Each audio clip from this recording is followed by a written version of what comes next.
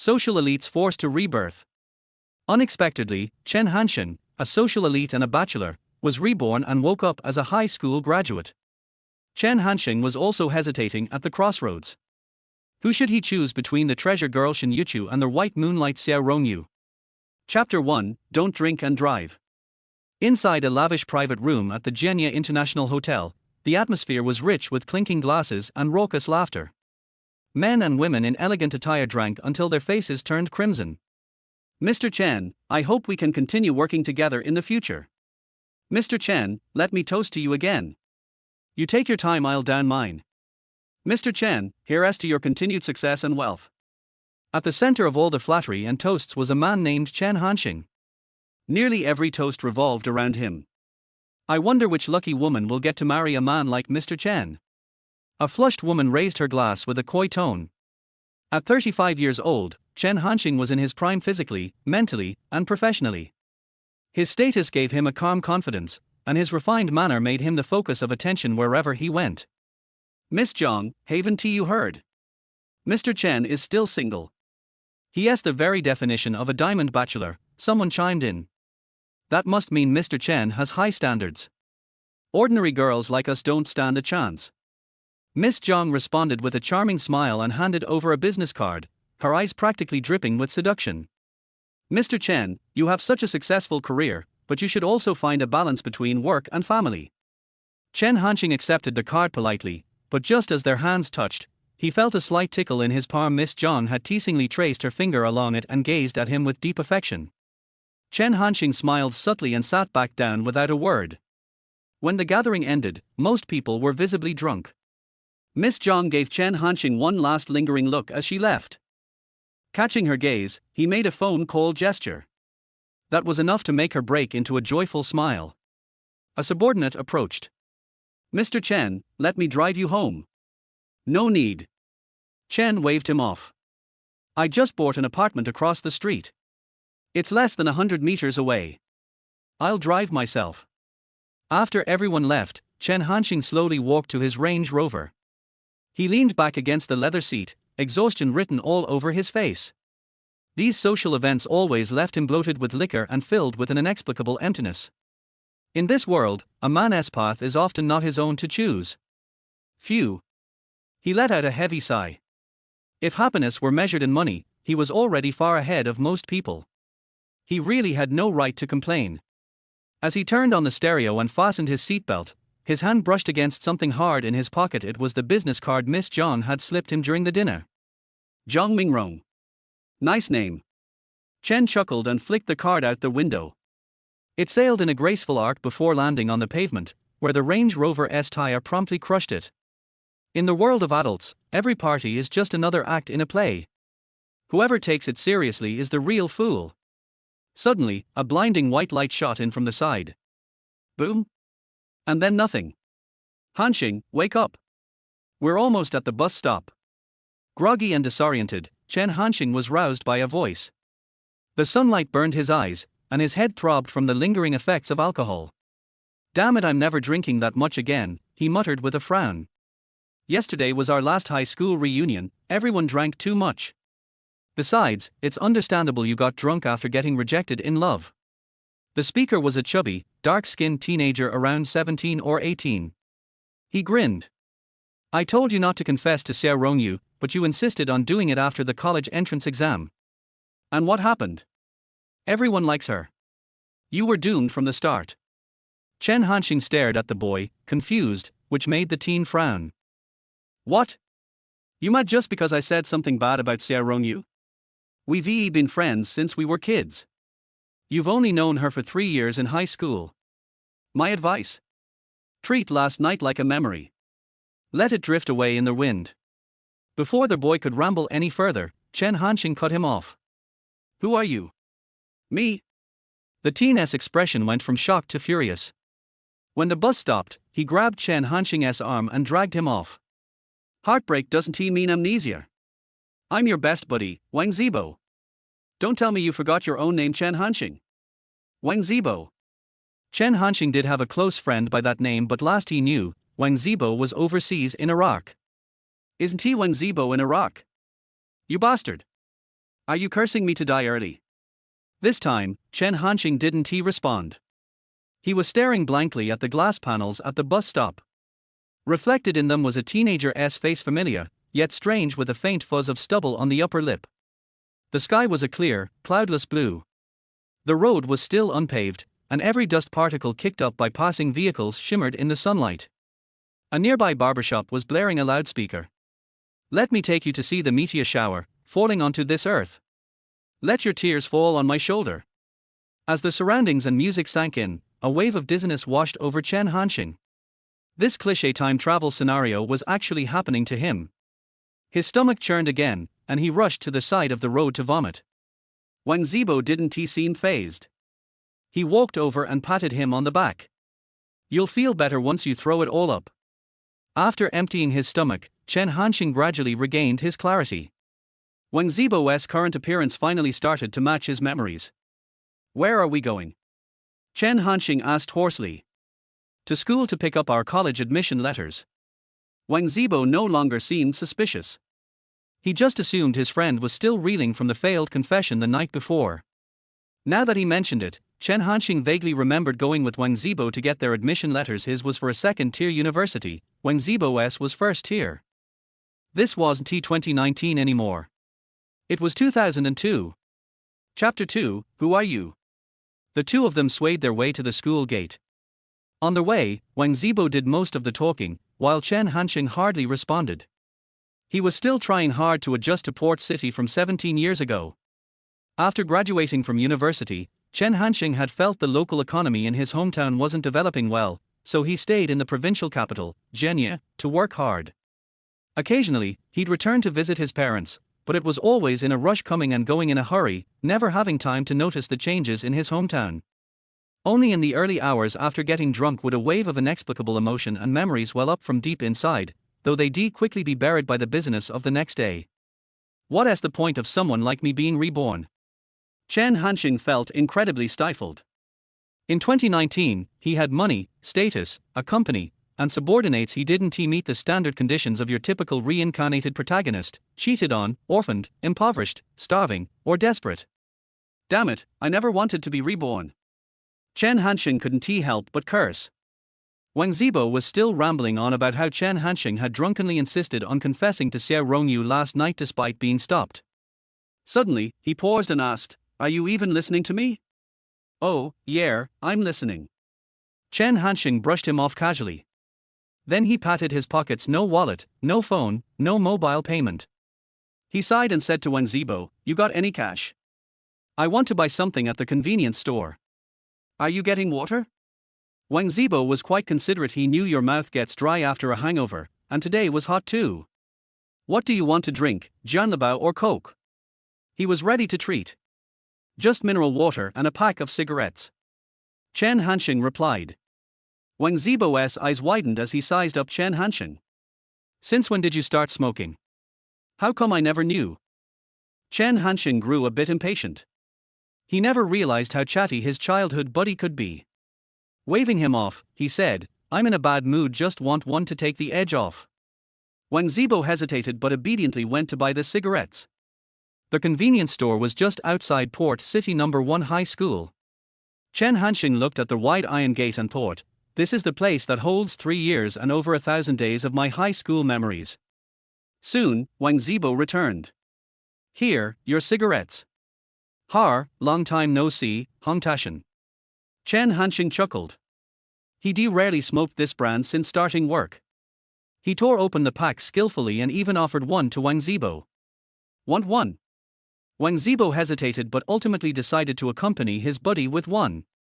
Wang Zibo still had that typical student mentality, a bit shy and thin-skinned. Unlike Chen Hansheng, who had already been through society's grinder, his way of doing things was on a different level altogether. Chen Hansheng rolled up his pants to the knees and plopped down on the curb, puffing away, squinting as he thoughtfully watched the students passing by. Wang Zibo smoked awkwardly, turning his head away to take quick puffs, hiding the butt behind his back, and gently blowing out wisps of smoke like a tiny spout. Though smoking nervously, he glanced at Chen Hansheng and muttered, Xiao Chen, you look pretty cool when you smoke. Chen Hansheng was a seasoned smoker. Even flicking ash had rhythm. Just a matter of practice, he replied flatly. Wang Zibo admired him even more. At that moment, Chen Hansheng looked both pretentious and punchable but undeniably cool. Before they could finish the cigarette, a group of students rode over on bicycles. Wang Zibo quickly stubbed his out and warned, "Hurry, toss it." His reaction startled Chen Hansheng. "Are there teachers?" "No teachers, they are all our classmates," Wang Zibo explained. Chen Hansheng was about to toss the cigarette, but hearing that, he stopped midway. He respected teachers, but classmates? What was there to care about? They all graduated. What could they do? The group was probably here to pick up their college admission letters, chatting and laughing with excitement about their future college lives. As they passed Chen Hansheng and Wang Zibo, they all came to a stop. Chen Hansheng looked extremely disheveled, still hungover, confused after reincarnating, sitting there with a cigarette in his mouth, legs sprawled. If not for his 18-year-old face, he'd have looked like a greasy middle-aged man. The classmates all stared in shock. At a school like Port City No. 1 High, where even long hair on girls wasn't allowed, smoking was practically a symbol of corruption. "Are you all here to get your admission letters?" Wang Zibo felt compelled to say something. The students didn't reply. Instead, they turned to a girl in the center. She was stunning in a floral skirt that fluttered in the summer evening breeze, vibrant and lively. At least 1.67 meters tall, her cheeks were slightly flushed from the heat, with a straight nose, rosy lips, pale chin, and clear eyes beneath long lashes. Her silky hair fell naturally on her shoulders. When she stopped her orange bike and walked over, Chen Hansheng even caught a faint whiff of lily fragrance. "Chen Hansheng, how can you smoke?" Her voice was pleasant but tinged with anger. Chen Hansheng had no idea who she was. He turned to look at Wang Zibo, but Wang didn't get the hint and just stared blankly back. Chen Hansheng had no choice but to ask, "Who are you?" "Whoa." A chorus of shocked gasps came from the group. The girls, in particular, shook their heads. TV dramas were right, men really do change fast. Just last night he confessed to her, and today he is pretending not to know her after being rejected. "Hansheng, you shouldn't be like this." Another boy stepped forward, tall and warm-looking. "Smoking isn't like you. I hope you can move on from your heartbreak and embrace a better tomorrow. We're all looking forward to seeing you make progress." His words sounded like comfort and encouragement, but there was a condescending tone beneath it. Chen Hansheng had been a boss for years. He wasn't arrogant, but he didn't like people stepping on him to make themselves look good, especially strangers. Even sitting on the ground, Chen Hansheng straightened his back, lifted his chin, and calmly locked eyes with the speaker. His gaze made the boy uncomfortable. Then he said, with sharp scrutiny, "And who the hell are you?" A successful man has both the air of fearlessness and a commanding presence, something fresh-faced students couldn't compare with. Even in the art of pretending to be cool, this kid couldn't hold a candle to him. The moment they clashed, the boy lost. "You're such a disappointment." The boy threw out a weak insult and turned to the pretty girl. "Rongyu, let us go. Don't bother with people like him." But the girl didn't move. She stepped closer and said to Chen Hansheng, "If you want to pretend not to know me, fine. But I was clear last night, I don't want a relationship before graduating from university. If you smoke again, I'll tell your mom." Chen Hansheng froze. He had just returned to 18 years ago and wasn't ready to reconnect with his parents like this. Plus, today was admission letter day, more students were gathering and watching. He thought it over and obediently flicked the cigarette away. The girl smiled, a hint of triumph in her eyes. She pulled a bottle of water from her bike basket. "Wash your face, time to get your admission letter." "Thanks, but I've got my own." Chen Hansheng refused directly. "Phut, classic, playing hard to get. Gets rejected and starts acting cold," the boy sneered. But the girl was surprisingly stubborn. Even though Chen Hansheng refused, she still set the bottle by his feet, snorted, then pushed her adorable orange bike into the school. After they had fully left, Chen Hansheng suddenly realized, "She's Xiao Rongyu, isn't she? Stop pretending in front of me." Wang Zibo was a bit annoyed. "I know you're hurt after being rejected, but we're best bros, you can talk to me." He also thought Chen Hansheng was just putting on an act to save face. Chen Hansheng didn't know how to explain. All he could do was pat Wang Zibo's shoulder and say, "Getting into college means we're officially adults." and quietly dealing with heartbreak that's one of an adult's finest qualities. Chapter 3, We Are Still Neighbors. Walking into the familiar yet unfamiliar campus again, Chen Hansheng's memory slowly awakened under the stimulation and guidance of those iconic buildings. He met many classmates along the way. Sometimes Chen Hansheng was willing to say hello, but when he opened his mouth he forgot their names.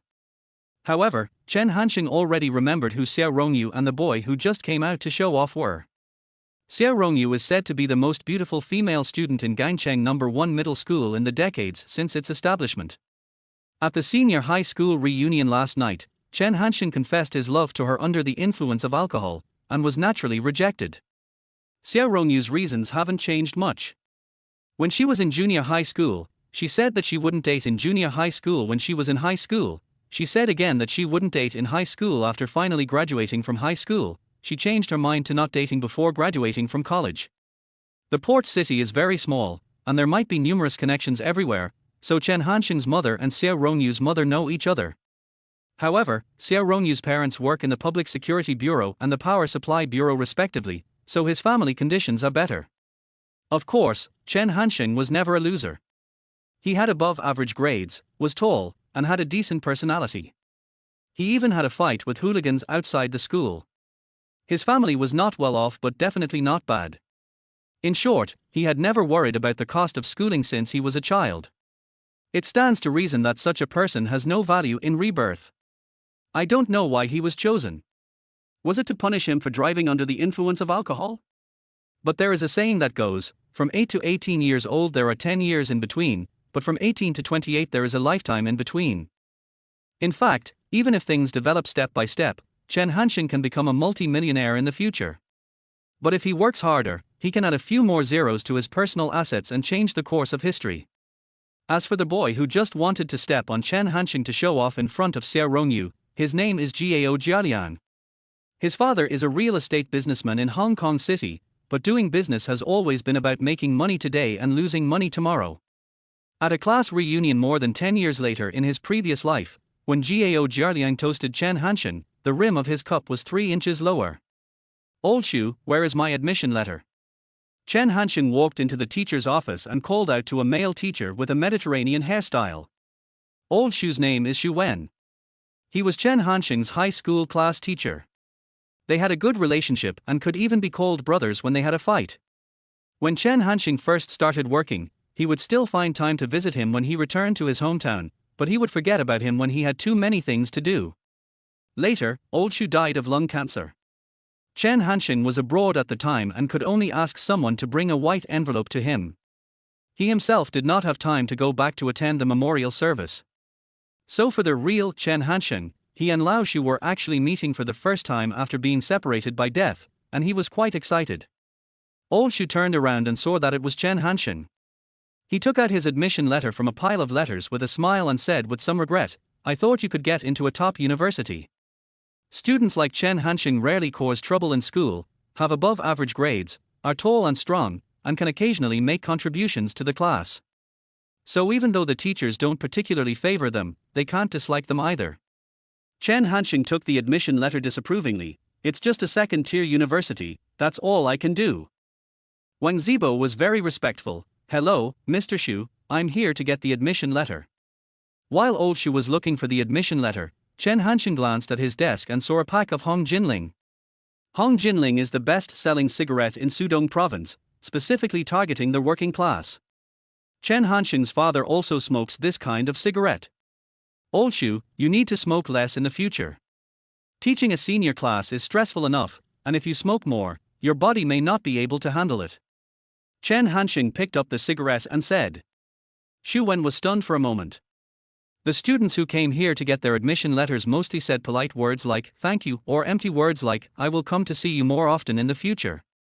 Only Chen Hansheng specifically reminded himself to smoke less, and his tone was as sincere as if he was an old friend who had not seen each other for many years. Old Shu felt a little touched. Today's teachers are a piece of chalk, 2 sleeves of clean wind, a 3-foot podium, and for seasons of hard work.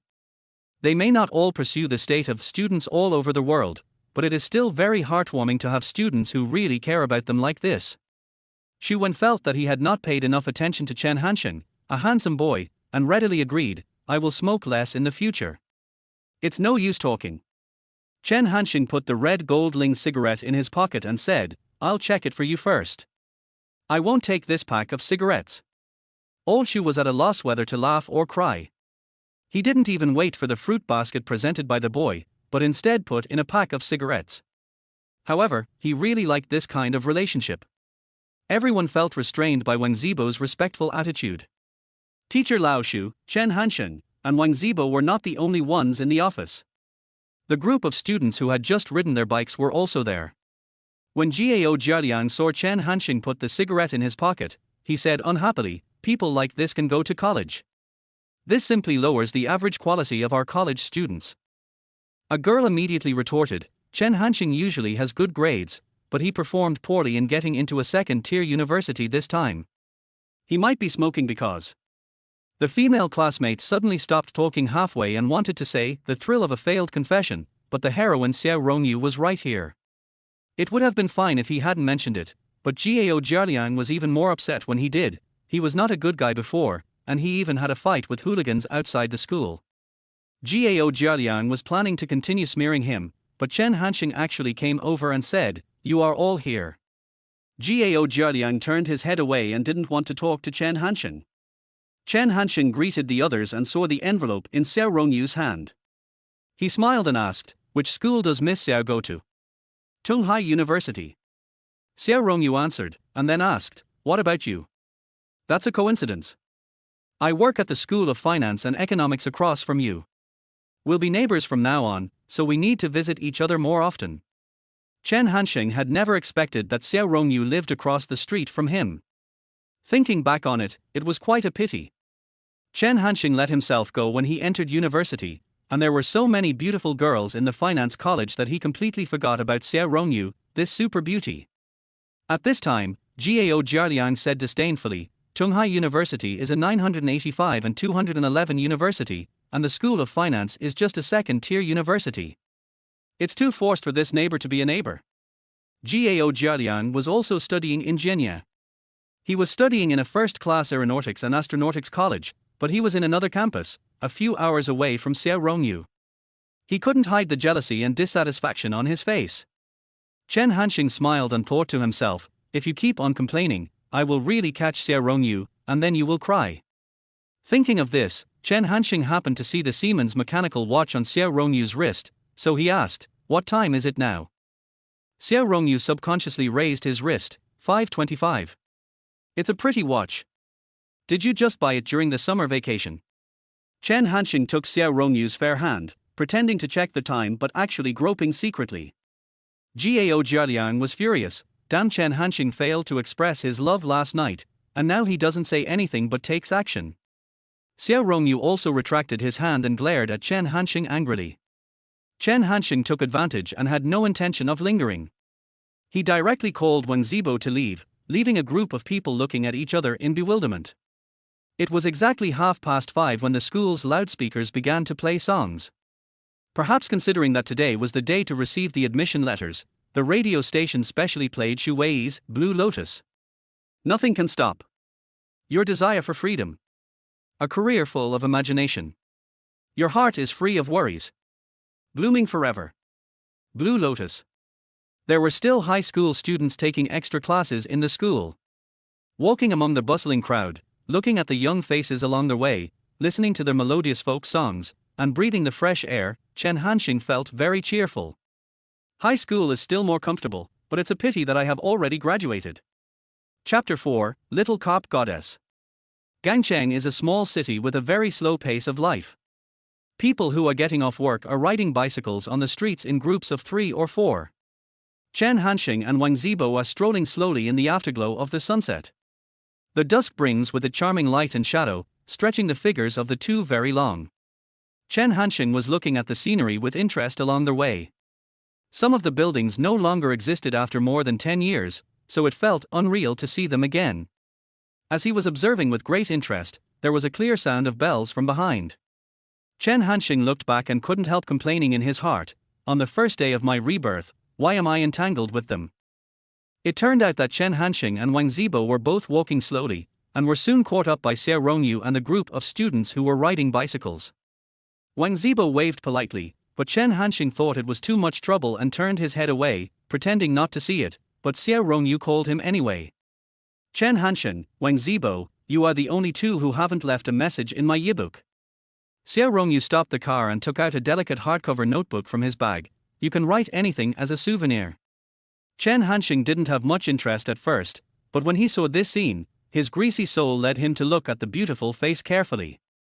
When Xiao Rongyu smiled, the dimples on both sides of her face were faintly visible, and her round and slender calves were supported on the ground, which was really beautiful.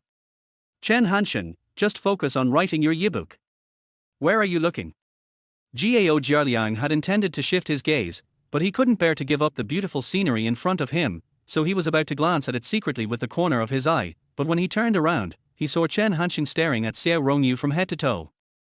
Gao Jialiang was so angry that he started cursing. In fact, even Wang Zibo was wondering.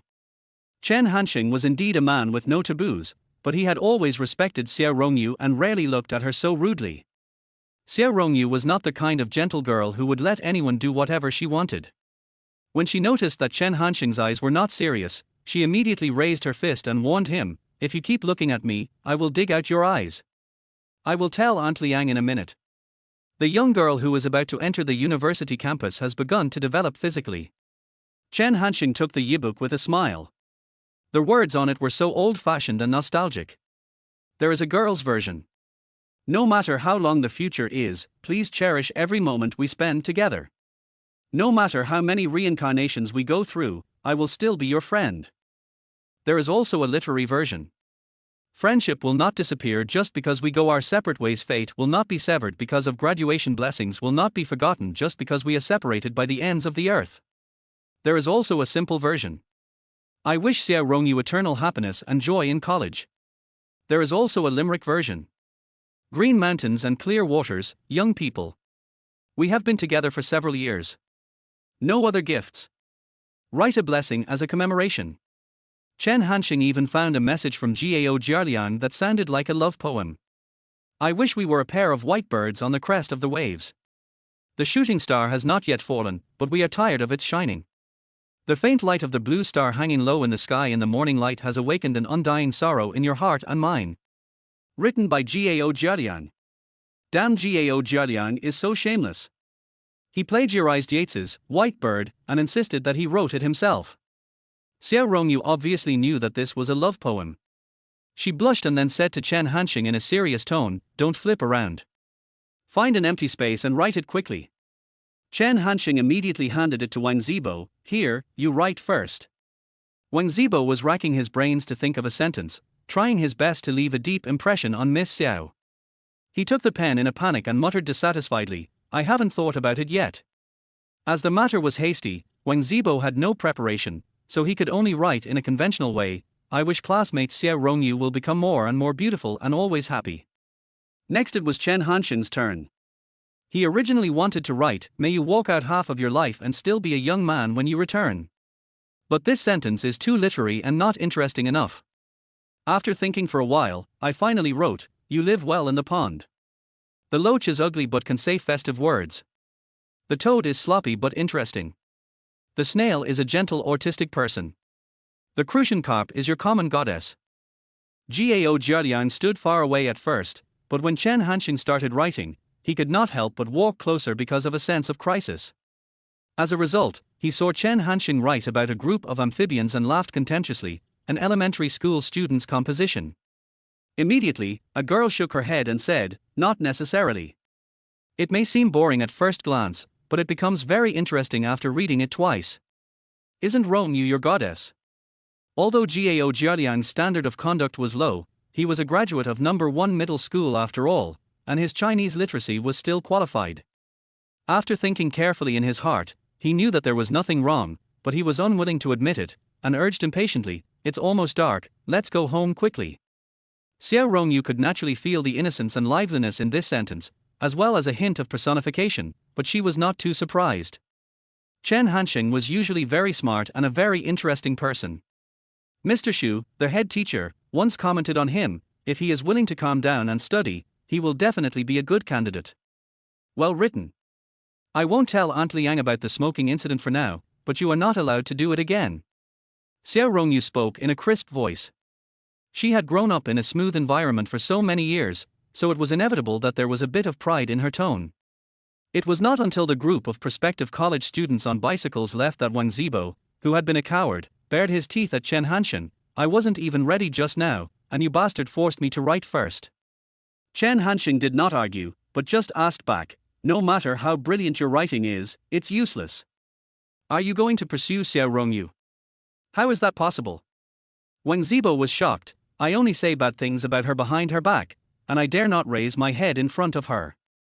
This kid is quite self-aware and dares to admit it. Chen Hansheng smiled and put his arms around his neck, just like he did 17 years ago. Then stop talking nonsense. I'll go to Shuangqiao Square some other day and treat you to a meal at the newly opened McDonald's. Why not go tonight? Wang Zibo asked. McDonald's is still a rare thing in Hong Kong. Not tonight. Chen Hansheng refused directly. I want to have dinner with my parents. Wang Zibo was stunned for a moment. Don't you always complain that they are too long-winded? You don't understand. Chen Hansheng didn't explain much, just waved goodbye and said, go home. Looking at his friends back under the dim street lights, Wang Zibo inexplicably felt as if there were many stories. Chapter 5, My son has grown up. The street was still the same street, the building was still the same building, even the broken street lamp hadn't changed. Chen Hansheng stood at the door of his house. He wanted to knock gently, but when he raised his hand, there was a dong-dong sound. He couldn't help shouting, Mom, I'm back. Crack. The wooden door inside was opened first, and a middle-aged woman in her 40s appeared in Chen Hansheng's sight. She opened the door and scolded him rudely, what are you making so much noise for? The whole building can hear your voice. You are such an adult, but you don't even bring your keys when you go out. It's still the familiar recipe, it's still the familiar taste. Chen Hansheng thought to himself. The environment has a memory function. For example, on thundering nights, the staff on duty at the Forbidden City often see palace maids walking on the red-painted walls. It is said that this is because when there was thunder in the past, the magnetic field memoized the previous scenes and stored them on the walls. Chen Hansheng was a little nervous at first, but when his mother Liang Maihuan opened her mouth, he was suddenly brought back to his memories of 17 years ago, and their way of getting along had hardly changed. Chen Hansheng didn't feel anything when he entered the house under his mother's eager eyes. Instead, he felt that the living room was too stuffy. He turned over the sofa to find the remote control. It's so hot and you don't know how to turn on the air conditioner. Where's my dad? Liang Maihuan took out a cold watermelon from the refrigerator and said, you turned on the air conditioner as soon as you got back. Your dad hasn't gotten off work yet. Seeing the ice watermelon, Chen Hansheng smiled and said, my biological mother still loves me. There's only one mouth left. Liang Maihuan looked at her lively son. She was actually quite satisfied, but she still pretended to be stern in her tone. Where is the admission letter? Chen Hansheng casually threw the envelope containing the admission letter on the dining table. Here. I'm going to die. Liang Maihuan quickly picked it up and confirmed that there was no watermelon juice on the envelope. Then she hit Chen Hansheng lightly with a spatula and said, you little bastard, do you still want to go to college? Liang Maihuan carefully took out the admission letter and looked at the words on the big red cover. Chen Hansheng is admitted to study in the public administration major.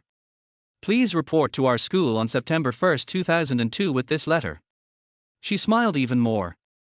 Although domestic universities began to expand enrollment in 1999, the current impact is not that far-reaching, and the value and reputation of college students can be maintained for a while. Especially since none of Liang Maihuan's nephews or nieces were admitted to university. Although her own son was not very obedient, he still made herself proud in his studies. Even though it's only a second-tier university, I can still take the postgraduate entrance examination in the future.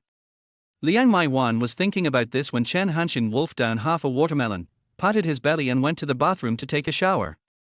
Liang Maihuan then reacted, let the water boil for 10 minutes, otherwise you will catch a cold. The family still uses a solar water heater, so they have to heat it up for a while before taking a shower. Chen Hansheng ignored them, picked up his clothes and walked in. On such a hot day, of course a cold shower is more comfortable. You little bastard.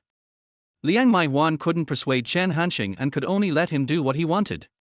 She turned her head and looked at the admission letter, and suddenly felt a sense of relief.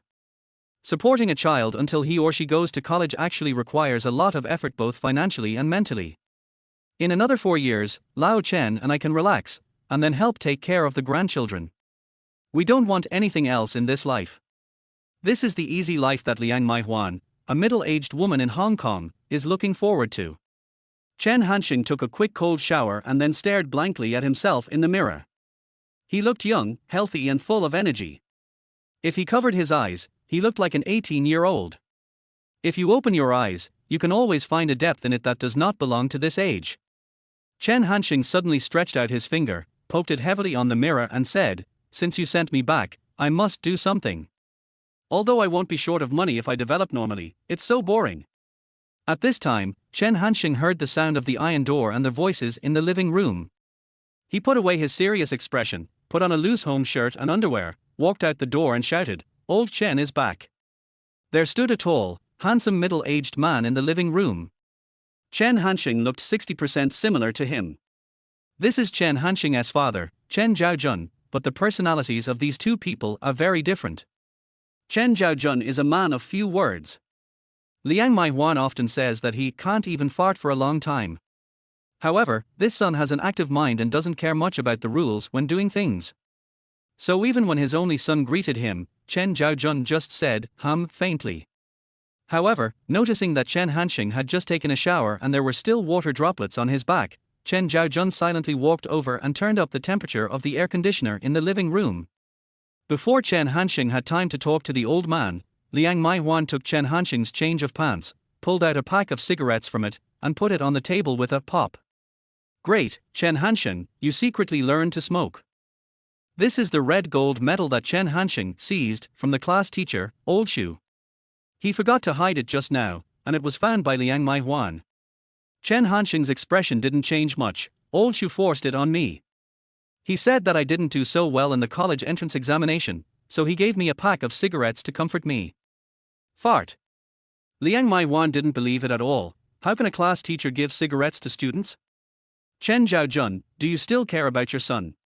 Chen Zhaojun didn't want to get involved in the war between the mother and son, and was about to sneak into the bedroom, but Liang Maihuan refused to let him go. Old Chen glanced at his indifferent son and his angry wife, and finally decided to stand on his wife's side. "It's too early to smoke now.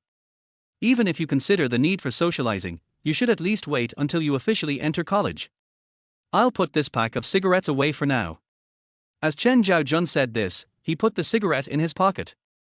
Chen Hansheng thought that after all the twists and turns, Old Chen got the better deal. However, he felt embarrassed that he had traveled back in time without anything in his hands. "Forget it, this pack of cigarettes will be a gift for meeting you." Chen Hansheng thought generously, and then the family began to eat. Liang Maihuan discussed with Chen Zhaojun while eating, "Remember to ask for leave, and then we will send Hansheng to college together." Chen Zhaojun nodded and Chen Hansheng shook his head. "I'll just report on my own, and you guys can do whatever you need to do." Liang Maihuan glared at him. "It's several hundred kilometers away, and there are several thousand yuan in tuition fees." "I'll carry it too," said Chen Hansheng. Chen Hansheng never asked his parents to send him to report for college before, and they would not do that now. However, in 2002, college tuition was basically paid in cash. He was very nervous when he took the bus with only a few thousand yuan in his pocket.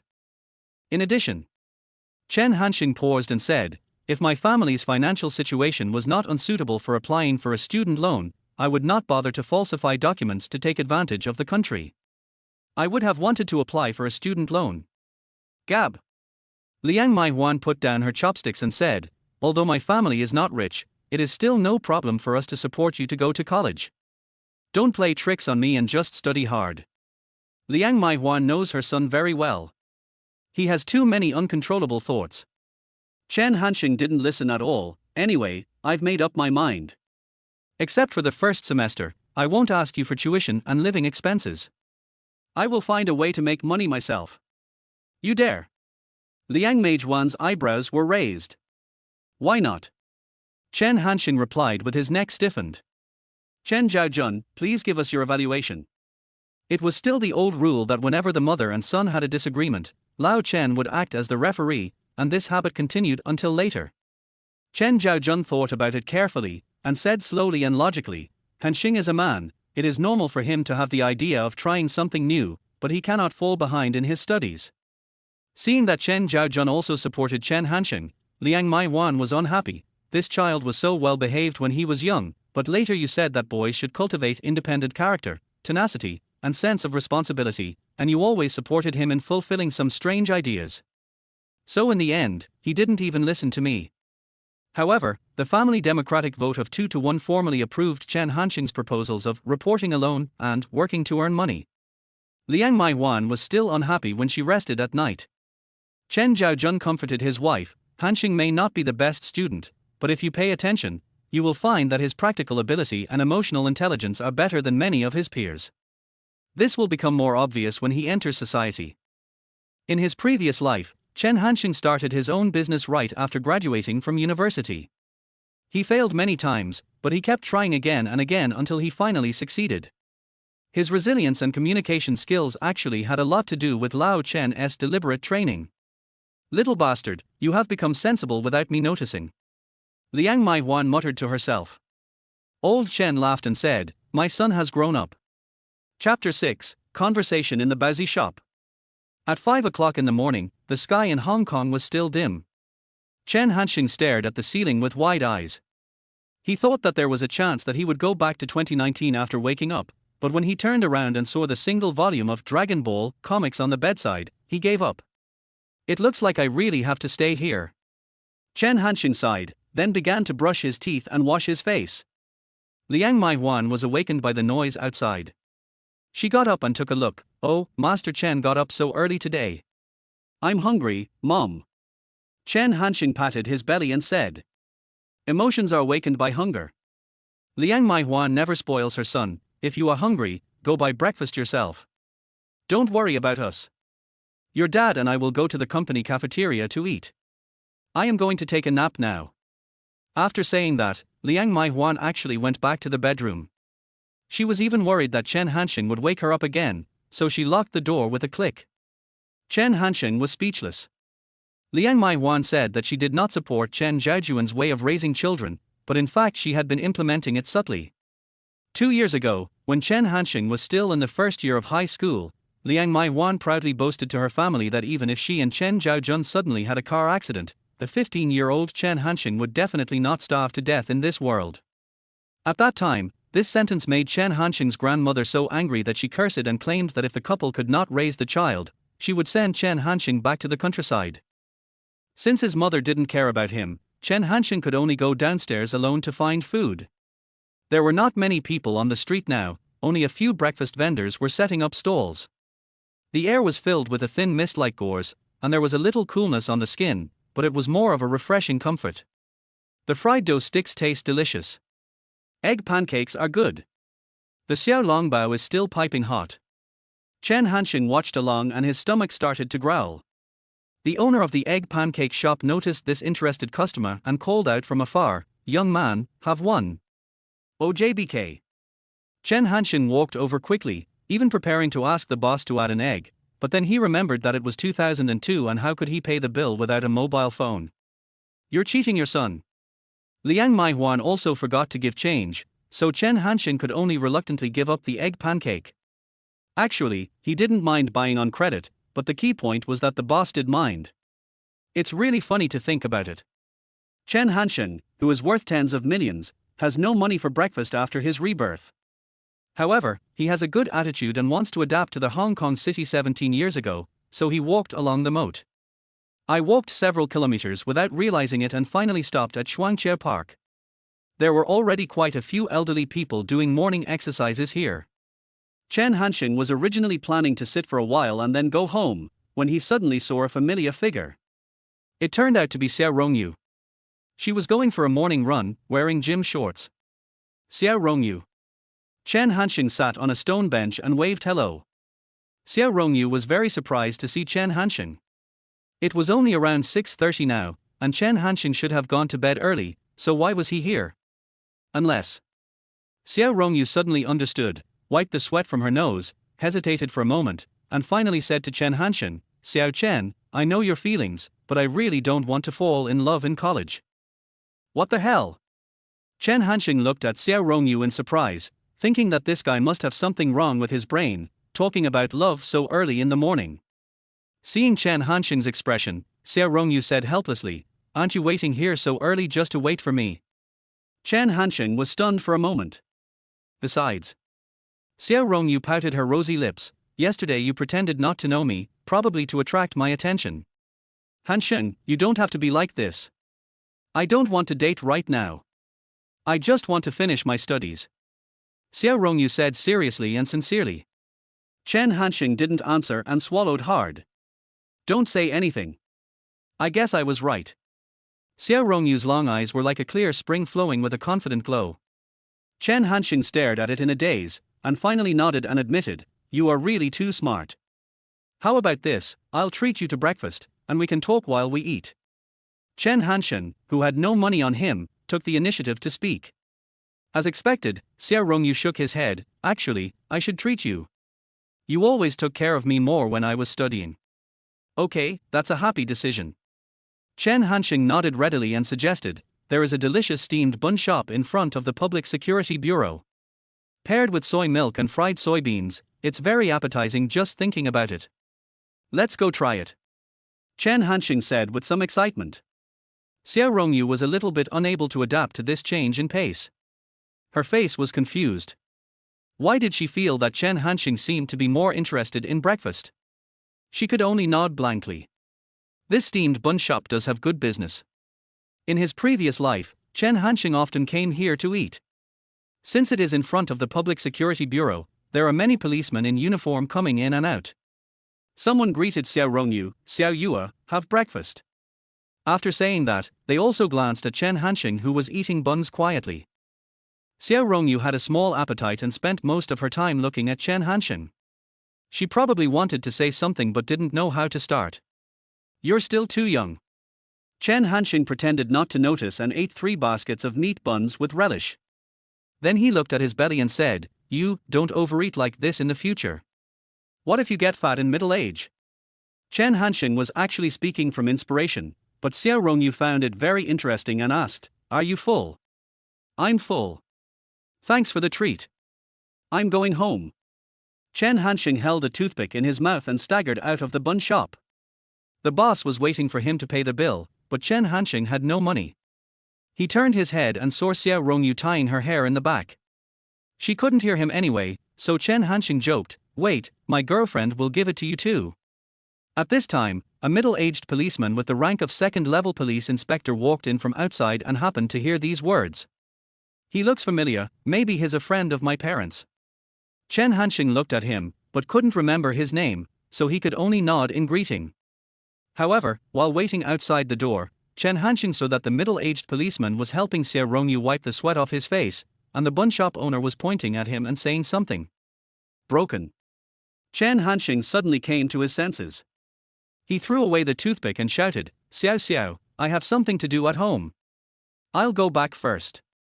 Without waiting for Xiao Rongyu's response, Chen Hansheng strolled back home. Chapter 7, Act According to My Mood. Damn it, I got to eat and drink for free and actually ran into someone's dad. When Chen Hansheng returned home, he couldn't help but complain a few words. Chen Zhaojun and Liang Maihuan had already gone to work, and the kitchen was clean without any smell of oil smoke. I am also a ruthless person. If I say I want tea serve you, then I want tea serve you. Chen Hansheng planned to take a shower first and then have a good sleep for the whole morning. In the past, he was often busy from the time he opened his eyes to the time he closed them. Now, thanks to his rebirth, he had the hard-earned leisure time, so of course he had to enjoy it. He slept until 10:30 in the morning, when the urgent ringing of the phone woke Chen Hansheng up. In the dream, Chen Hansheng was still in 2019, but when he opened his eyes, it was the hot summer of 2002 again. "Who is it?" Chen Hansheng walked to the phone and picked up the receiver. "Your mother?" Liang Maihuan said bluntly, "At noon, our family will go to grandma's house for lunch. You will have fewer opportunities to meet her after you go to college. You should visit her more often before you leave." "New." Chen Hansheng hung up the phone and sat blankly on the edge of the bed, one to cool off from the bad mood he had just woken up, and the other to think about his grandparents' family situation. Chen Hansheng laughed as he thought about it. How come it's just like the possession of another's body in online novels? I have to slowly integrate my memories. But I was me for the 17 years before and after, so how the hell do I have to settle this? Chen Hansheng's grandmother's home is in the countryside. His grandfather is an elementary school teacher and his grandmother is a housewife who also has to work on a few acres of land. Chen Hansheng's grandparents died early, so he has a very close relationship with them. After taking the bus for half an hour, Chen Hansheng arrived at his grandparents' house. This place will become a development zone in the future, but now it is shaded by green trees. Looking around, there is a large field of golden ears of wheat. The scorching summer breeze blew, and the rustling sound was the sound of the wind blowing the wheat waves. Grandpa, Grandma, get some water to drink. As usual, Chen Hansheng pushed the door open and entered the farmyard, shouting loudly. There were quite a few people in the main room, including his eldest uncle's family, his second uncle's family, and his second aunt's family. All of them were there, eating watermelons. Look, the college students are here. Second aunt said with a smile. Chen Hansheng smiled and said, hee hee. None of his two uncles and several cousins from his second aunt's family were admitted to college. Others could mention the word college student, but Chen Hansheng himself would deliberately avoid it and would not even show his expectation for college life. He picked up the watermelon and ate it in big mouthfuls. He didn't care about the red juice dripping on his body. Second aunt laughed. You are a college student, but you still eat like Zhu Barji. After finishing a few slices of watermelon in front of everyone, Chen Hansheng wiped his mouth, burped loudly, and said, Where's Grandma? Drying the grain in the threshing ground behind the house. Grandpa answered while smoking a pipe. It was such a hot day, the old man was really stubborn. Chen Hansheng sighed inwardly, stood up and said, I'll go take a look. Don't go. The second uncle said, We can't call her back even if we go.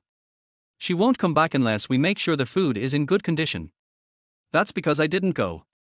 My grandson might be more important than my son.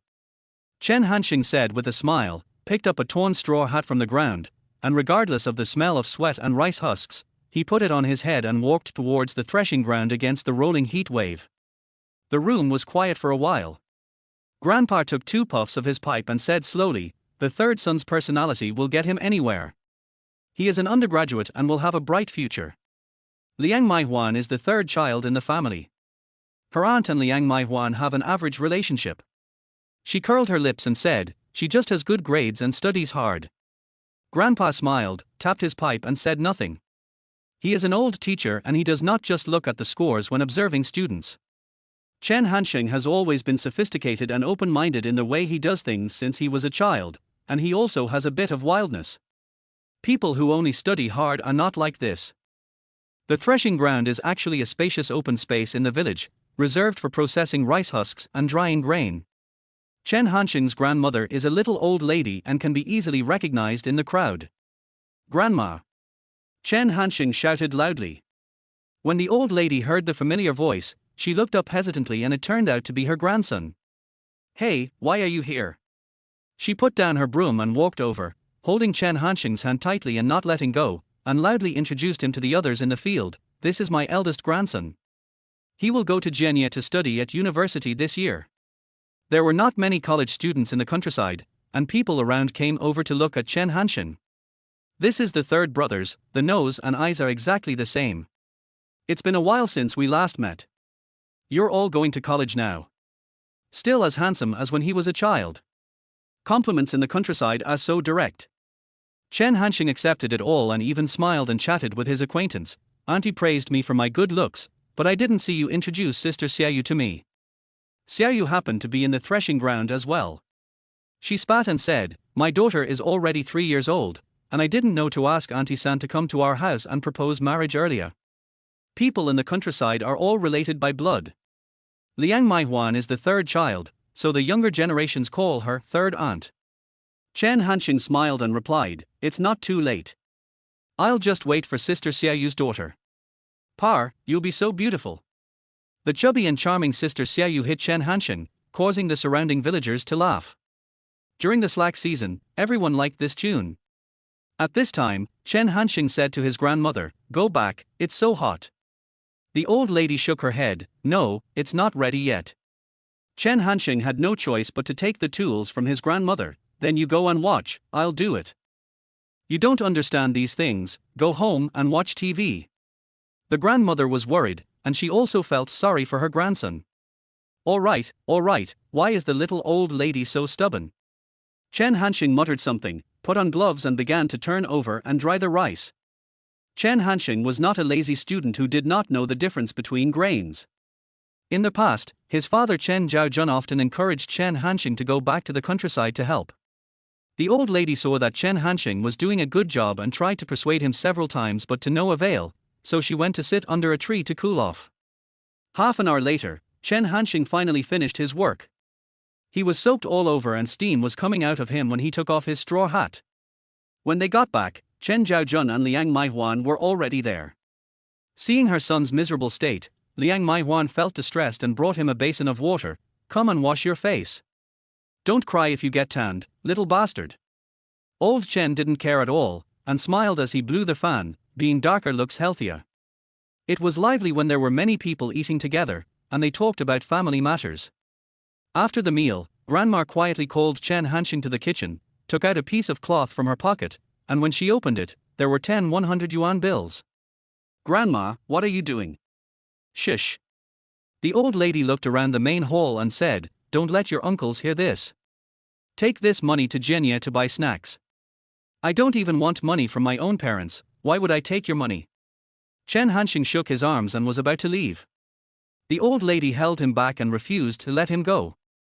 Chen Hansheng had no choice but to take out a bill and put it in his pocket, saying, 100 will do. Just a token of my appreciation. Of course, Chen Hansheng did not take it for nothing. He stayed in the countryside to help out in the few days before school started. September 1st was the official registration day. At the entrance of the bus station in Gangcheng, Wang Zibo finally saw his friend. He immediately complained, "I haven't been able to contact you these past few days. You never took me with you wherever you went."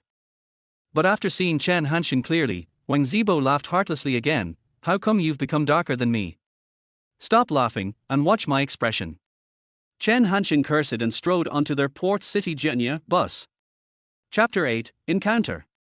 The distance between Gangcheng and Jenya is about 350 kilometers, and it took about 5 hours by bus in 2002. Chen Hansheng actually wanted to take a nap, but Wang Zibo, who was going to college for the first time, was very excited. As soon as the car started moving, he never stopped talking. "Xiao Chen, I heard that college girls are much prettier than high school girls. After going to college and seeing the world, my temperament naturally improved." "Xiao Chen, isn't college homework very easy? It should be less stressful than studying in high school. University promotes active learning, while high school has the task of taking the college entrance examination, so the learning mode is different. Xiao Chen, how long will it take us to get to Jenya?" Chen Hansheng opened his eyes helplessly. "We haven't even gotten on the highway yet, can't you just shut up and get some sleep?" "I want to, but I can't sleep." Wang Zibo looked aggrieved. "I should have let my mom come with me earlier. It was you who persuaded me not to let my parents accompany me." Chen Hansheng turned his head away and didn't want to pay attention to Wang Zibo, but he didn't expect that Wang Zibo would become excited again after just a moment of silence. "Xiao Chen, look outside." "What happened again?" "I saw Xiao Rongyu." Chen Hansheng was stunned for a moment. "Where is she?" "You become more excited when you talk about Xiao Rongyu," Wang Zibo said angrily.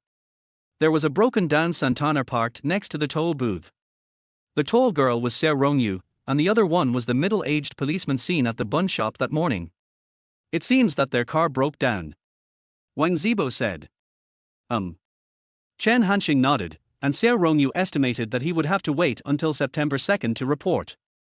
Xiao Rongyu felt helpless under the sun, and Chen Hansheng could only shrug his shoulders, indicating that there was nothing he could do. Besides, he didn't want to say hello in his heart. He was almost caught teasing Xiao Rongyu that day. The two parents should know each other, so it would be quite awkward for them to meet. However, despite all the planning, the bus driver turned out to be a dog. He stopped the bus on his own initiative and asked with a smile on his face, "Captain Xiao, what's going on?" Xiao Rongyu's father took a look, wiped the sweat off his face and said, "The car broke down, and we were just about to send the child to college." Chen Hansheng cursed the driver in his heart while trying to hide himself. Unexpectedly, Wang Zibo, who was sitting by the window, called out, "Good morning, Uncle Xiao." "Damn, another dog licker." Chen Hansheng couldn't hide it, so he could only put on a smile and said, "Uncle Xiao, Xiao, good morning." Xiao's father didn't know Wang Zibo, but he had a deep impression of Chen Hansheng, so he actually replied, "Xiao Chen, right. I ran into your father at the county government a few days ago." Xiao Rongyu glared at Chen Hansheng. Chen Hansheng was now hoping that the bus would leave quickly. Unexpectedly, the driver invited him again, "Captain Xiao, why don't you just let your daughter take my bus? Anyway, we are all going to Jianye." Dad Xiao frowned. His main purpose was to send his daughter to school. It was the first time for the girl to travel far away, and she brought a lot of luggage. At this time, another shiny big crown slowly drove over, and a fat man with a slicked back hair shouted loudly, "Brother Xiao, what's wrong? Is the car broken?" A familiar face also got out from the passenger seat. He was Gao Jialiang. These days are the days for prospective college students to report. Jianye is the city with the most universities in Sudong province, so it is normal to meet by chance on the road. Gao Jialiang pretended to walk around the broken Santana, then looked up at Chen Hansheng and Wang Zibo on the bus and said in a reproachful tone, "You two are really stupid. We are all classmates and studying in Jianye. You can just take our car and go together. The bus is crowded and the air is not good. Remember to say hello in advance when you go to Jianye next time." Gao Jialiang showed off for a while, and then began to reveal his true purpose. "Uncle Xiao, Rongyu and I were high school classmates. I was admitted to Jianye Aeronautics and Astronautics University this year. Why don't we let her go with me so that we can ensure her safe delivery?" Xiao Rongyu's father and Gao Jialiang's father actually know each other. Hong Kong is a small city and everyone is a socialite. However, the more this happened, the more hesitant Xiao's father became. He is a policeman, and Gao Jialiang's father is a real estate businessman. The rumors about the real estate businessman were not very positive, so Xiao's father didn't want to get involved. On the contrary, Chen Zhaojuan's character and quality are very trustworthy. Although his son Chen Hansheng looks a bit ruffian, he knows his family inside and out. "Do you want to take the bus or Boss Gao's car?" Dad Xiao wanted to hear his daughter's opinion. "Rongyu." Gao Jialiang's tone was full of pleading, but Chen Hansheng was just the opposite. He turned around and just wanted to distance himself from the matter. "I want to take the bus." Seeing Chen Hansheng's current attitude and remembering how Chen Hansheng used to be approachable and cheerful, Xiao Rongyu said angrily, "Hey Tilder." Chen Hansheng sighed inwardly and said to Wang Zibo, "There are no other empty seats on the bus. You can sit in the front later. That's the seat next to the driver, but because of the angle, it's somewhat exposed to the sun." Wang Zibo was not stupid, so of course he refused, "I won't go." "Well done." Chen Hansheng was also very straightforward. After Xiao Rongyu gets on the bus, let her sit in that seat. Wang Zibo was stunned for a moment. Xiao Rongyu's father was still watching under the car. And were they really going to let their little Cruciankop goddess, with such fair and tender skin, go out in the sun? "Why don't you go and sit down?" Wang Zibo finally reacted. "I feel dizzy and want to vomit when I'm exposed to the sun," Chen Hansheng said with a smile. At this time, Xiao Rongyu had already boarded the bus, and Chen Hansheng didn't even bother to move. Wang Zibo was still too shy, and after hesitating for a while, he finally picked up his luggage and stood up, cursing in a low voice, "Damn Chen Hansheng, you only know how to order me around." Wang Zibo gave up his seat, which was considered as helping Chen Hansheng and Xiao Rongyu. Chen Hansheng went down to help with the luggage. Xiao's father was still a little worried. "Xiao Chen, Xiao Yuer said that your school is just across the street, remember to take care of him along the way." "Uncle Xiao, rest assured. I will take good care of our Rongyu." Chen Hansheng deliberately provoked him. Dad Xiao's eyelids twitched, and he suddenly regretted this decision. The bus finally started again. The difference was that the person beside Chen Hansheng had changed from the original, dark and strong Wang Zibo to the charming Xiao Rongyu. Chen Hansheng was reluctant to let his friend be exposed to the sun, so when the ticket seller collected money one by one, Chen Hansheng pointed at Wang Zibo in front of him and said, "Sister, can you give him a sun visor?" The ticket seller was a menopausal woman. She looked up woodenly and said expressionlessly, "I know. Thank you, big sister." Chen Hansheng thanked her politely, then smelled the fragrance of the girl. He turned around and saw Xiao Rongyu staring at him. Her long eyelashes fluttered like two fans, and her beautiful eyes were lively and bright. "Why did you talk nonsense that morning?" Xiao Rongyu started by questioning. "What nonsense? I don't remember." Chen Hansheng yawned and said, "I have been working as a farmer in the countryside these days, and I got up very early today. I will go to bed first." Xiao Rongyu originally thought that Chen Hansheng was just making excuses, but she didn't expect to actually hear snoring after a while. She was stunned for a moment, probably not expecting that a boy could actually fall asleep sitting next to her. What a jerk! Xiao Rongyu felt her gums a little itchy and she really wanted to pinch Chen Hansheng's sleeping face hard. Chapter 9, You promised my dad that you would take care of me. Xiao Rongyu could feel that Chen Hansheng had some subtle changes towards her. Although Chen Hansheng would not be as servile as Gao Jialiang in the past, he was always very gentlemanly when getting along with others. But now he seems to not take himself seriously at all. After we rejected you that night, do we no longer have any friends? Xiao Rongyu thought silently in her heart and felt a little angry. Some boys had been rejected by her more than a dozen times, but their attitude towards her did not change at all. Xiao Rongyu turned her head and took a look. Chen Hansheng was immersed in a dream. It probably didn't matter whether Wang Zibo or Xiao Rongyu was sitting next to him. As the bus swayed as it drove, Xiao Rongyu began to feel sleepy. After nodding his chin a few times, he tilted his head and fell asleep. In a daze, Chen Hansheng heard the ticket seller shouting at the top of his voice. "The bus has arrived at Hongzi gas station. Everyone, take your valuable luggage and go to the bathroom. We will be back on time in 10 minutes. The journey from Gangcheng to Jianye is quite long, but few buses in 2002 had toilets, so the drivers would stop at gas stations along the way to allow passengers to rest. Go down and pee." Chen Hansheng was just about to get off the car when he suddenly felt his shoulder feel heavy.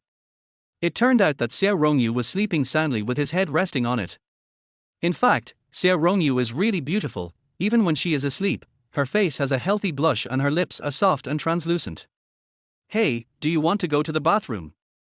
After Chen Hansheng finished his appreciation, he directly woke Xiao Rongyu up. There was no such thing as sympathy for women.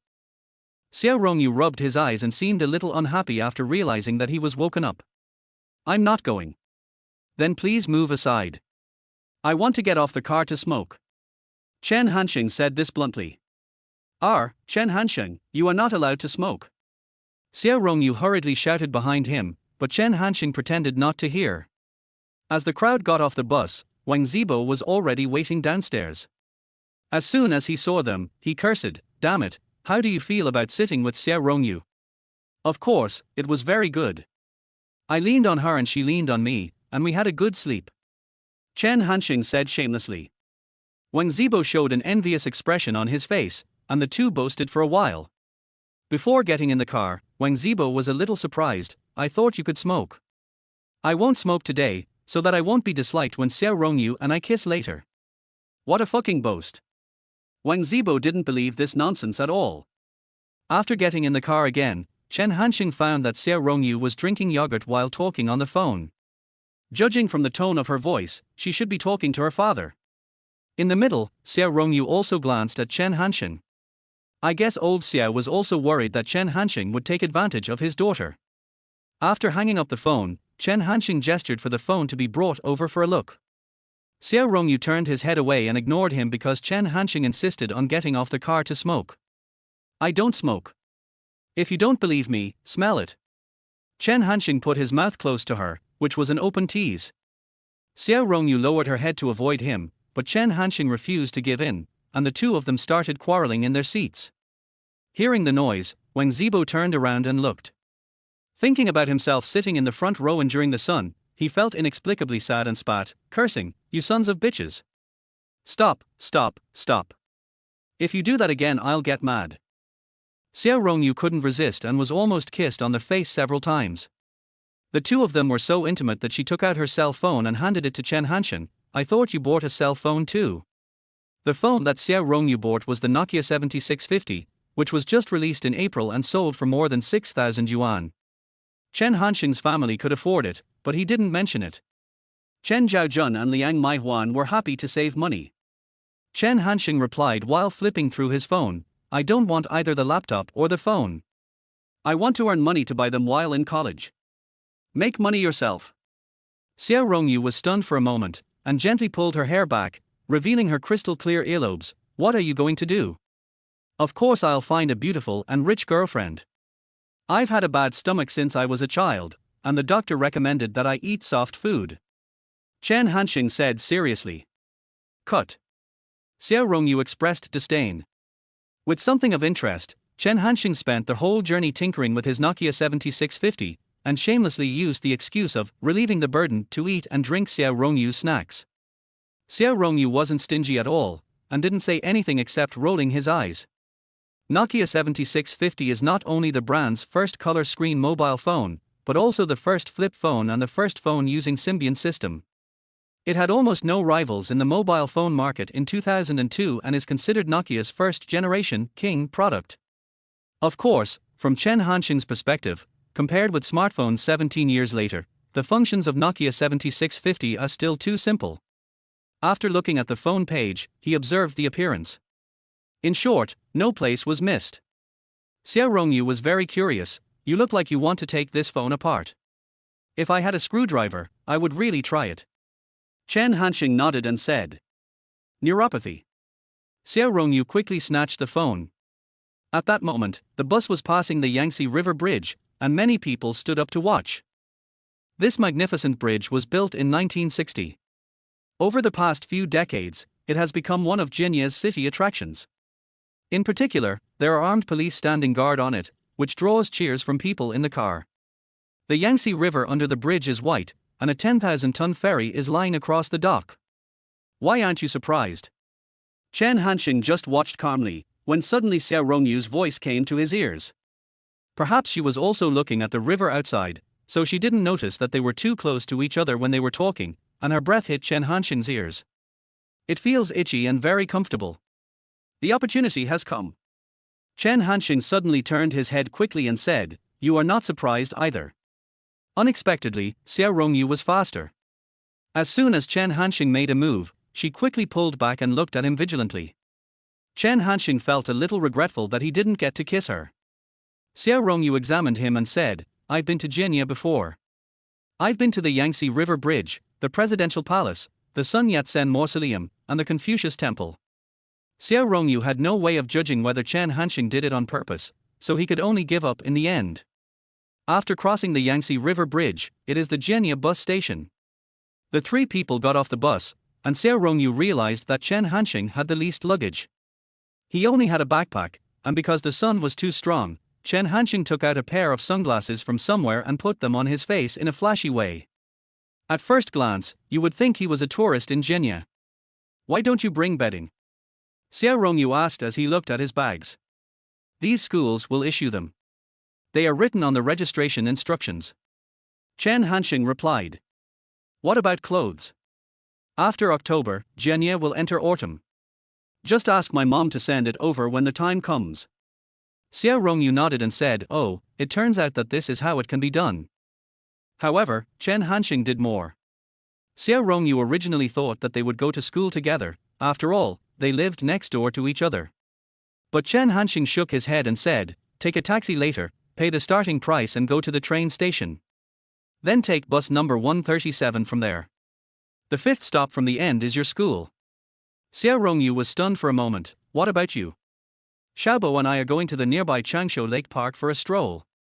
Chen Hansheng didn't seem to be joking, because he only had a backpack and was ready to leave at any time. Xiao Rongyu was a little anxious. She was a girl and had a lot of luggage. It was a hassle to move them all by herself in such a hot day, especially with such a complicated route.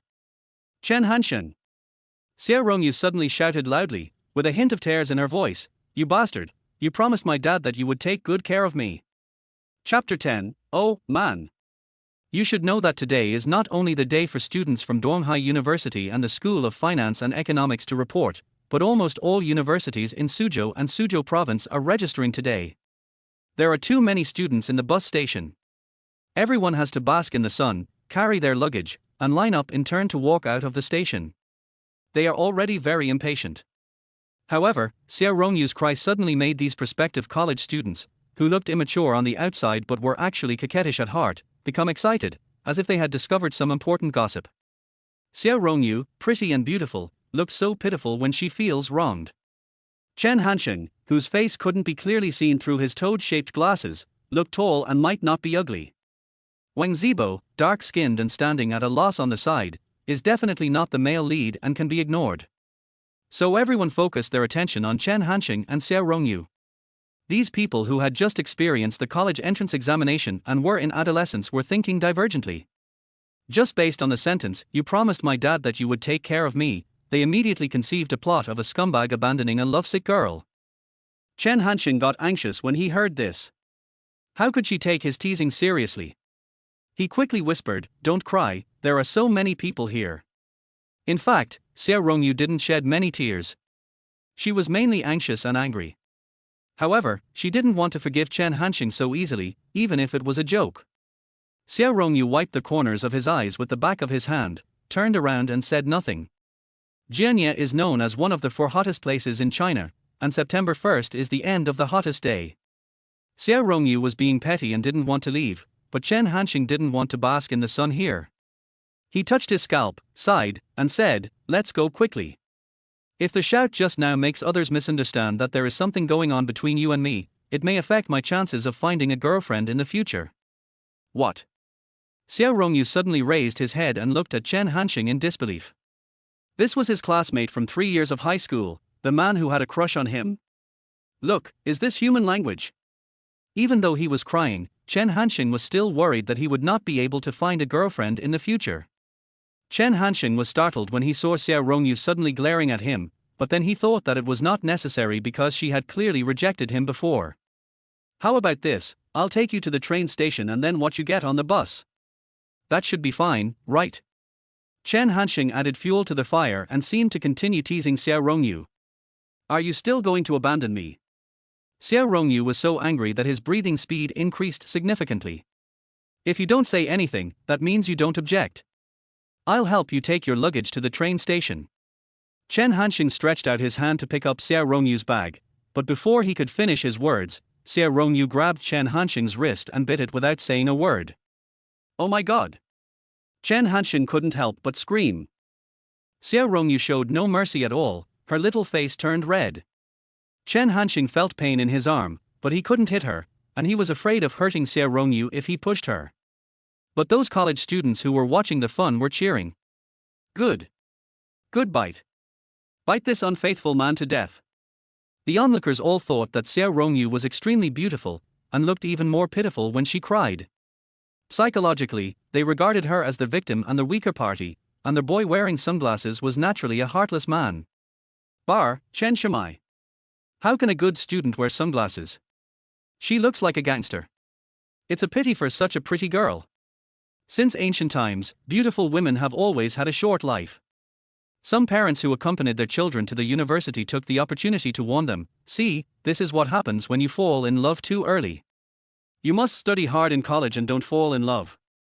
Now Chen Hansheng didn't dare to take off his glasses, and even decided not to wear this outfit anymore, for fear that the reputation of scumbag at the bus station would accompany his college life. How could he continue to spend his time there? However, Xiao Rongyu was weak and Chen Hansheng had thick skin. Even though her jaw was sore from biting, Chen Hansheng's arm did not bleed. However, the 2 rows of deep teeth marks would not disappear for a while. Wang Zibo was in a daze the whole time. It was hard for him to understand why the goddess of Gangcheng No. 1 middle school could do such a thing as biting someone in public. But thinking from another angle, maybe it was because Chen Hansheng was too irritating. Once an angry person finds a channel to vent, his anger will slowly subside. Xiao Rongyu felt extremely furious when she was biting, but when she calmed down she found it unbelievable, especially when there were so many people watching around her. Her heart started to beat, boom boom. Looking at the teeth marks on Chen Hansheng's arm, Xiao Rongyu felt guilty. Chen Hansheng had the right to find a girlfriend, so why was he so angry? "Xiao Chen. Xiao Rongyu raised her head with tears in her eyes, not knowing whether she should apologize or say something else. Unexpectedly, Chen Hansheng stared at her for a while and actually smiled. Are you calmed down? Xiao Rongyu shook his head first, then nodded immediately. Wang Zibo quickly tried to smooth things over. It's okay, let's get out of the station first. Wang Zibo took the initiative to carry most of the luggage, Chen Hansheng also took a lot, and Xiao Rongyu just carried a small bag. The three of them left under the gazes of many people. With the departure of the male and female protagonists, the crowd of onlookers quickly dispersed, and the bus station returned to its usual hustle and bustle. Outside the station was a complicated four-way intersection and an overpass. Looking at the endless stream of vehicles, Wang Zibo and Xiao Rongyu immediately got lost. They could only passively follow Chen Hansheng. Wang Zibo had to be more honest. He was worried that he would cause more trouble, so he asked tentatively, Xiao Chen, where are we going now? Let's go have lunch. Aren't you hungry? Chen Hansheng asked back. Then let's go to Changshu Lake Park this afternoon. We can't leave Rongyu behind. Wang Zibo advised. Chen Hansheng rubbed the teeth marks on his arm and said in a pretentious tone, you can take her to play for a while. Wang Zibo was very happy to hear this. He turned around and said to Xiao Rongyu, look, Xiao Chen agreed to go with us. Xiao Rongyu smiled at first, but then felt a little sad. She looked up at Chen Hansheng's back. This show-off had just spent 10 yuan to buy a paper fan when he passed by the Changshu Lake Park Visitor Center. He found himself as he walked, wearing sunglasses and taking leisurely steps, just as he pleased. Oh, man. Xiao Rongyu sighed in her heart. Chen Hansheng used to value her so much, but ever since that rejection, she could clearly feel that her weight in his heart had dropped drastically. Now it can be said that there is almost no space left. The 18-year-old girl Xiao Rongyu witnessed Chen Hansheng's cruelty and ruthlessness for the first time. She thought today was the bottom line, but it was just the beginning. Chapter 11, Railway Station Notes. We had lunch in a pub by Changshu Lake. The pub was only about 20 square meters in size. There were 2 sets of mahogany tables and chairs with slightly peeling paint in their hall. The decoration style was simple and natural. There is one advantage of being here. When you look up, you can see the shimmering water of Changshu Lake. The tide gently hits the shore, making a splash, splash sound that is very leisurely. Originally, Xiao Rongyu was wondering why Chen Hansheng took her so far, but now she felt that it was quiet and comfortable here. She just didn't know how the food would taste. Xiao Chen, how do you know there is a restaurant here? Wang Zibo also felt that the environment was good, but the boss was not enthusiastic at all. When he saw the customers, he didn't even take the menu. He just glanced at them and started cooking. What a strange store. Wang Zibo muttered again. Xiao Rongyu and Wang Zibo had never seen this style of restaurant before, but Chen Hansheng knew that this would become a famous private chef restaurant on the Changshu Lake in a dozen years. What is a private chef? It means that they only entertain one table of guests a night, and you need to make a reservation at least 2 months in advance. Chen Hansheng was too lazy to explain. He stood up and walked to the kitchen at the back. At that time, the tavern owner had not yet established the concept of private chefs, and students could enter and exit the cooking area at will. Smoke. Chen Hansheng handed over a red Jinling cigarette. The middle-aged boss was cooking. He looked up at Chen Hansheng, took the cigarette silently, but did not smoke it and put it on the shelf. The boss is from Wuzhong. Wuzhong cuisine is fresh and mild, with beautiful appearance and quality. So when the sweet-scented osmanthus lotus root, red water chestnut and chicken head rice, squirrel mandarin fish and chicken juice dried shredded pork soup were served, they were really delicious. Wang Zibo and Xiao Rongyu were already hungry, so they started eating right away, while Chen Hansheng and the shop owner were smoking at the door. The two of them talked about almost nothing. The shop owner was a man of few words to begin with, and he thought Chen Hansheng was just a college student, so he didn't have much interest in talking. Chen Hansheng didn't take it seriously. He finished smoking quietly and sat down at the table, but was stunned for a moment. There were only a few dishes on the 3 plates, and the squirrel fish only had fish bones. Wang Zibo almost swallowed the bowl of rice. Xiao Rongyu's eating manners were a little better, but his little mouth was also bulging, and he looked at Chen Hansheng innocently. She also felt that her action was a bit rude, but she really couldn't let go of the fish that melted in her mouth, so she simply lowered her head and imitated Wang Zibo, pretending not to see it. Is it that serious? Chen Hansheng quickly got some rice to fill his stomach. Soon the 3 dishes and 1 soup on the table were completely finished. The porcelain bowl could be used as a mirror. The food was delicious and not cheap, a total of 156 yuan. Wang Zibo was secretly amazed, he didn't expect it to be so expensive. Wang Zibo wanted to bargain, but was stopped by Chen Hansheng. This restaurant has always been about actual accounts. From now on, these dishes will cost thousands of yuan, and some styles cannot be measured by money. Neither Wang Zibo nor Xiao Rongyu had the idea of going Dutch, as this social custom was relatively rare in 2002, and they both planned to make up for it the next time they treated each other. For Chen Hansheng, it didn't matter if he didn't make up for it. He left his luggage in the hotel and took Wang Zibo and Xiao Rongyu to visit Changsha Lake Park. Changsha Lake is actually not very big, but Wang Zibo felt tired after walking for a while. This place is so close to the train station and bus station, we can just play here before going home next time, suggested Wang Zibo. Don't talk too much. This is your first time visiting Changsha Lake in your life, and maybe it will be the last time. Chen Hansheng said affirmatively. Because he had experienced it long ago. Chen Hansheng studied in Jianye for 4 years and worked for more than 10 years. He had visited almost all the scenic spots except Changsha Lake, which he had not fully visited. At the beginning, he had a similar idea as Wang Zibo, which was to have some fun before going home for the holiday. As a result, he was always in a hurry to catch a bus every time. The place he was most familiar with was only the Changsha Lake Square opposite the bus station. Even this private chef was brought to him by someone else. Xiao Rongyu thought it was a good idea.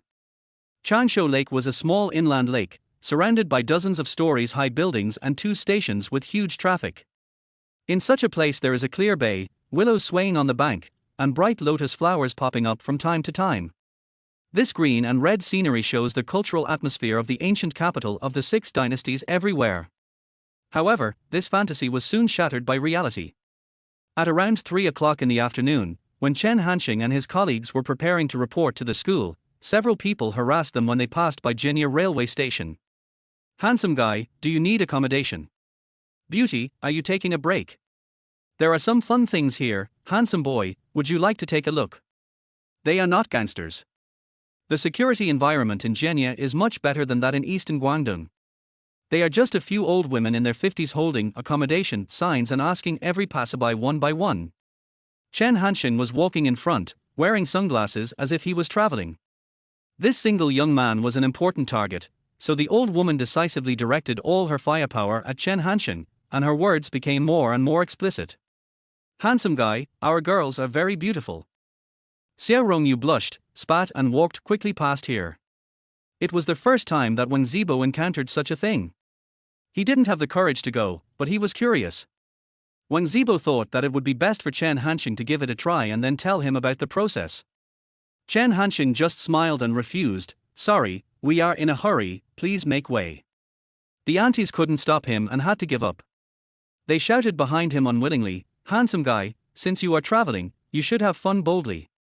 Xiao Rongyu walked faster and finally stopped at the bus stop. It seemed that Jianye railway station did not give her a very good first impression.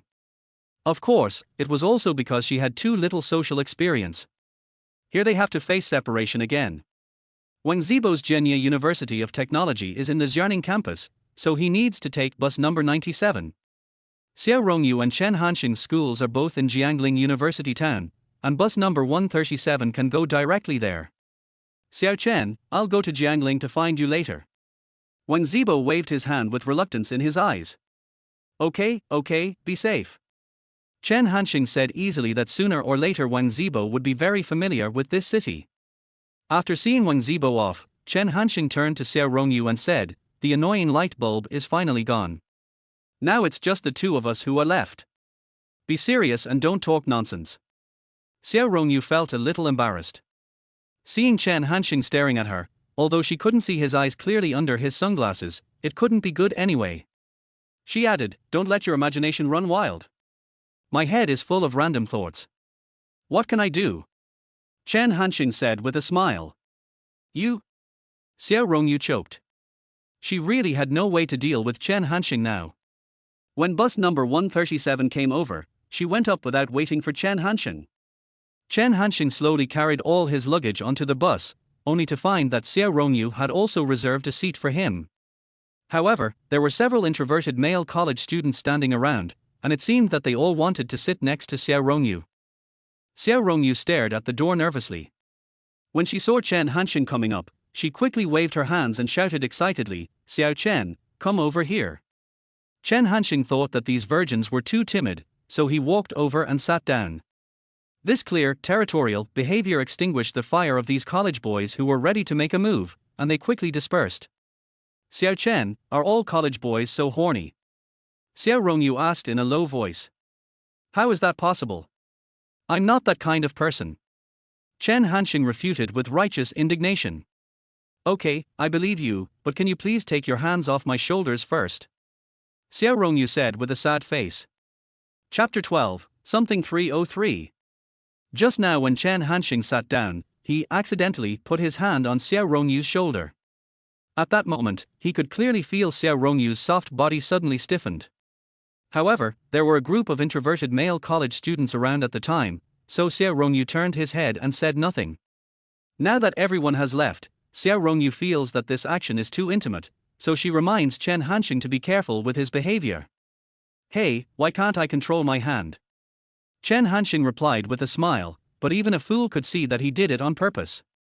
Xiao Rongyu sighed inwardly. Ever since she rejected Chen Hansheng's confession last time, this man has been taking advantage of her, verbally, in action, and of course in thought. Logically I should be angry, but I felt that was too hypocritical. We are classmates and friends, and now we are from the same hometown living in a different place. After all, he has liked me for 3 years, so let's just forget about it. Xiao Rongyu turned her head and glanced at Chen Hansheng. His facial features were three-dimensional and his eyes were frivolous and defiant. Chen Hansheng was like this in high school, but he had been very polite to Xiao Rongyu before. Chen Hansheng didn't notice Xiao Rongyu's actions. He looked at the familiar yet unfamiliar city, his mind completely filled with memories. So many years have passed, I didn't expect that brother would come back again. Sisters from the finance college, how are you all? It takes about an hour to get from Jianye railway station to Jiangling University town. The prospective college students from other places have never taken such a long bus ride before, and they felt like vomiting because of the shaking along the way. Xiao Rongyu's face didn't look very good after getting off the bus. Chen Hansheng thought that this bastard driver really hasn't changed at all, driving the bus like a low-speed plane. Tunghai University and the School of Finance and Economics are separated by only a 30-meter wide road, so they can be said to be true neighbors. I just can't open my mouth to let her know that I will definitely take care of you and make you laugh. At this time, Xiao Rongyu's cell phone suddenly rang. Chen Hansheng felt a lot of emotion while listening to the song Can't Open My Mouth. The period from 2000 to 2010 was truly a time of fierce competition in the Chinese music scene, with all kinds of classic songs that people never get tired of listening to emerging one after another. However, he just lamented that Chen Hansheng was tone deaf and could not do such a thing as copying lyrics. The call was from Xiao Jialiang. His grandson had not forgotten his goddess even after going to school, so he called specifically to show his concern. Xiao Rongyu said a few polite words and was about to hang up, but Xiao Jialiang kept repeating nonsense like, "Take good care of yourself, I'll come to you when I have made all the arrangements, be careful not to get tanned." Chen Hansheng was annoyed by what he heard and snatched the phone away. "Fuck you for being so nagging. I will take good care of Xiao Rongyu." After saying that, he hung up the phone. Although Xiao Rongyu didn't want to bother with Xiao Jialiang, they were classmates after all, and Chen Hansheng hung up the phone without her consent. "How could you do this?" Xiao Rongyu still hopes to reason with Chen Hansheng now. Chen Hansheng glanced at the package on the ground and said, "Are you leaving or not? If not, I will go back to my school." Xiao Rongyu had a lot of luggage, and a girl definitely couldn't move at all. She glared at Chen Hansheng a few times, but ended up giving in first. "Xiao Chen, let's make peace." Chen Hansheng was stunned for a moment. What does reconciliation mean? It means we still get along like before, okay? Xiao Rongyu said aggrievedly. Chen Hansheng reacted and thought to himself, damn it, when I was pursuing you, I must have been very nice to you, but now I don't have that idea anymore, and getting back together with you will only make things difficult for myself. Although he thought so in his heart, he said cynically, sure, just be my girlfriend. Xiao Chen, I don't want to. Before I graduate from college. Xiao Rongyu was saying the same old thing again, but Chen Hansheng interrupted her immediately, okay, let's not talk from now on. I'll help you take your luggage to the dormitory, and then we'll go back to school. Chen Hansheng shouldered all the bags and walked into Tunghai University. His attitude now was the same as that at the bus station at noon, so heartless that Xiao Rongyu wanted to cry. Chen Hansheng was very familiar with Tunghai University. He led Xiao Rongyu all the way to complete the admission procedures. Xiao Rongyu followed silently behind. Finally, Chen Hansheng stopped downstairs of the girls' dormitory. I'll help you carry your luggage up there. That will be considered as fulfilling my promise to Uncle Xiao, so that your dad and my dad won't complain. Xiao Rongyu wanted to say something, but looking at the heartless, ungrateful and unreasonable Chen Hansheng, she pouted and walked upstairs. TSK, you're still being petty. Chen Hansheng sneered. Because it was registration time, men were now allowed to enter and exit the girls' dormitory. After Chen Hansheng registered, he found Xiao Rongyu walking slowly in front of him. Xiao Rongyu. Chen Hansheng shouted. Do what? Xiao Rongyu turned her face away fiercely. She was prepared to make Chen Hansheng apologize first no matter what he said. The direction you're going is the public toilet. The dormitory is over here.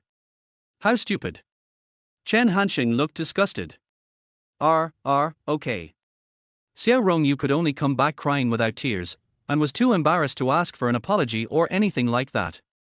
When I pushed open the door of the girls' dormitory 303, I saw several girls already staying there. They were all very kind and helped me carry my luggage and introduced themselves to each other. Are you Rongyu's boyfriend? A girl with small canine teeth and a sweet face asked Chen Hansheng. This was also something that other roommates were curious about, because the others were sent by their parents, but Xiao Rongyu was the only one sent by a boy. Generally speaking, this kind of relationship can only be between boyfriend and girlfriend. Xiao Rongyu was about to deny it. She was planning to study seriously at university and didn't he want to give her roommates the impression that she was just dating. Unexpectedly, Chen Hansheng's reaction was even more intense. He waved his hands repeatedly and said, don't get me wrong, don't get me wrong. Xiao Rongyu and I were high school classmates. Her father had something urgent to do and asked me for a favor. That's all. Looking at Chen Hansheng's serious expression as he defended himself, Xiao Rongyu felt inexplicably sad. She pretended to lower her head to organize her package and continued to listen to Chen Hansheng and his roommates talking. Which school are you from then? Little Tiger Teeth continued to ask. I'm from the School of Finance and Economics across the street. Chen Hansheng replied. When hearing the name of the School of Finance, some roommates became less interested. The School of Finance is far inferior to the University of Tokyo. They haven't gotten over it yet and are still under the impression that the school relies on scores. Little Tiger Teeth didn't mind at all, and said with a smile, my name is Shujishi, from Jinya. What's your name, classmate? My name is Chen Yingjun. Although Shujishi was a local of Jinya, Chen Hansheng was not at all nervous and even pretended to be cool. Nonsense, how can there be such a name? Little Tiger Tooth didn't believe it and asked Xiao Rongyu, Rongyu, what's your classmate's name? Him, Chen Hansheng. Xiao Rongyu rolled his eyes and said. What a bad kid who knows how to lie. Shujishi is a chubby girl with a pair of big eyes that roll around when she talks. She is only about 1.63 meters tall, but her skin is very white, just like a freshly peeled water chestnut, and when she speaks, she shows 2 rows of cute little teeth. That's really my name. Chen Hansheng explained seriously. Hansheng is pronounced similarly to the English letter handsome, which means handsome, so it's not wrong to call me Chen Yingjun. Har har har. This time, not only Shujishi laughed, but other roommates also laughed. However, Xiao Rongyu felt more and more sad, because Chen Hansheng used to only make her happy. Student Chen Yingjun, you are so good at talking. Tell us honestly whether you have had many girlfriends. Shujishi asked with a smile. Chen Hansheng shook his head. At my age, there are very few women who can make my heart beat. He glanced at the entire girls' dormitory and continued, you are the 104th, 105th, 106th, 107th, and 108th. Phut, you're really good at making people laugh. Shujishi's eyes were curved with laughter, and the girls in the dormitory started laughing too. Everyone was very happy to be praised. Xiao Rongyu counted in his mind, there were exactly 5 people, no more, no less. Chen Hansheng deliberately left him out. Seeing Chen Hansheng flirting with his roommate, Xiao Rongyu suddenly felt like her man was cheating on her. She couldn't help it, so she took a deep breath and walked over, trying to say calmly, "Hansheng, thank you for helping me carry my luggage. Come back to school and register." Chen Hansheng nodded. He was about to leave, but Xu Jishi came over with a piece of paper and said, "This is our dormitory phone number. Yingjun can call us." "No." Xiao Rongyu took a look and directly helped Chen Hansheng to refuse. "Chen Hansheng can only call me, he knows my mobile number. This is a bit embarrassing. Girls who can be admitted to the University of Tokyo must be proud inside." Xu Jishi rolled her eyes, walked up and stuffed the paper into Chen Hansheng's hand, then skipped away. Xiao Rongyu looked at Chen Hansheng, her eyes slightly red. Chen Hansheng smiled inwardly, there is something special about dormitory 303. Chapter 13, Liar Chen Hansheng. Xiao Rongyu really hoped that Chen Hansheng would throw away the paper with the phone number written on it, but unfortunately Chen Hansheng still put it in his trouser pocket. At this moment, Xiao Rongyu felt that she was almost losing Chen Hansheng, even though she had never owned him and had even rejected him. Xu Jishi was humming happily in the dormitory. The other roommates were doing their own things. Chen Hansheng had already left, and the floor was full of packages that needed to be sorted out. Xiao Rongyu suddenly felt very sad and missed home very much. She picked up the phone and was about to call her father, but finally she held back. Just now, reality taught Xiao Rongyu, who grew up in a greenhouse, a good lesson. In Gangsheng No. 1 Middle School, she was everyone's goddess, but in the dormitory of Dongda University, everything was zero. At this moment, Chen Hansheng's voice suddenly rang out at the door again. "Xiao Rongyu, please come down and help me prove it, otherwise the dormitory manager will not let me out." Xiao Rongyu sniffed and stood up. She didn't want their unfaithful man, Chen Hansheng, to see her true feelings. "Let's go," Xiao Rongyu said coldly. Chen Hansheng took her to the corner of the second floor, then looked at Xiao Rongyu thoughtfully. "What are you up to?" Xiao Rongyu didn't want to look Chen Hansheng in the eye. Roommate relationships in college are much more complicated than those in high school dormitories, so you need to be careful with what you say and do. As soon as Xiao Rongyu arrived at the dormitory, she had a small conflict with her roommate, which added difficulty to her college life. Of course, the main reason was that Chen Hansheng was too promiscuous.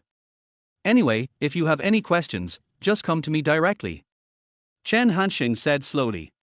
Hearing the concern in Chen Hansheng's words, Xiao Rongyu's heart was slightly moved, but when she thought about how he had just been joking happily with other girls and had left her aside, she still felt very uncomfortable. "Got it, go down quickly." Xiao Rongyu turned around and urged against his will. In such a completely unfamiliar environment, especially so far away from home and feeling aggrieved, Xiao Rongyu actually wanted to stay with the ruffian Chen Hansheng for a while longer. Chen Hansheng gazed at Xiao Rongyu's slender and graceful back, thinking to himself that in this and past lives combined, I have liked Xiao Rongyu for 6 years. From a certain perspective, Xiao Rongyu almost represents Chen Hansheng's entire youth. Even though his mentality changed after his rebirth, he couldn't really ignore Xiao Rongyu, so he came back specifically to remind her. "We are from the same hometown after all. We should help each other. Besides, if I had succeeded in my confession that night, you would have been my girlfriend, and I should have taken better care of you." Chen Hansheng spoke very sincerely, and Xiao Rongyu was touched and couldn't hold back her tears. "Then why do you keep making me sad? I haven't cried twice in the 3 years I've been in Hong Kong, but you made me cry twice in one day."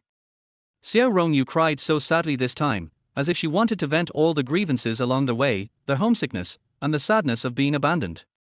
But in order to prevent others from hearing her, she could only suppress her voice.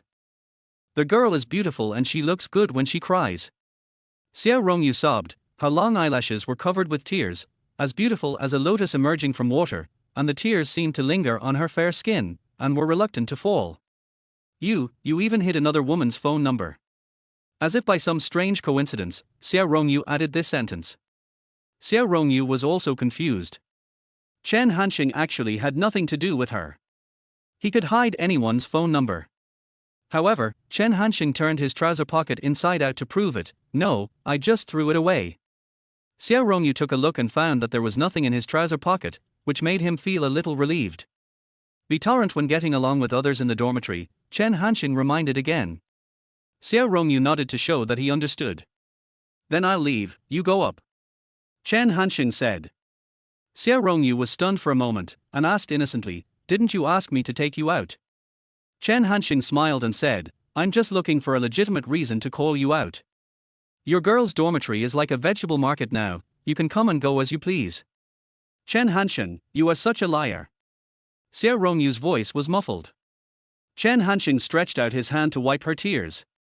Xiao Rongyu subconsciously wanted to avoid him, but after hesitating for a moment, she finally stood there coquettishly, feeling the warmth of Chen Hansheng's fingers on her delicate skin. Then, both of them tacitly said nothing, one went upstairs and the other went downstairs. After Chen Hansheng walked out of the girls' dormitory, he actually took out a piece of paper from his shirt pocket, which was the one Xu Zhishi had just given him. This bastard deceived Xiao Rongyu again. The school area of the School of Finance is much smaller than that of Tunghai University. Chen Hansheng did not need a signboard and came to the Student Activity Center based on his memory. This is the place where freshmen of the School of Finance report. Chen Hansheng first queued up at the payment office to pay the money. The payment office was just like a hospital, where one could see the ups and downs of life. In the eyes of middle-aged parents, there was not only happiness that their children were admitted to university, but also reluctance to pay several thousand yuan in tuition fees. After paying the tuition, Chen Hansheng took the receipt to the Public Administration Class 2 of the Department of Humanities and Social Sciences to register. There were 2 tables at the registration desk, with a man and a woman sitting at them. The man was middle-aged and the woman looked like a college student. Classmate, are you from the Public Administration Class 2? The female college student asked. My name is Chen Hansheng, and I'm from the Public Administration Class 2. Chen Hansheng replied with a smile.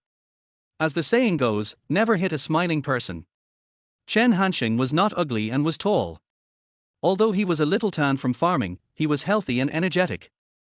My name is Hu Linyu, and I'm also a college student this year. We'll be classmates from now on. The girl introduced herself enthusiastically. Of course Chen Hansheng knew Hu Linyu. According to normal development, Hu Linyu would be the class monitor for 4 years in college, and after graduation, he would become a selected student and enter the system to work. Hu Linyu's appearance can only be described as average. In a school like the School of Finance, she is the type that you can't find if you throw her into a crowd. Although she doesn't talk much about things, she is very proactive. She has short hair and speaks very fast, giving people a very capable feeling. This is our counselor, Mr. Guo. Hu Linyu then introduced the middle-aged man next to him. Old Guo, don't get too familiar with me in the future. Chen Hansheng said in his heart. Guo Zhongyan wore gold-rimmed glasses and was still observing the students in the class. He smiled and greeted Chen Hansheng, then took out a few registration forms and said, fill in your identity information and I'll help you arrange a dormitory. When Chen Hansheng was filling it out, Hu Linyu was a little surprised. Didn't your parents come with you? No, I came here by myself. Chen Hansheng replied. You're so amazing.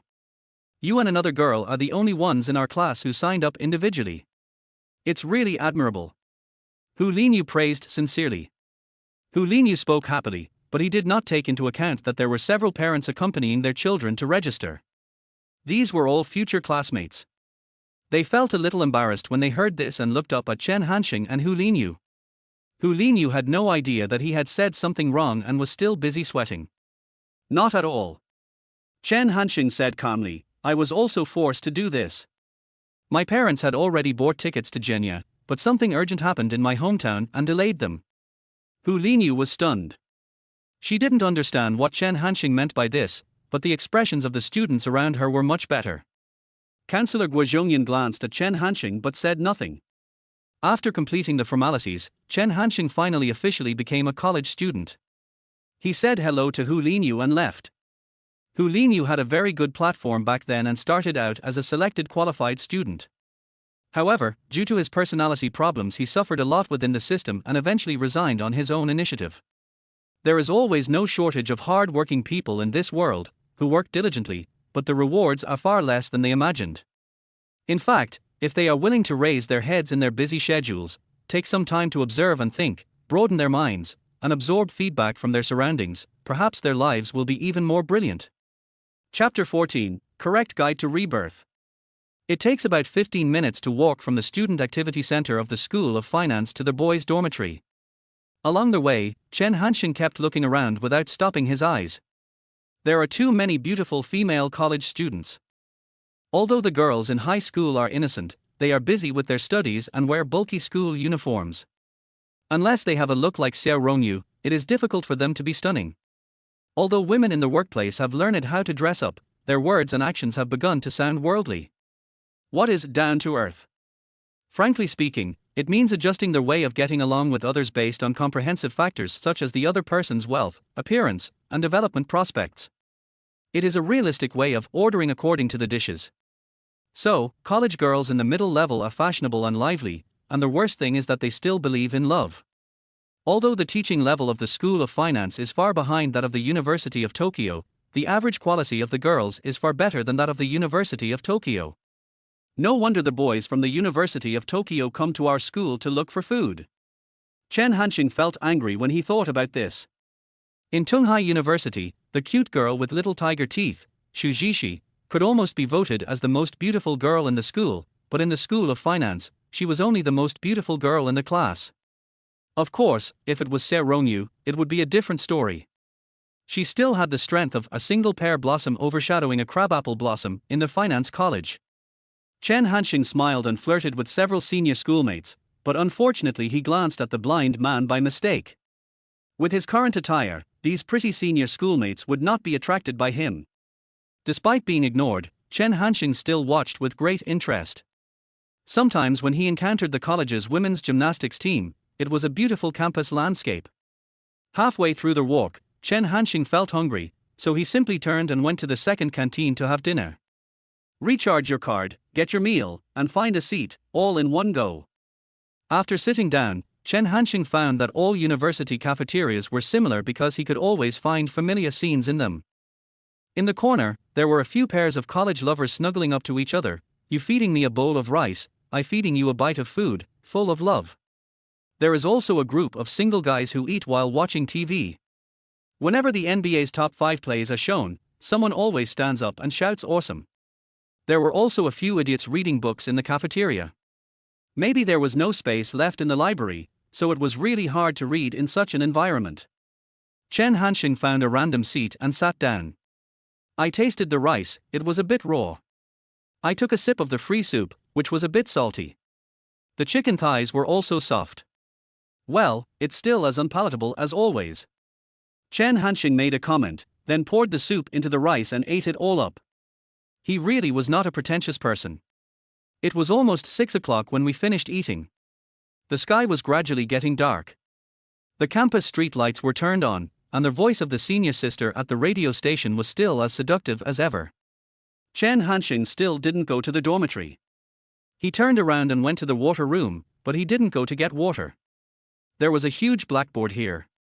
College students are inevitably careless and will always leak something when fetching water, so words like, on 20-day, I found a meal card of XX classmate from XX department, will be written on the blackboard.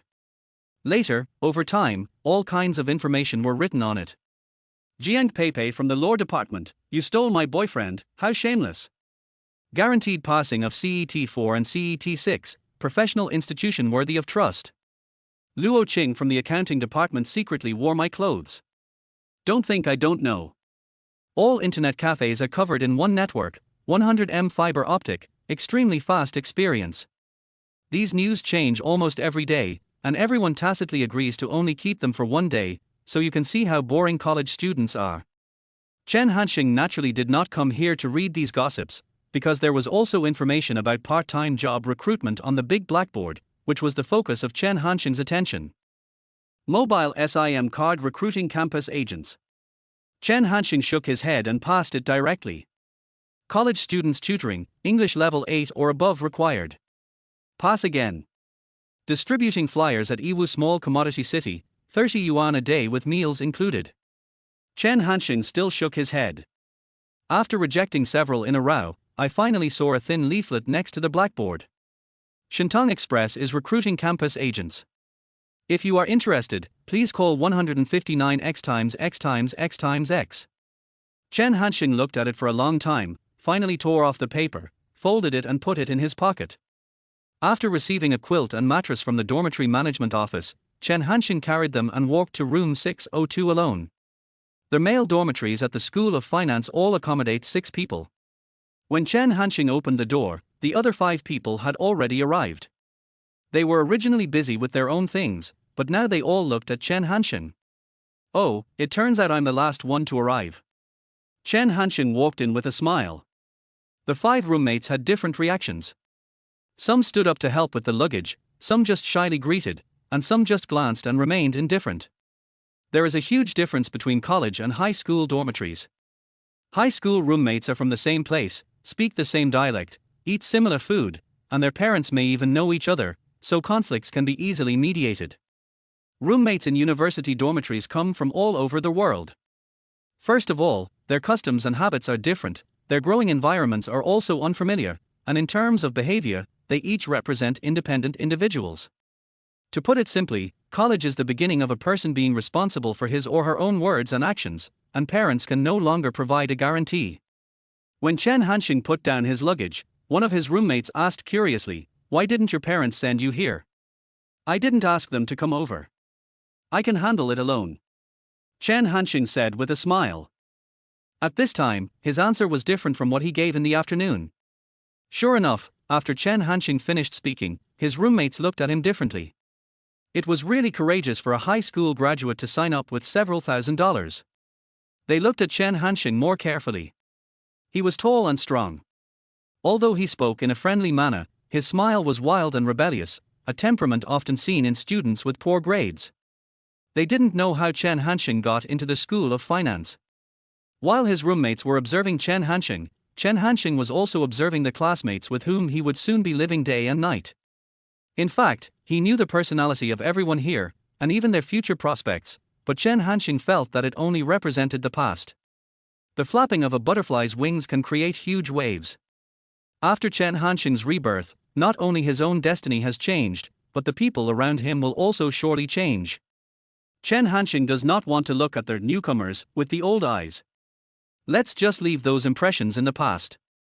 There's not much point in learning from them. Chen Hansheng thought to himself.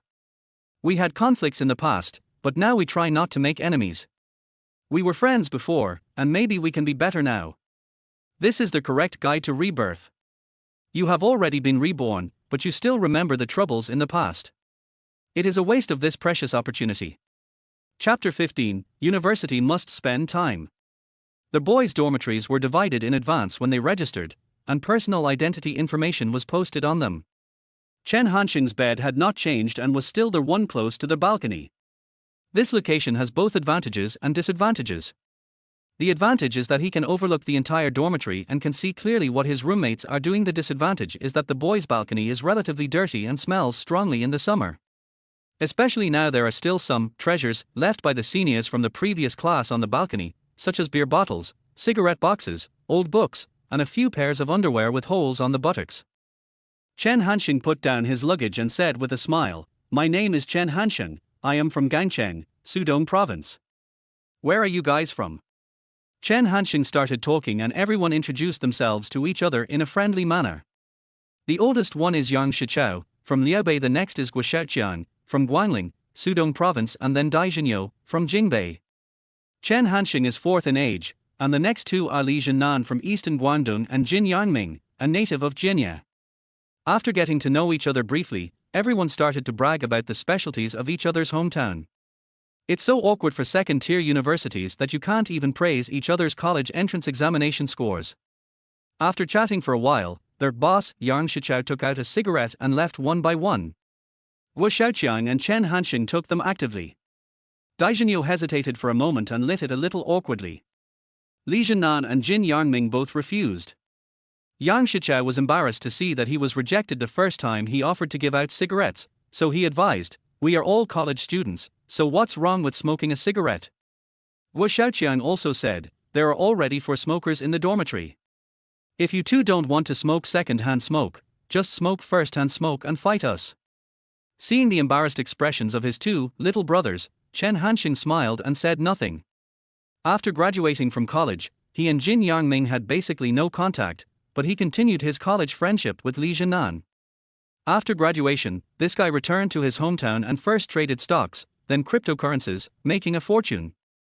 Chen Hansheng went to eastern Guangdong on a business trip and stopped by to see him. This bastard was already a regular customer of the 998 package at the entertainment club, not to mention such a trivial matter as smoking. But Anan was still young and couldn't resist the persuasion and smoked one cigarette. He was immediately choked and started coughing violently. Yang Shichao and Guo Xiaoqiang looked at each other and laughed. They had no bad intentions and just thought it was fun. Jin Yangming also joked, "This kind of cigarettes only cost a few dollars a pack, it will definitely choke your throat. For the first time, you should try Zhonghua and Suyan, they are mellow and fragrant." Li Zhenan nodded with a red face. Yang Shichao looked a little unhappy.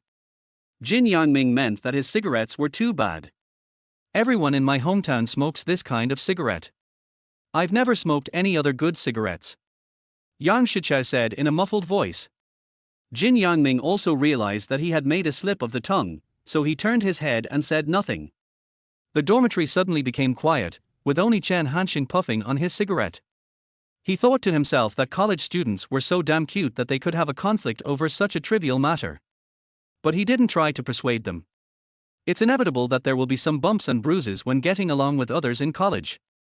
In fact, most of the time the parties involved don't care much, but there are always some stupid people who jump out to act as good people and persuade them, but as a result, nothing happens and something happens. Chen Hansheng stood up, stretched his muscles, picked up the broom and mop and walked to the balcony. The damn balcony smells so bad that the smoke can hardly cover the stench there. It took a month to clean the entire dormitory. I don't know how 6 people endured it. Chen Hansheng was very good at hands-on work and soon started working enthusiastically on the balcony. His roommates watched him fetch water from the toilet to flush it again, and some of them couldn't help it. Li Zhenan spoke first. "Should we go help Brother Chen? After all, this is everyone's dormitory, we can't let him clean it alone." Before anyone else could say anything, Jin Yangming said, "The balcony is so small, it would only cause trouble if we went over there. We can just treat Brother Chen to breakfast tomorrow." Yang Shichao thought about it and supported Li Zhenan's opinion, "We should indeed do it together." The Liaobei people were very quick to act. As soon as someone said something, he opened the balcony door and said, "Old Four, do you need help?" Chen Hansheng was washing the black solid on the balcony floor. He didn't know if it was from some bastard, but it was too difficult to wash. "No, I can handle it on my own." Chen Hansheng refused. "Brother Chen, let me go in and help too." Li Zhenan was very persistent and he even took off his shoes. Chen Hansheng wiped the sweat off his face and said impatiently, "If you say no, then no. Go get the cigarettes from Lao Yang's table." It was the first time that Yang Shichao heard someone call him Lao Yang. He read it silently twice and thought the nickname was quite nice. So the name, Lao Yang, accompanied Yang Shichao throughout his 4 years in college. Chen Hansheng took the cigarette and pushed Li Zhenan out again, then continued to smoke while humming a weird song.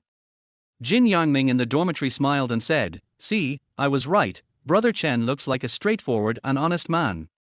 Guo Xiaoqiang also nodded, "Old Four is indeed a very honest person. He should be the type who is used to doing things at home." After just a few words, the 2 grandsons gave Chen Hansheng the impression of being real. This is also a common problem among college students, who label people based on just 1 or 2 small things. Then why not let Brother Chen be the dormitory head? Jin Yangming suggested. There is actually no benefit in being a university dormitory head. Jin Yangming just wants to be lazy and hopes that Chen Hansheng can take full responsibility for the hygiene of the dormitory. Chen Hansheng washed for a full hour and a half before the balcony was thoroughly clean. When he came out, he realized that Jin Yangming had given him the important task of dorm leader. "Brother Chen, after our unanimous recommendation, we decided to let you be the director and lead our 602 to a better tomorrow," Jin Yangming said proudly. "There's no need for nomination. We can just take turns to be the dormitory leader." It was Li Zhenan again. He was the only one who spoke up and expressed his opposition. The other roommates probably didn't want to do the manual labor. Chen Hansheng smiled, flicked the cigarette butt in his hand and said, "No problem, then I will be the dormitory leader. The dormitory head himself does not have much power, but it depends on who holds the position. Some people can exert huge influence in an inconspicuous position. After cleaning the balcony, Chen Hansheng started to feel hungry again. However, the cafeteria was closed and there was no takeout. He rubbed his chin and suddenly said, "It's not even 10 o'clock yet. Let's go find a food stall for a midnight snack." What? Several roommates looked up and some were already getting ready for bed. "It's too late, Hansheng," said Daijinyo. "Why are you so late? It's time for supper at this time. Hurry up and change your clothes and leave." Chen Hansheng urged directly. Yang Shichao and Guo Xiaoqiang both have a wild heart. They have always had an eager yearning to go to college, but the first day of registration was too ordinary and they always felt like something was missing. Now that Chen Hansheng reminded them, they reacted immediately. Without restraint, how can college life be like high school life? Yang Shichao quickly agreed, "Old for is right. We still have to have a drink when we meet each other from all over the world." Guo Xiaoqiang was changing his clothes. These two were the proactive ones, and Chen Hansheng still had to deal with the others. It was their first dormitory dinner and no one could be left behind, otherwise he would easily be isolated. Daijinyo said kindly that he never had any opinion, and as long as everyone else went, he would definitely go too. As for Jin Yangming, before he could object, Chen Hansheng said, "Jianye is a city that never sleeps. As a local, you shouldn't go to bed that early, right?" Jin Yangming thought about it and it made sense. As a resident of a superior provincial capital city, he couldn't let these outsiders look down on him. "Who wants to sleep? I'm thinking about asking my cousin to drive over and take us to the 1912 bar for some fun." This bastard Jin Yangming is really good at bragging. All right, we're at a class reunion, let your cousin be quiet." After Chen Hansheng finished speaking, he turned to Li Zhennan. Li Zhennan had already changed into pajamas. "Brother Chen, I really won't go. First of all, I can't drink, and secondly, I'm used to sleeping at this time." What are you doing?" It turned out that Li Zhennan hadn't finished talking when Chen Hansheng actually climbed onto the bed and hugged him. "Are you going or not? If not, I'll take off my pants and hold you to sleep all night." Faced with such a threat, Li Zhennan would rather drink himself to death than let Chen Hansheng succeed. The other roommates were all laughing, but they didn't realize that Chen Hansheng's methods of persuasion were different for different people, and they still retained Chen Hansheng's original personality traits. That's emotional intelligence. Chapter 16, I want to be the class monitor. Chen Hansheng dealt with his roommate, but when he changed his clothes, he felt sticky all over from cleaning. "I'm going to take a shower, wait for me 2 minutes," Chen Hansheng said with a frown. This caused the anxious Yang Shichao and Guo Xiaoqiang to complain, "Hurry up, you are the one with too many things to do. I'm the dormitory head, what's wrong with you guys?" Chen Hansheng cursed, picked up his clothes and rushed into the bathroom. When the sound of the shower started, Yang Shichao muttered, "I'm still the boss of the dormitory." Probably because they all knew that they were going to go out and have fun soon, the boys in 602, regardless of whether they wanted to go or not, were subconsciously mobilizing their hormones with adrenaline, and the hormones were transformed into excitement. So the dormitory was very lively, and even Yang Shichao and Jin Yangming, who had just had a conflict, reconciled without realizing it. Chen Hansheng washed slowly and carefully. This was Jiangling University town, where there was everything except beautiful women. If he got drunk, maybe he could have a romantic encounter or something. Although the possibility is relatively small, we still have to be prepared and not let a female fairy go. Chen Hansheng shook twice coquettishly and suddenly felt that it became quiet outside. He thought about it and felt something was wrong, so he walked out in his shorts with a stunned look on his face. Counselor Guo Zhongyan stood in the middle of the dormitory. Several roommates were like eggplants hit by frost, with their heads hung and not daring to say a word. "What are you going to do wearing red and green?" Guo Zhongyan let go of Chen Hansheng, whose hair was wet, and asked the other 5 people. Jin Yangming glanced at Chen Hansheng secretly, because this was Chen Hansheng's suggestion, but he still resisted the urge to tell him in person, so no one answered Lao Guo's question. Guo Zhongyan was a little surprised, but before he could ask again, Chen Hansheng, who had already put on a t-shirt, came over and said, "Teacher Guo, we just cleaned the balcony and felt a little hungry, so I suggested going out for a midnight snack." Hearing that Chen Hansheng took the initiative to take on the responsibility, several roommates breathed a sigh of relief. Not only that, Chen Hansheng also generously distributed the credit for cleaning the balcony. However, what Jin Yangming and others did not expect was that Guo Zhongyan's focus was not on midnight snacks, but on the balcony. He walked over there and took a look, then said appreciatively, "Dormitory 602 did a great job. I just checked all the boys' dormitories, and you were the only one who took the initiative to clean the balcony. I won't delay your midnight snack. Go quickly and come back soon. Be careful." After Guo Zhongyan finished speaking, he prepared to leave. Except for Chen Hansheng, the other roommates didn't expect that the counselor would let them off the issue of midnight snacks so easily. Their thinking is still stuck in high school, where teachers not only take care of studies but also life, and their work and rest time are strictly regulated. However, this is university, and teachers have nothing to do but to discipline college students. Guo Zhongyan, who has been a counselor for several years, has long understood this truth, so he is too lazy to ask about the private lives of a group of adults.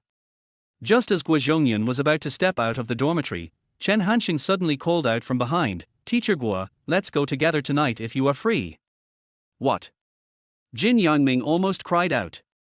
He had finally sent the counselor away, why did he bring him back again? Besides, Guo Zhongyan would definitely not agree to it. Chen Hansheng had his own demands and considerations, and he was sure that Guo Zhongyan would agree. Sure enough, Guo Zhongyan pretended to hesitate and said, "You can't drink alcohol then."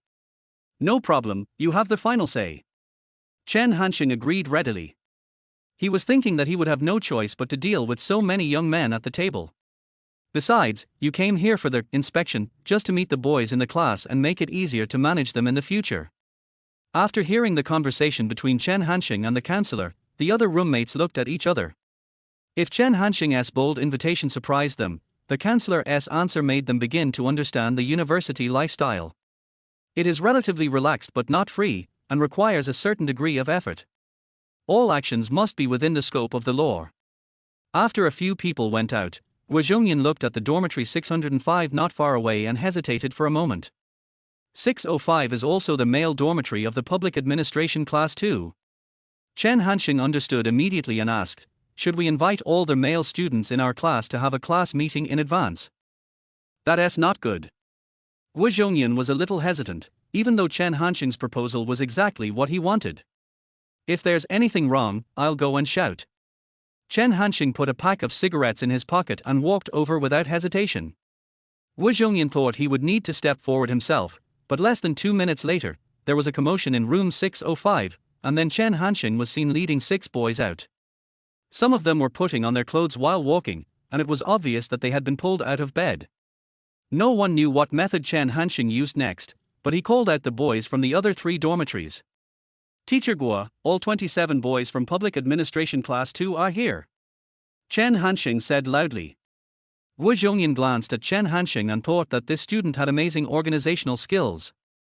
You have to know that they were all strangers to each other, but Chen Hansheng was able to call them all over. He must have put a lot of thought into this. However, Guo Zhongyan did not dwell on the details. This is the good thing about university teachers. They only look at the results and rarely pay attention to the process. This makes it easy and not tiring. "Set off," Guo Zhongyan said with high spirits. So, a group of boys walked proudly in the campus. When passing by the school gate, Guo Zhongyan took the initiative to show his ID. With the counselor's endorsement, the security guard happily opened the door. However, before leaving, Chen Hansheng walked over and handed the security guard a cigarette, and then said something. After Chen Hansheng returned to the team, Guo Zhongyan asked, "It's okay, I've already said hello to them." Chen Hansheng held a cigarette in his mouth and offered Guo Zhongyan another one. Then he said with a smile, "I'm not sure how long we'll drink tonight. I told him to remember to keep the door open when the shift changes. Don't lock us out to feed the mosquitoes. This kid is really good."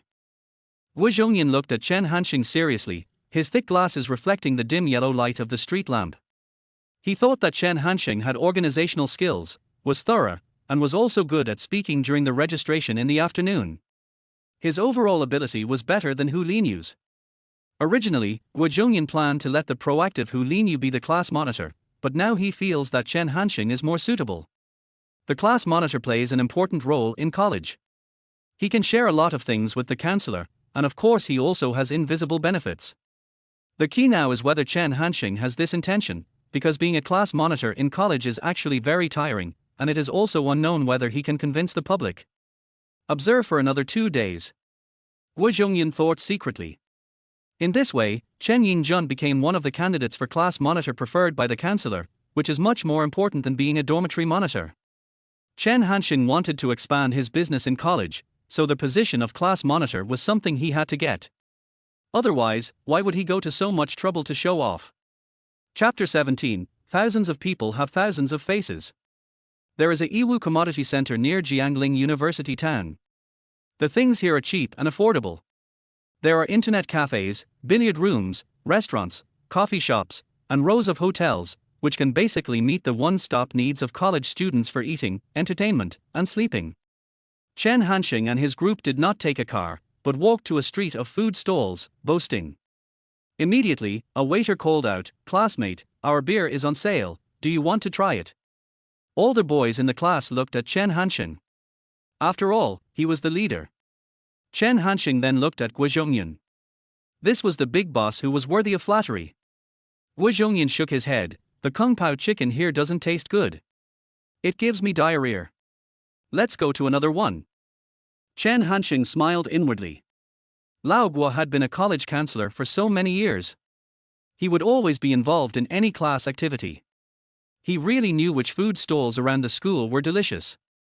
Following Wu Zhongyan to the selected restaurant, 27 boys sat at 3 tables. The proprietress came over and said, "Teacher Guo, this is your new student." Wu Zhongyan nodded, and then instructed familiarly, "The food is still the same as before, pay attention to cleanliness and hygiene. Don't worry, Mr. Guo, what kind of wine would you like to drink?" This really stumped Lao Guo. He just said he didn't drink, but it was impossible for him not to drink in this situation. Just as he was hesitating, Chen Hansheng said loudly beside him, "1 case of beer per table, refund if there is more, and give more if there is less. If there is not enough, give us some peanuts first." With Chen Hansheng stepping in to smooth things over, Wu Zhongyan was still able to maintain his dignity as a teacher. He nodded and said, "Then listen to Hansheng. 1 box per table, no more." Some people actually didn't want to drink, they just wanted to see their counselors and classmates, but when they heard that the counselors agreed with Chen Hansheng's opinion, no one could say anything. At first, the tables were a little deserted, but after the beer and hot dishes came, the atmosphere immediately changed. There aren't many things that boys in college can compete on. Family conditions are the same, facial features and body shapes are the same, the speed at which they change girlfriends is the same, and the last thing is their drinking capacity. Now no one can tell each other's family background, and none of them are more handsome than Daniel Wu, let alone changing girlfriends at the beginning of the school year. Therefore, drinking capacity is an important criterion for testing and measuring a boy's status in the dormitory, and many people start drinking with all their might. Counselor Wu Zhongyan has a good alcohol tolerance and he firmly believes that a person's character can be seen from his drinking habits. While eating his food and waiting for his classmates to toast him, he kept an eye on the students in the class. Some people really can't drink, for example, Li Zhenan, who looks like a good kid, would become homesick with tears in his eyes after 2 glasses of beer. Some people can drink a little, but they like to be sneaky, for example Jin Yangming, he clearly can drink half a catty, but he insists on pretending that he only has 3 ounces, and whenever anyone clinks glasses with him, he only drinks half, and even secretly pours some out. There are also many people who can drink a lot. Yang Shichao, Wu Xiaoqian, and Chen Hansheng can drink at least 1.5 kilograms. However, there are differences in the performance of these students who can drink.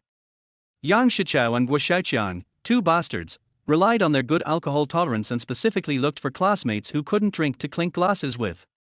Whenever someone vomited, they would shout happily. They were used to using the excuse of, "If I don't drink, do you look down on me," which forced others to drink. Even Jin Yangming and Li Zhenan, who were in the same dormitory, could not escape, one vomited and the other fell asleep. Chen Hansheng also toasted, but when he clinked glasses with classmates who had a low alcohol tolerance, he would just clink glasses once and that was it, and never force them if they really didn't want to drink. Chen Hansheng would magnanimously tolerate others serving them tea. His target was students like Yang Shichao who could drink a lot and loved to make noise. "Old Yang, what the hell is wrong with you? We agreed that I would not fall until Qingdao fell, and I would not float until the snow fell. So where are we now? When Chen Hansheng picked up the sixth glass of wine, Yang Shichao couldn't hold it in any longer. His tongue started to get tied up. You bastard Chen Hansheng, I see, you came here just to get me drunk tonight. After saying that, Yang Shichao buried his head and fell into a deep sleep. After knocking down another one, Chen Hansheng turned to Guo Xiaoqiang and said, Xiaoqiang, come here. Let's talk about our ideals in life. Guo Xiaoqiang felt uneasy when he saw this. Chen Hansheng was having a great time. Several boys who could drink had fought him, but none of them could drink more than him. Moreover, he was walking steadily and speaking clearly, so it was obvious that he had not reached his peak yet. Guo Xiaoqiang immediately admitted his mistake. Old 4, I think it's almost time. We can talk about our life ideals at any time, but if we drink too much, no one will take care of our classmates. Chen Hansheng looked at the clock on the wall and it was almost 1 o'clock. He thought to himself that if he really knocked Guo Xiaoqiang down, there would be no one left to help him. Just write it down this time and count it together next time. Chen Hansheng deliberately left some handle to intimidate Guo Xiaoqiang. Guo Zhongyan had been observing from the side. He thought that Chen Hansheng's way of drinking was really good. It could not only maintain the lively atmosphere at the table, but also not bully students who had low alcohol tolerance. The most important thing is that he is very rational when drinking and leaves when he says he will. Guo Zhongyan was originally going to pay the bill, but unexpectedly Chen Hansheng paid first. Some classmates who were not drunk too much saw this scene and were hesitating whether to pay per person. But in the end, Chen Hansheng didn't mention it, so they pretended not to know. Chen Hansheng went out to find 2 taxis, asked Guo Xiaoqiang to take the drunk classmate, and he accompanied Guo Zhongyan back to school. The moonlight was like water, and the quiet road seemed to be coated with a light layer of silver powder. The two chatted casually. Guo Zhongyan said that he had a little daughter, and Chen Hansheng also briefly described his family background. It was not appropriate to talk too deeply about their current relationship. But when they said goodbye at the school gate, Guo Zhongyan took out 400 yuan and said, "There's no reason for me to let you pay for this meal. As a counselor, I still have to maintain my reputation." Chen Hansheng refused at first, but Guo Zhongyan finally forced the money into Chen Hansheng's hand and turned back to the teacher's dormitory. Lao Guo is a very interesting person. The other boys thought that the meal was paid for by Chen Hansheng, so the favor was given to Chen Hansheng for no apparent reason. If there is a chance, why not help Lao Guo make some money? Chen Hansheng had been planning to take a walk in the school, but he caught a glimpse of several couples hugging and kissing in the shadows of dense trees, seeming to be completely lost in their passion. Damn it, can't we just go to the hotel? In an instant, many figures flashed through Chen Hansheng's mind, and finally stopped on Xiao Rongyu. Thinking about her morning jogging that day, she had a really good figure. When he returned to the dormitory, everyone else was already asleep. Chen Hansheng took a leisurely shower before falling into a deep sleep with memories as his pillow. The next morning, Chen Hansheng was awakened by the ringing of his cell phone, which sounded like this: "I would rather you be cruel to the end, so that I can forget about you completely. I would rather you be heartless to the end, so that I can give up on you completely. I'm sorry to bother you." The ringing of the cell phone is too loud. Jin Yangming apologized quickly, but there was no guilt on his face. This bastard is afraid that others don't know he has a cell phone. Chen Hansheng shook his head, got up from the bed, lined up to wash his face and brush his teeth, and was about to go to breakfast when Li Zhenan reminded him, "Brother Chen, there will be a freshman meeting on the playground today, so you have to wear your military training uniform." "I almost forgot. Lao Guo specifically reminded me last night." Chen Hansheng put on the ugly and baggy military training uniform, took the lead and walked in front, with Li Zhenan following closely beside him. Daijinyo was attracted by Jin Yangming's cell phone and shamelessly wanted to play with it. Yang Shichao had calmed down, but when he saw Jin Yangming being so pretentious, he started to feel unhappy again. Guo Xiaoqiang was still drunk and walked listlessly at the end. In short, everyone has their own unique faces and each one is wonderful in his or her own way. In fact, Jin Yangming felt a little regretful. In his heart, Daijinyo was just an ordinary person. If Chen Hansheng could beg to play with his mobile phone, his vanity would be really overwhelming. As for why Chen Hansheng was the character used as the foil, Jin Yangming couldn't explain it clearly. "Brother Chen, why are you walking so fast?" Li Zhenan couldn't keep up. Go early and say hello to the beauties in our class, Chen Hansheng said with a smile. The roommate behind me thought about it and it made sense. The beauties in the School of Finance are so famous, he must see which beauties are in his class. Chapter 18, Treasure Girl. Although the boys were eager to meet the girls in their class, when they really arrived at the playground and heard the girls' silver bell-like laughter from afar, they were all too shy to step forward and say hello. Of course, the same goes for the girls. As they talked, they glanced at the boys. In the end, they formed small groups based on their respective dormitories, clearly divided into several groups. The boys were looking to see if there were any pretty girls, and the girls were observing to see if there were any handsome guys. Of course, the results were all disappointing, because everyone was wearing bulky military training uniforms that had no characteristics and were unrecognizable.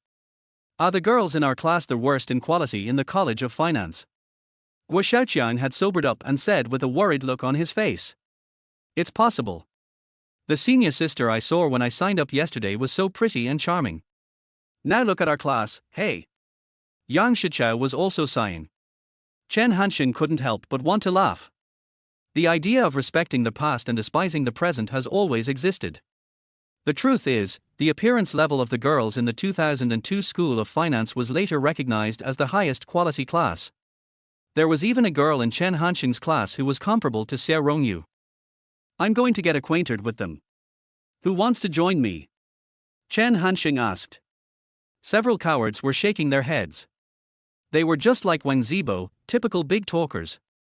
Chen Hansheng ignored them, simply fixed his hair, and walked over to Hu Linyu with a smile. Miss Hu, we meet again. Hu Linyu was chatting with her roommates. They were actually worried about the courage and bloodiness of the boys in this year's School of Finance. Why did no one dare to speak openly? Seeing Chen Hansheng coming over, Hu Linyu was a little surprised, and then said to the girls around her, Look, there are 27 boys in our class, but only handsome Chen dares to take this step. The other girls didn't know Chen Hansheng and were looking at him curiously. Chen Hansheng took the initiative to introduce himself. My name is Chen Hansheng, I'm from Gangcheng. Are there any beautiful women who are from the same hometown as me? I am. A girl immediately raised her hand. Hu Linyu suggested, Tan Minute, you can go home together next time.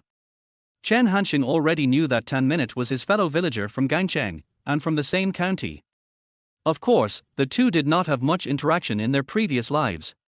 The main reason was that although Tan Minute was good looking, she did not meet Chen Hansheng's standards, so the two only maintained a relationship as classmates and fellow villagers.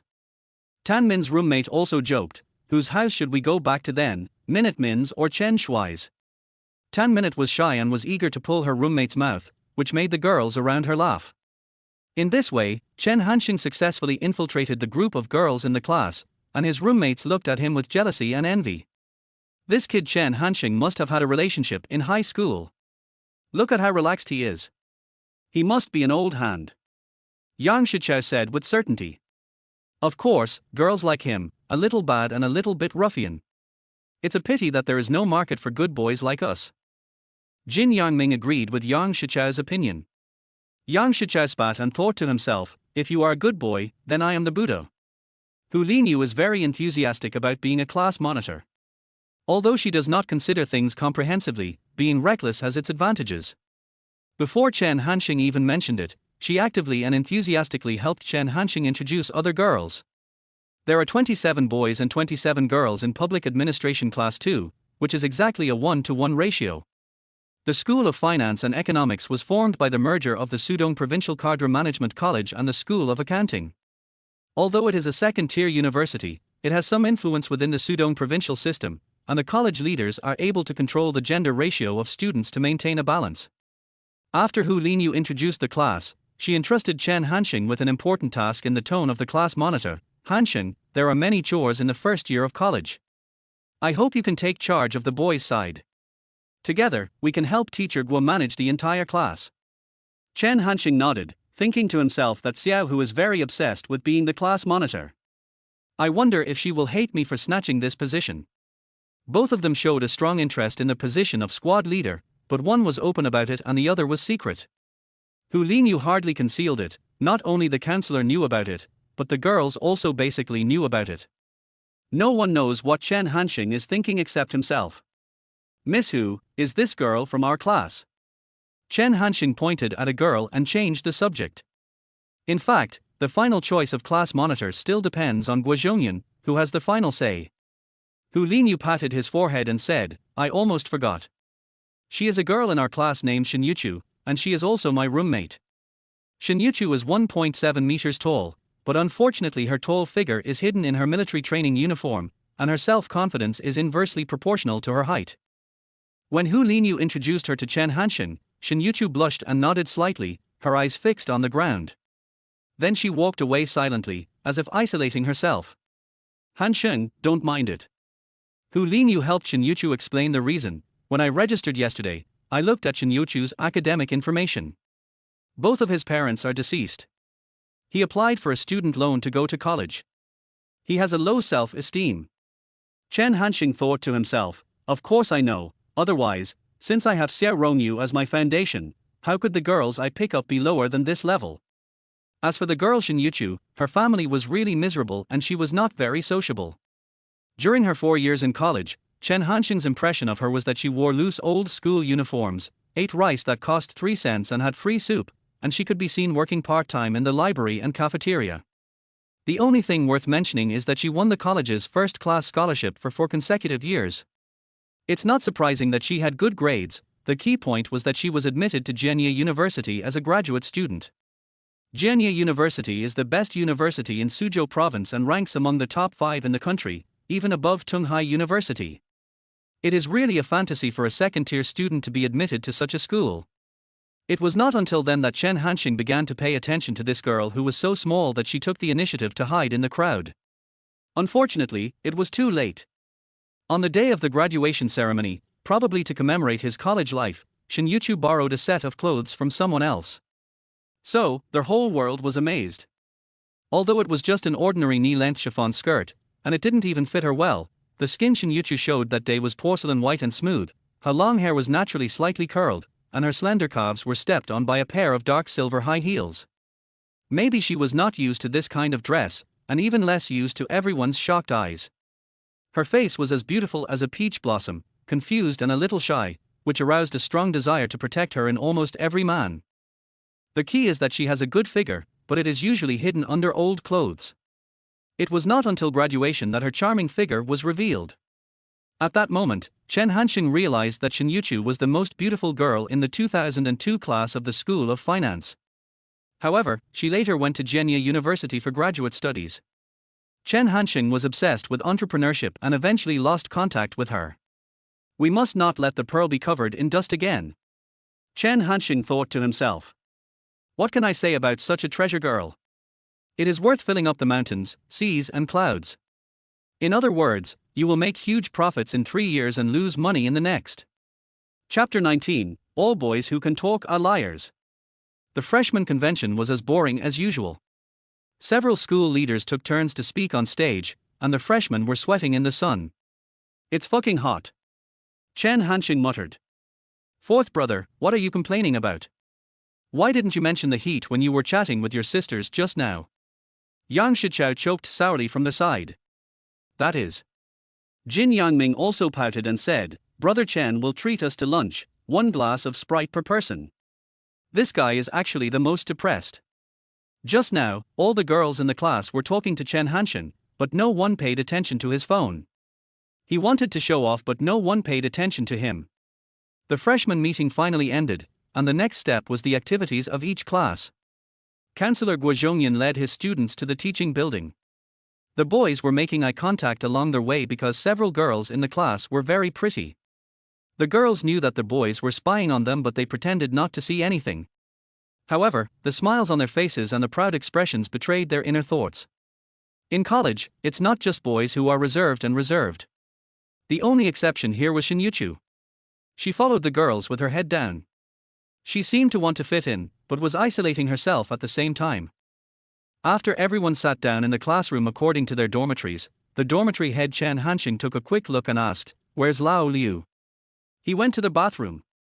Daijinyo replied, and then complained, he went to the toilet and took his phone. I was having fun. However, everyone underestimated Jin Yangming's ability to show off. Just when Guo Zhongyan was about to start the first class meeting, Jin Yangming appeared at the door. He held the phone in one hand and said loudly, "Hello, I can't hear you, can you speak louder?" Forget it, let's talk after class." This action immediately caught the attention of everyone in the class.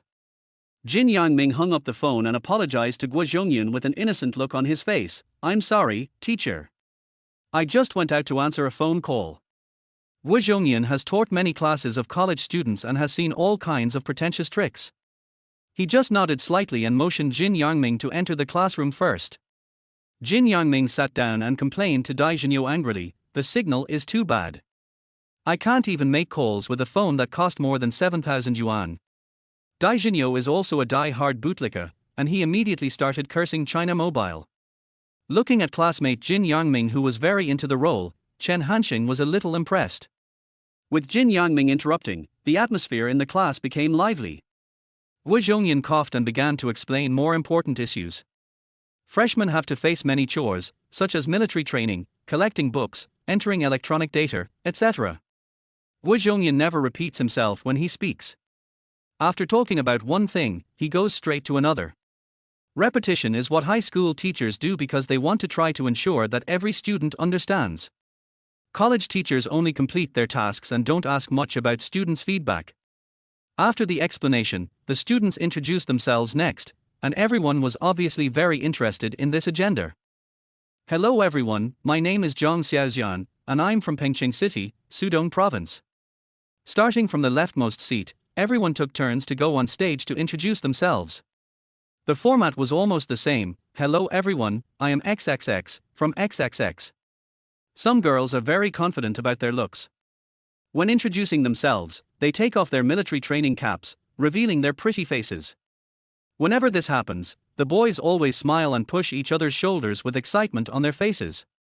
Chen Hansheng was not very interested in other people and lazily leaned back in his chair. Only when Shen Youchu came on stage did he sit up straight, lean forward slightly, and stare at him with his sharp eyes. Shen Youchu was different from other girls. Her face was completely hidden under her military training cap. She didn't dare to look straight ahead, and her voice was as small as a mosquito. "Hello everyone, my name is Shen Youchu, I'm from Sichuan and Chongqing, thank you." Shen Youchu stuttered twice for such a simple sentence, then walked away with his head lowered. "I can't see clearly what he looks like, so I can only give him a score of 2.15, which is purely out of sympathy." Guo Xiaoqian was like a referee. He would give a score to every female student, and he had to make sure the score was accurate to 2 decimal places. Currently, Shang Yangyang was the best among the group with 8.85 points. Jin Yangming, the pretentious teenager working on the inflatable doll assembly line, pondered for a while and shook his head and said, "More than 2 points. She is quite tall. Although I can't see her face clearly, her hair is so smooth. She should be given at least 4 points." Chen Hansheng was a little surprised, thinking that after all, as a native of Zhenya, his aesthetic sense should be several levels higher than Guo Xiaoqian's.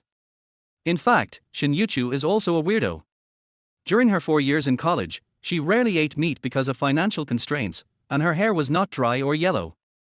It can only be said that Sichuan and Chongqing have produced beautiful women since ancient times, and it is hard to give up their natural beauty. After the introduction, the next step is to determine the squad leader. Hu Linyu was appointed as squad leader at this time before, but now due to Chen Hansheng's deliberate behavior, Guo Zhongyan began to hesitate again. According to his observation, Chen Hansheng's organizational planning, speaking skills, and ability to handle affairs are all better than Hu Linyu's. However, Hu Linyu is not without merits. She is enthusiastic, positive, proactive, and even has a certain spirit of dedication, which are also the attributes required of a university class monitor. Guo Zhongyan looked at Chen Hansheng and Hu Linyu again. Hu Linyu's eyes were wide open, his face full of anticipation. Chen Hansheng didn't care at all and was joking with his roommate. Guo Zhongyan weighed the pros and cons in his mind and said, "Originally, we should have elected a class monitor today, but since everyone is relatively unfamiliar with us, I'll set the date for a week later." A week later, we elected the monitor of Public Administration Class 2. After Lao Guo finished speaking, he left, and the classroom immediately became noisy.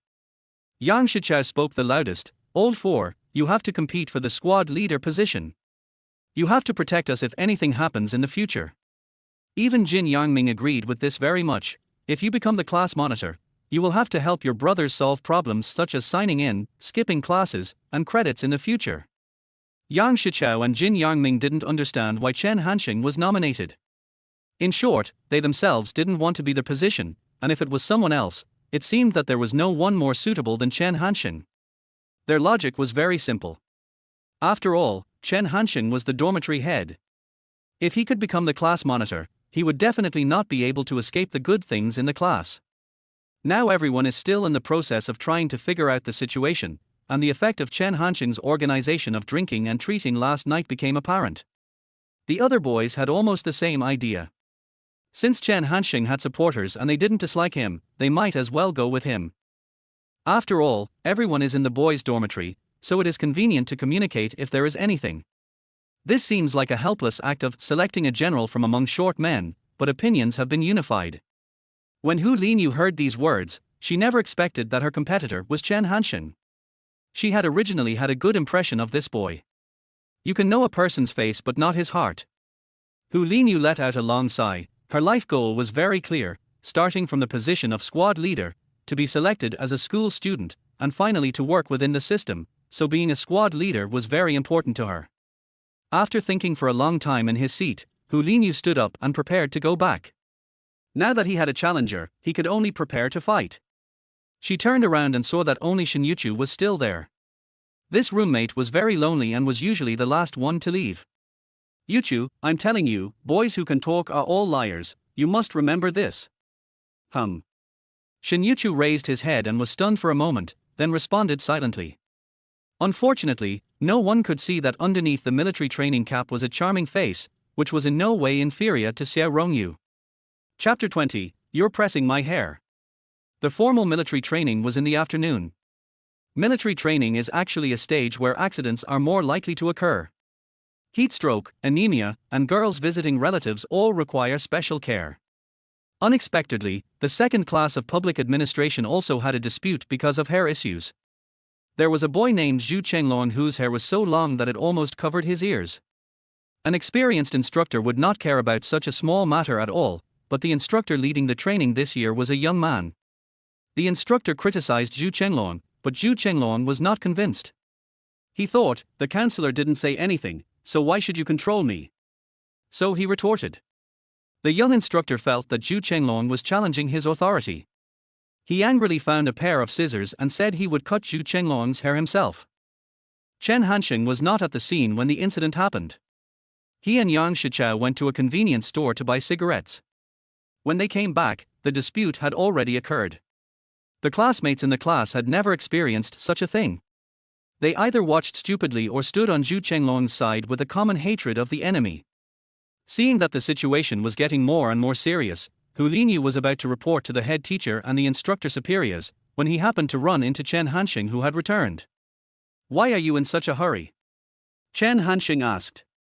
Hu Linyu briefly explained the matter and was about to leave when Chen Hansheng stretched out his hand to stop her. Yang Shichao, the idiot, thought that Chen Hansheng was molesting a woman, so he also stretched out his hand and blocked Hu Linyu firmly. Chen Hansheng, this is not the time to joke, get out of the way. Hu Linyu said anxiously. You know nothing. Report this to Lao Guo and the instructor's superiors. Maybe Zhu Chenglong and the instructor will be punished. We need to make this matter a small matter and solve it behind closed doors. Chen Hansheng said this, squeezed into the crowd and shouted, What are you doing? The instructor took a look and saw that the student who was speaking was wearing a military training uniform, was tall, and had a cigarette in his mouth, looking like a gangster. Who are you? The instructor asked with a frown. Chen Hansheng threw away the cigarette but directly. It was obvious that the instructor was very disgusted with smoking. Since he came to solve the problem, he could not let both sides have resistance. Hello, instructor. My name is Chen Hansheng, and I'm a student in the public administration class 2. Chen Hansheng first stated his identity, and then said, I have a suggestion. Can you put down the scissors before you talk, so as not to accidentally stab yourself or others?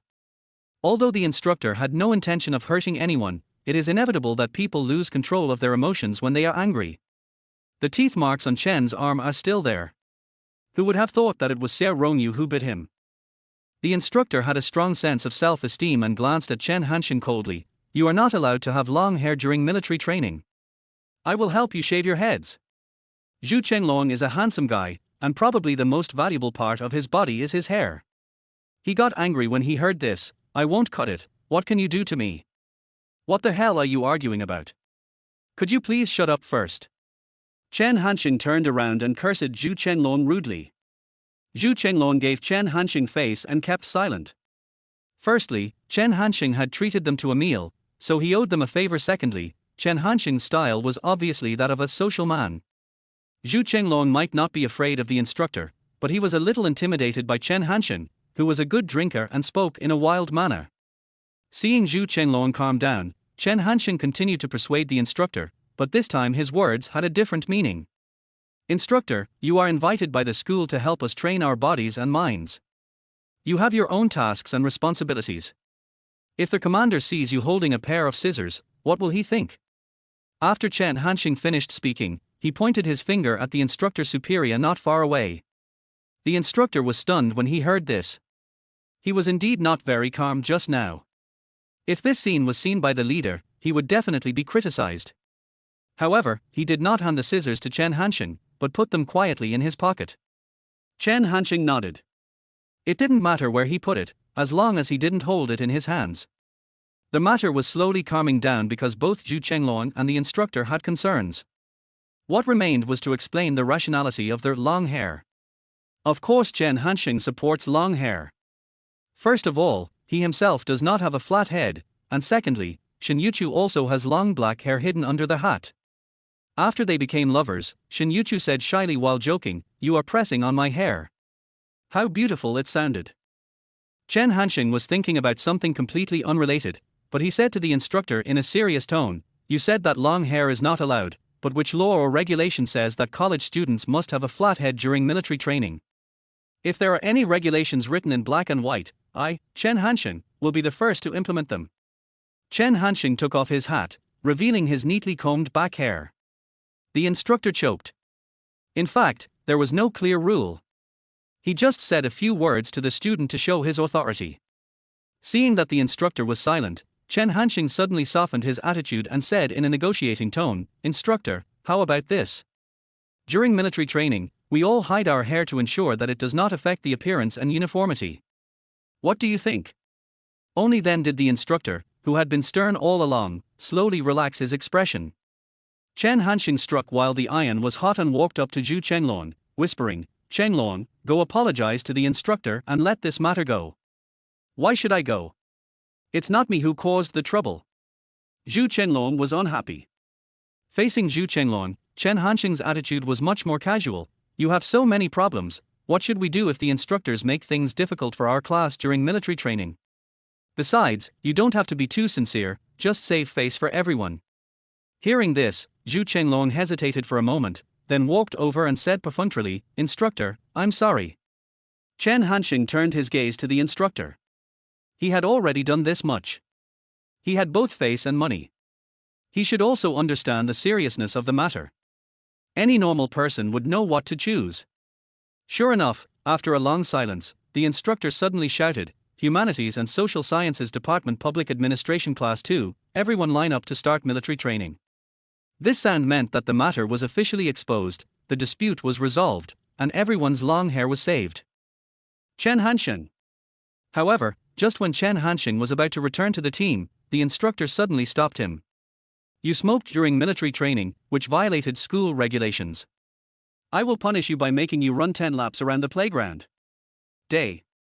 Chen Hansheng turned his head in surprise, thinking that this damn instructor was too petty. Why would he punish me if he didn't punish Zhu Chenglong? However, if Chen Hansheng continued to resist, the instructor's face would definitely be lost at Nanshimen, and who knows what kind of trouble would happen then. Running 10 laps can calm the instructor's anger, and I can also continue to maintain his dignity and keep the class stable during military training. It's worth it. Chen Hansheng weighed the options in his mind and decided to agree. Of course, he didn't want to run away alone. "Instructor, I'm reporting that Yang Shichao was smoking just now. Can you spare 5 laps for him?"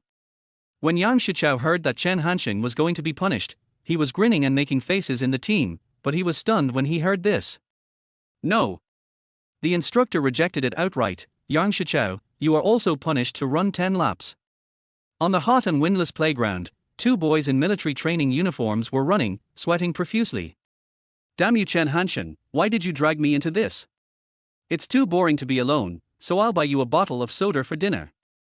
I don't drink soda, I drink Red Bull. Chapter 21, Public and Private Affairs.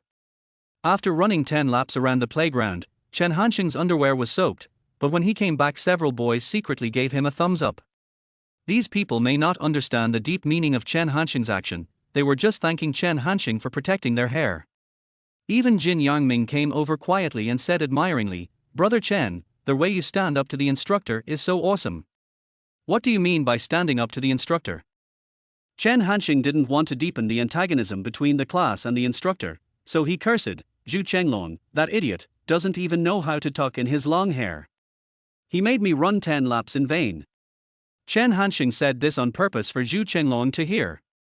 Zhu Chenglong turned around and smiled, Squad leader, I'll treat you to dinner tonight. After hearing this, Yang Shichao quickly said, don't forget your Uncle Yang. The matter was really just covered up like that, and with Chen Hansheng's deliberate efforts, there was no bad impact at all. Hu Linyu witnessed this incident with her own eyes. She felt very pressured. The boys seemed to be united by Chen Hansheng, so it seemed that they could only utilize the power of the girls. Since there was no military training after dinner, Hu Linyu bought some soda, desserts and fruits and walked around the girls' dormitories. In the process of getting closer to them, Hu Linyu once again expressed his desire to run for class monitor. This method is actually a bit humble, and it is too abrupt and unrealistic for these freshmen. After Hu Linyu left, some female classmates ate free snacks and said, Hu Linyu wants to be an official too much. He actually uses this method to win people's hearts. No wonder some people say that university is a small society. That's right. Actually, I think Chen Hansheng is a good guy, very manly. He was super handsome when he argued with the instructor. He's not ugly, but it's inconvenient for a boy to be the class monitor. There are some things in the class that can't be communicated directly. You can't just walk so far to the boys' dormitory. Yes, for the sake of these fruits, I will vote for Hu Linyu in the class monitor election. When Hu Linyu took action, Chen Hansheng did not do nothing. He also bought a small gadget. 2 decks of playing cards for $3. After the military training, around 8 or 9 o'clock, Chen Hansheng, with his upper body naked, a cigarette in his mouth, a playing card in his pocket, and his slippers on, pushed open the doors of other boys' dormitories with a click, click sound, and soon there was a chaotic commotion. Fuck you, get up and play cards. Stop watching AV and play cards. Do you know how to use a tractor? If not, I'll teach you. At the beginning, not many people responded, but when partners got together, in an era when computers and mobile phones were not popular, single college boys quickly fell in love with this group activity. So much so that after the second and third days of military training, the boys were already looking forward to playing cards together. During this process, Chen Hansheng did not bring anything but 2 decks of cards, a bottle of water, or a pack of cigarettes. Instead, he ate and drank a lot of local specialties, and did not mention a single word about running for class monitor. However, the other boys all believed that he was the class monitor, and jokingly asked Chen Hansheng to help him gain more good things in the class. This is what Chen Hansheng and Hu Linyu did in their respective circles for the class monitor. The effects are actually similar because the girls also have their own considerations. But in terms of human hearts and dignity, Chen Hansheng not only maintained his own image, but also the image of the position of squad leader. However, the silent struggle does not stop there. Sometimes the counselor Guozhongyan would come to check on the military training. This was a mandatory requirement of the school. Lao Guo is a lazy man. He clocks in every day and leaves within 10 minutes. Hu Linyu and Chen Hansheng both knew that Guozhongyan would be the one who made the final decision, so in the limited 10 minutes, Hu Linyu either helped the students correct their military posture, or loudly reminded them to wear their military training uniforms neatly, or helped the students who showed signs of heat stroke to get to the shade. In short, she seizes every opportunity to show her enthusiasm and dedication. As for Chen Hansheng, he was standing under the shade of a tree with Lao Guo, smoking with a smile on his face, and looking at Hu Linyu who was sweating profusely. If you use too much force, the result will not be worth it. Chen Hansheng said silently in his heart. Are the boys playing poker in the dormitory lately? Wu Zhongyan suddenly asked. Chen Hansheng glanced at the instructor and replied calmly, it's just a puzzle game. Lao Guo almost couldn't hold back his laughter. This kid was too shameless. He could actually openly call playing cards a brain game. However, it was normal for college students to play cards, so he didn't delve into the reason. I heard that on the first afternoon of the military training, the boys in our class almost had a conflict with the instructor. Wu Zhongyan asked a second question. Chen Hansheng nodded silently, and then replied briefly, it's okay now. Wu Zhongyan nodded slightly. Chen Hansheng's answer had a power that made people willing to believe it. Chen Hansheng did not ask why Lao Guo knew so many things. Wu Zhongyan had been a teacher in the finance college for so many years. If he wanted to know some things, he would not be able to hide them. Ding ling ling. Just when Wu Zhongyan was about to give a few words of instruction and leave, his cell phone suddenly rang. Wu Zhongyan was a university teacher with a regular position, so it was normal for him to be able to afford a cell phone. Today is Friday, and the kindergarten is out of school early. There's a meeting at school tonight, and the dean of the department will be attending in person, so it's difficult for me to ask for leave. Can't you help take over for a while? You're busy with things in the hospital all day. I already told you to hire a babysitter, but you're worried about child abuse. Judging from the content of the call, the person on the other end should be Wu Zhongyan's wife. Probably because Lao Guo had a meeting that he couldn't postpone tonight, and his wife also had a task at the hospital, so there was no one to pick up their daughter. After hanging up the phone, Wu Zhongyan's face was full of worry. Judging from Lao Guo's personality, family affairs must be more important than work. A call from master's wife. Chen Hansheng asked. Wu Zhongyan frowned and nodded. How about I go pick up your daughter? Chen Hansheng didn't beat around the bush and went straight to expressing his thoughts. Wu Zhongyan was stunned for a moment, looked at Chen Hansheng in surprise, and then shook his head firmly. No, you still have to go through military training. I can ask for leave from the instructor. Chen Hansheng replied. Don't talk nonsense. You are not even familiar with Jianye. Wu Zhongyan refused again. I have a relative who lives in Jianye. I stayed at his house for a summer before reporting for duty and I am very familiar with this city. Chen Hansheng found another reason. Wu Zhongyan still refused.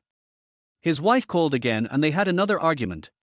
Finally, Wu hung up the phone angrily. Let me try, Mr. Guo. Chen Hansheng was very persistent. Old Guo looked at Chen Hansheng seriously and suddenly asked, do you know where the Gulu kindergarten is? Chen Hansheng restrained his usual nonchalant demeanor and calmly asked, which district is the Gulu kindergarten in? Minjiang Road, Lijiang Road, or Yangjing West Road? From Yangjing West Road.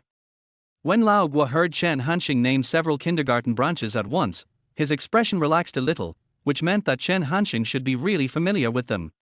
Chen Hansheng recalled for a moment and answered, take bus 737 from school and then change to bus 33. There is a duck blood vermicelli chain store near Gulu Kindergarten. Opposite is a 4-star hotel. There are dense sycamore trees nearby.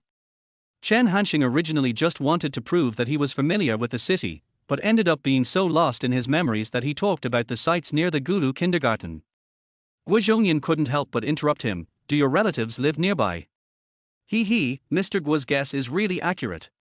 Chen Hansheng answered, frankly. There was some hesitation on Wu Zhongyan's face. He already believed that Chen Hansheng was indeed familiar with the situation there, but he was still worried about whether he could take good care of the children.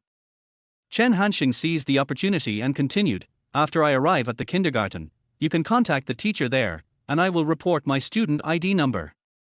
If it matches, it can be guaranteed that no one is impersonating me. This method is indeed good. The parent's name and work unit can be impersonated, but who can remember such a long student ID number except Chen Hansheng himself? Here's my cell phone for easy contact. The meeting will end no later than 7 o'clock. In the end, Wu Zhongyan decided to give it a try, and he decided to hire a nanny when his parents were not around in the future. Chen Hansheng took the phone calmly. At this time he had to behave in a way that would make Wu Zhongyan feel at ease. In fact, Wu Zhongyan has 3 reasons why he is willing to trust Chen Hansheng. The first is that Chen Hansheng has outstanding abilities. The second is that Chen Hansheng's family relationships are relatively simple, as both his parents are employees of the unit. The last is that Chen Hansheng is familiar with city information and will not get lost. Before leaving, Chen Hansheng saw Hu Linyu, who was still busy with class affairs and sweating profusely. He thought that no matter how well he completed his official duties, Mr. Guo would at most think that this student was responsible, but if he helped Mr. Guo with personal matters, he would owe him a favor and increase his personal relationship. I'm sorry, Xiao Hu. Not only do I have to be the class monitor, but I can also be Lao Guo's spokesperson in the class.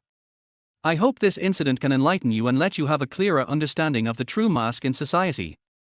Chapter 22, Drama All Day Long. When Chen Hansheng asked for leave from the military training instructor, he wrote a very formal note and then found him and said, "Instructor, my relatives are coming to Jenya, so I plan to take a leave this afternoon. I have already informed the counselor and now I would like to ask for your approval." The instructor took the note, which detailed the reason for leave time, and the person asking for leave, in a very standard format. "Go early and come back early, and be safe," the instructor said. "Yes." Chen Hansheng pretended to salute. In fact, even if Chen Hansheng did not ask for leave, the instructor might not be able to notice it if he was careless, but he did not want to take the risk. This was a crucial moment to build a closer personal relationship with Lao Guo, and he didn't want to cause any setbacks because of a small matter. As for the instructors, first of all, there was no problem with Chen Hansheng's leave application process, and secondly, he had also greeted the counselor. Finally, there is Chen Hansheng, who has a prickly temperament and says prickly words, but does not do prickly things. On the contrary, during military training, when some boys in the class were too naughty, Chen Hansheng could help maintain discipline, and those boys were generally willing to give Chen Hansheng face, so the instructors had a good impression of him. After leaving school, Chen Hansheng took an hour and a half to get to Gulu Kindergarten, where he met Guo Zhongyan's daughter Guo Jiwei. However, the kindergarten teacher was not sure about Chen Hansheng's identity and looked at him very vigilantly. "Just call Jiwei's father and verify it." Chen Hansheng gave this suggestion to the cute female kindergarten teacher with big eyes. "I will definitely verify it. Please wait outside the door for now." She first called Guo Zhongyan's cell phone, but found it was in Chen Hansheng's hands, so she switched to a landline before the call went through. The female teacher explained the situation clearly on the phone, and then looked at Chen Hansheng, probably describing Chen Hansheng's appearance. "Jiwei's father asked you to tell him your student ID number." After the appearances matched, the female teacher conducted a final round of verification. 020901254813. After Chen Hansheng said the student's number, both sides verified it and the female teacher was finally relieved. She took Guo Jiwei over and said, "Jiwei, this brother is your father's student. He will pick you up tonight." Guo Jiwei is a chubby girl with fair skin and tender skin. She just entered the senior class this year and has no sense of defense. She just does whatever the teacher says and holds Chen Hansheng's hand obediently. "I'm sorry for misunderstanding you just now." The kindergarten teacher felt embarrassed to apologize to Chen Hansheng again. She felt that her attitude just now was a bit harsh. Chen Hansheng smiled amiably. "It's okay. We should be more serious. Jiwei, say goodbye to the teacher." Chen Hansheng behaved maturely and steadily, which surprised the kindergarten teacher at his age. "Goodbye, Teacher Xiaoyu." Guo Jiwei walked up with her short legs and kissed the teacher. "Goodbye, Jiwei." The teacher also kissed Guo Jiwei's chubby face. Chen Hansheng waited patiently by the side, then picked up the chubby Guo Jiwei and walked out the door. He estimated that the kindergarten teacher would still contact Guo Zhongyan. If such an action was conveyed to Lao Guo through the tone of the kindergarten teacher, it would be more beneficial to the improvement of Chen Hansheng's image. Fortunately, Guo Jiwei was fat but not heavy. It seemed that all the fat was on her face. She hugged Chen Hansheng's neck and asked, "Brother, where are we going now? Can I take you to KFC?" Chen Hansheng asked. Guo Jiwei clapped her hands happily. "Okay, I love KFC the most." To express her happiness, she even kissed Chen Hansheng on the face. This action reminded Chen Hansheng of the kindergarten teacher just now, so he asked, "Jiwei, I have a question for you." "Go ahead." Guo Jiwei answered in a baby voice. "What was the full name of the teacher just now?" "Teacher Xiaoyu." "Not a nickname, her full name." It's teacher Xiao. At Guojiuwei's age, how could she even know what her full name was? Chen Hansheng had no choice but to say, then let's change the question and test Jiuwei's memory. Do you know teacher Xiao's phone number? I don't know. Guojiuwei shook her head. Where's QQ? Chen Hansheng asked again. What is QQ? After a while. Brother, why don't you hug me?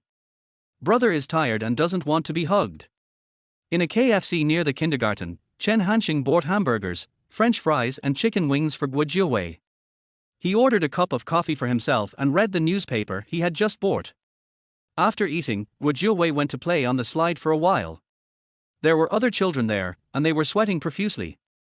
At about 7 o'clock, the phone in Chen Hansheng's hand rang. Hansheng, I'm done with the meeting. Where are you now? Teacher Guo, I'm taking Jiuwei to the KFC in Gulu Square.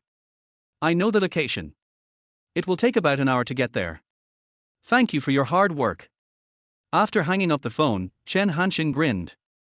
In Lao Guo's mouth, he finally evolved from Chen Hansheng to Hansheng. At about 7:30, Chen Hansheng called Guojiuwei over, wiped her sweat, and asked, Jiuwei, are you sleepy? I'm not sleepy. Guojiuwei struggled to break free and wanted to go play. No, I think you should be sleepy. Chen Hansheng would not let her go. Since every movie has a climax, today must also have a perfect ending. Chen Hansheng stopped reading the newspaper. He held Guojiuwei in his arms, thinking about the children's stories in his mind and slowly telling them to her. Guojiuwei had been playing for too long and was actually a little tired. Plus, there were stories to listen to, so she didn't want to sleep consciously, but her eyelids were fighting. Finally, she fell asleep before Guozhongyan and his wife arrived. So, Lao Guo and his wife saw a picture like this. In front of the transparent glass window of KFC, Chen Hansheng hugged Guojiuwei, his eyes were calm and kind, and his arms were gently swinging to make Guojiuwei sleep more comfortably. The couple looked at each other, and his wife said, I didn't expect Jiuwei and a student like you to get along so well. His name is Chen Hansheng. He has good abilities and character. I owe him a favor tonight. Guozhongyan said. At this time, Chen Hansheng also saw Guozhongyan coming over and said softly, Jiuwei is very well behaved. It's not tiring to take care of her. Guozhongyan's wife is very good at it. Seeing that her daughter had a rosy and healthy complexion and was sleeping very soundly, she took out a bag of fruit from the car and said, Thank you, Xiao Chen, for running so far to help us take care of the child. Teacher's wife, you are so polite. I just want to go out for a walk. Military training is too tiring. Chen Hansheng declined with a smile. Since you already call me master's wife, then take the fruit back with you. Also, please take some time off this weekend to come to our house for a meal. Lao Guo, you have to remember this. Guozhongyan also nodded, take the fruit, I'll take you to the bus stop. You must set a good example in the class in the future. Chen Hansheng's heart moved and he agreed silently.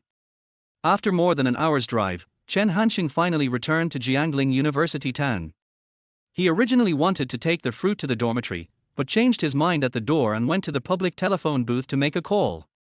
Xiao Xiao, I'm at the gate of your school. The military training these days must have been very hard. I bought some fruit for you. Come down and get it quickly. Chapter 23, I need to think about it seriously. Xiao Rongyu must have just taken a shower. She was wearing a light-colored knee-length pajama dress, with wet hair draped over her shoulders. She was still a little silly, and it took her a while after she walked out of the school gate before she saw Chen Hansheng. You called me out so late. I'm already getting ready for bed. Xiao Rongyu complained with a pout. But when she noticed the fruit in Chen Hansheng's hand, she was very happy again. The fruits in the school convenience store are not very fresh. Where did you buy these grapes and cherries? I bought it at the nearby Yiwu Commodity Center. Chen Hansheng was smoking and answered after throwing away his cigarette butt. Xiao Chen. Xiao Rongyu was touched, these fruits are quite expensive, don't buy them anymore in the future. Chen Hansheng thought to himself, there will be no more in the future. If school hadn't just started, I wouldn't have had the chance to get close to Shen Youchu, and I wouldn't have given these fruits to you. As long as you like it. Chen Hansheng said this hypocritically. Xiao Rongyu looked at Chen Hansheng with some complicated feelings. In terms of appearance, Xiao Rongyu was much prettier than teacher Xiaoyu in the afternoon. Moreover, she had just finished taking a shower and there was a faint fragrance that was very comfortable to smell. But at this moment, Chen Hansheng's stomach suddenly growled. He had only drunk coffee that night and had not had time to eat. Didn't you have dinner? Xiao Rongyu also noticed it. I was planning to eat, but I ended up buying fruit and it all ran out. Do you have any money with you?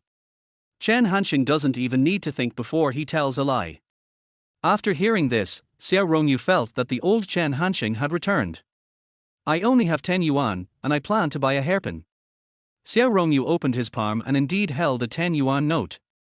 With 10 yuan, I can only buy 2 whole grain cakes. Chen Hansheng shook his head and sighed. On the road between Tokyo University and the University of Finance and Economics, a large number of vendors set up stalls after 6 o'clock in the evening, mostly selling food to provide midnight snacks for bored college students. Chen Hansheng spent 10 yuan to buy 2 multi-grain cakes with eggs and ham, and forced the boss to give him a glass of juice. He then sat down on a step and started eating. Xiao Rongyu stood aside peeling grapes, occasionally persuading Chen Hansheng to eat slowly. Student Xiao Rongyu. Suddenly, a surprised voice came from the side, and a boy walked over quickly. Hello, Senior Zeng. Xiao Rongyu greeted him politely. Chen Hansheng raised his eyelids to take a look. Judging from his attire, he was at least a junior, because no freshman or sophomore would tuck a white shirt into his suit pants. After watching, Chen Hansheng continued to focus on the food and started to eat it voraciously. I just came back from my internship at the institute. I didn't expect to meet you here. The boy looked at Chen Hansheng as he spoke, guessing in his mind the relationship between Xiao Rongyu and Chen Hansheng. I heard from the teacher that Senior Zeng has joined the Jianye Institute of Geology of the Chinese Academy of Sciences. Congratulations. Xiao Rongyu said with a smile. Her way of communicating was very distant. Senior Zeng could sense this after chatting for a while. Moreover, Xiao Rongyu had no intention of introducing Chen Hansheng. He could only ask directly, "Is this my junior?" Chen Hansheng had just finished his pancake and was about to light a cigarette to wash down his meal. When he heard this, he waved his hand and said, "I'm from the school across the street, Xiao Rongyu's high school classmate. Do you want a cigarette?" "Thank you, I can't." Hearing that Chen Hansheng was a student from the School of Finance, Senior Zeng was obviously relieved.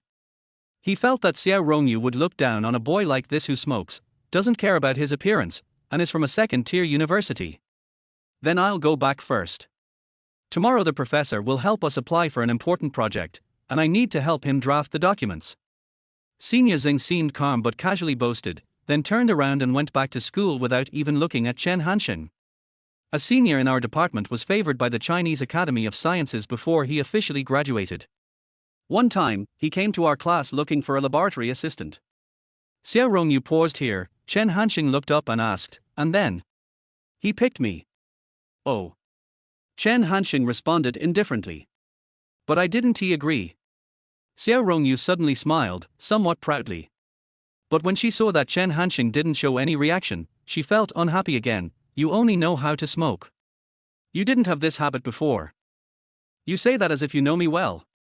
Chen Hansheng sneered, stood up and said, "Let's go, I'll take you back to school. You're more nagging than my mom." The study atmosphere at Tunghai University is much better than that at the School of Finance. The study rooms in the teaching building are brightly lit, and there are students reciting English aloud under the campus street lights. The artificial lake reflects the clouds and the moon in the sky like a mirror, forming a colorful ink painting. The breeze is blowing gently, the water is calm, and my heart is extremely peaceful. It seems that Mr. Zeng has a reason to look down on me. The gap between 985 and second-tier universities is not only in the quality of teaching, but also in the self-awareness of students. After all, people like Shen Youchu are still a minority. The couples in the School of Finance may be hiding in some corner to explore the body structure of men and women. "What are you mumbling about?" Xiao Rongyu, who was walking in front, suddenly turned his head and looked directly at Chen Hansheng. Under the bright moonlight, Xiao Rongyu's long eyelashes trembled slightly. The artificial lake was reflected in her eyes, and it seemed as if flowing light flashed as she turned her eyes. There was a breathtaking beauty on her oval face. Chen Hansheng was a little dazed. Xiao Rongyu probably realized that the atmosphere was too ambiguous. She turned her head quickly, leaving only her slim back. Cough. Chen Hansheng coughed, breaking the silence and changing the subject. How is your dormitory? That's it.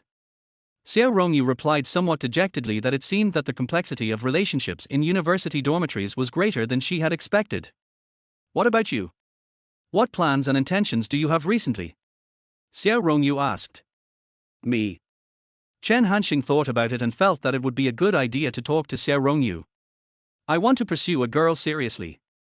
Xiao Rongyu was obviously startled and asked, Is that girl pretty? I haven't met anyone more beautiful than her in all these years, said Chen Hansheng. Considering Shen Youchu's figure, appearance, and temperament, even Xiao Rongyu could only draw with her at best. After all these years. Xiao Rongyu repeated it silently. How old is Chen Hansheng? Doesn't this describe his life in the previous 18 years? She continued to ask, what if the girl only wants to study and still doesn't accept you? This is a problem. Shen Youchu was able to be admitted to Jianye University as a graduate student from the School of Finance. This must have been a lot of hard work. At worst I can just wait for her. Anyway, I won't give up. Chen Hansheng said in a decisive tone. What if my parents don't agree? Xiao Rongyu's voice suddenly trembled. Chen Hansheng thought that Shen Youchu's parents were dead, so how could he not agree? Her parents' consent is not necessary, as long as she is willing.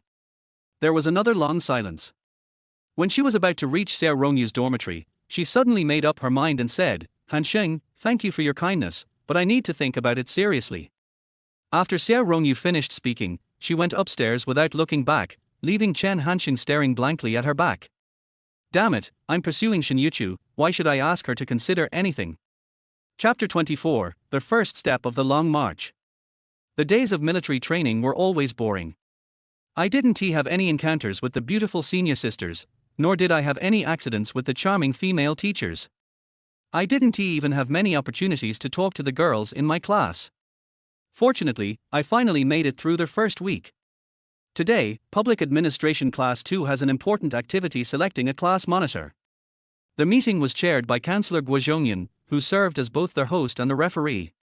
Dear students, after a week of getting to know each other, you should have a deeper understanding of each other. We encourage you to recommend yourself. Students who are interested in serving the class, please take the initiative to speak. After Lao Guo finished speaking, everyone looked at each other. Finally, the girls focused their attention on Hu Linyu, and the boys looked at Chen Hansheng. Guo Xiaoqian was afraid that Hu Linyu would become the monitor, so he kept urging Chen Hansheng, hurry up, Lao Sai, we will have a good life only if you become the monitor.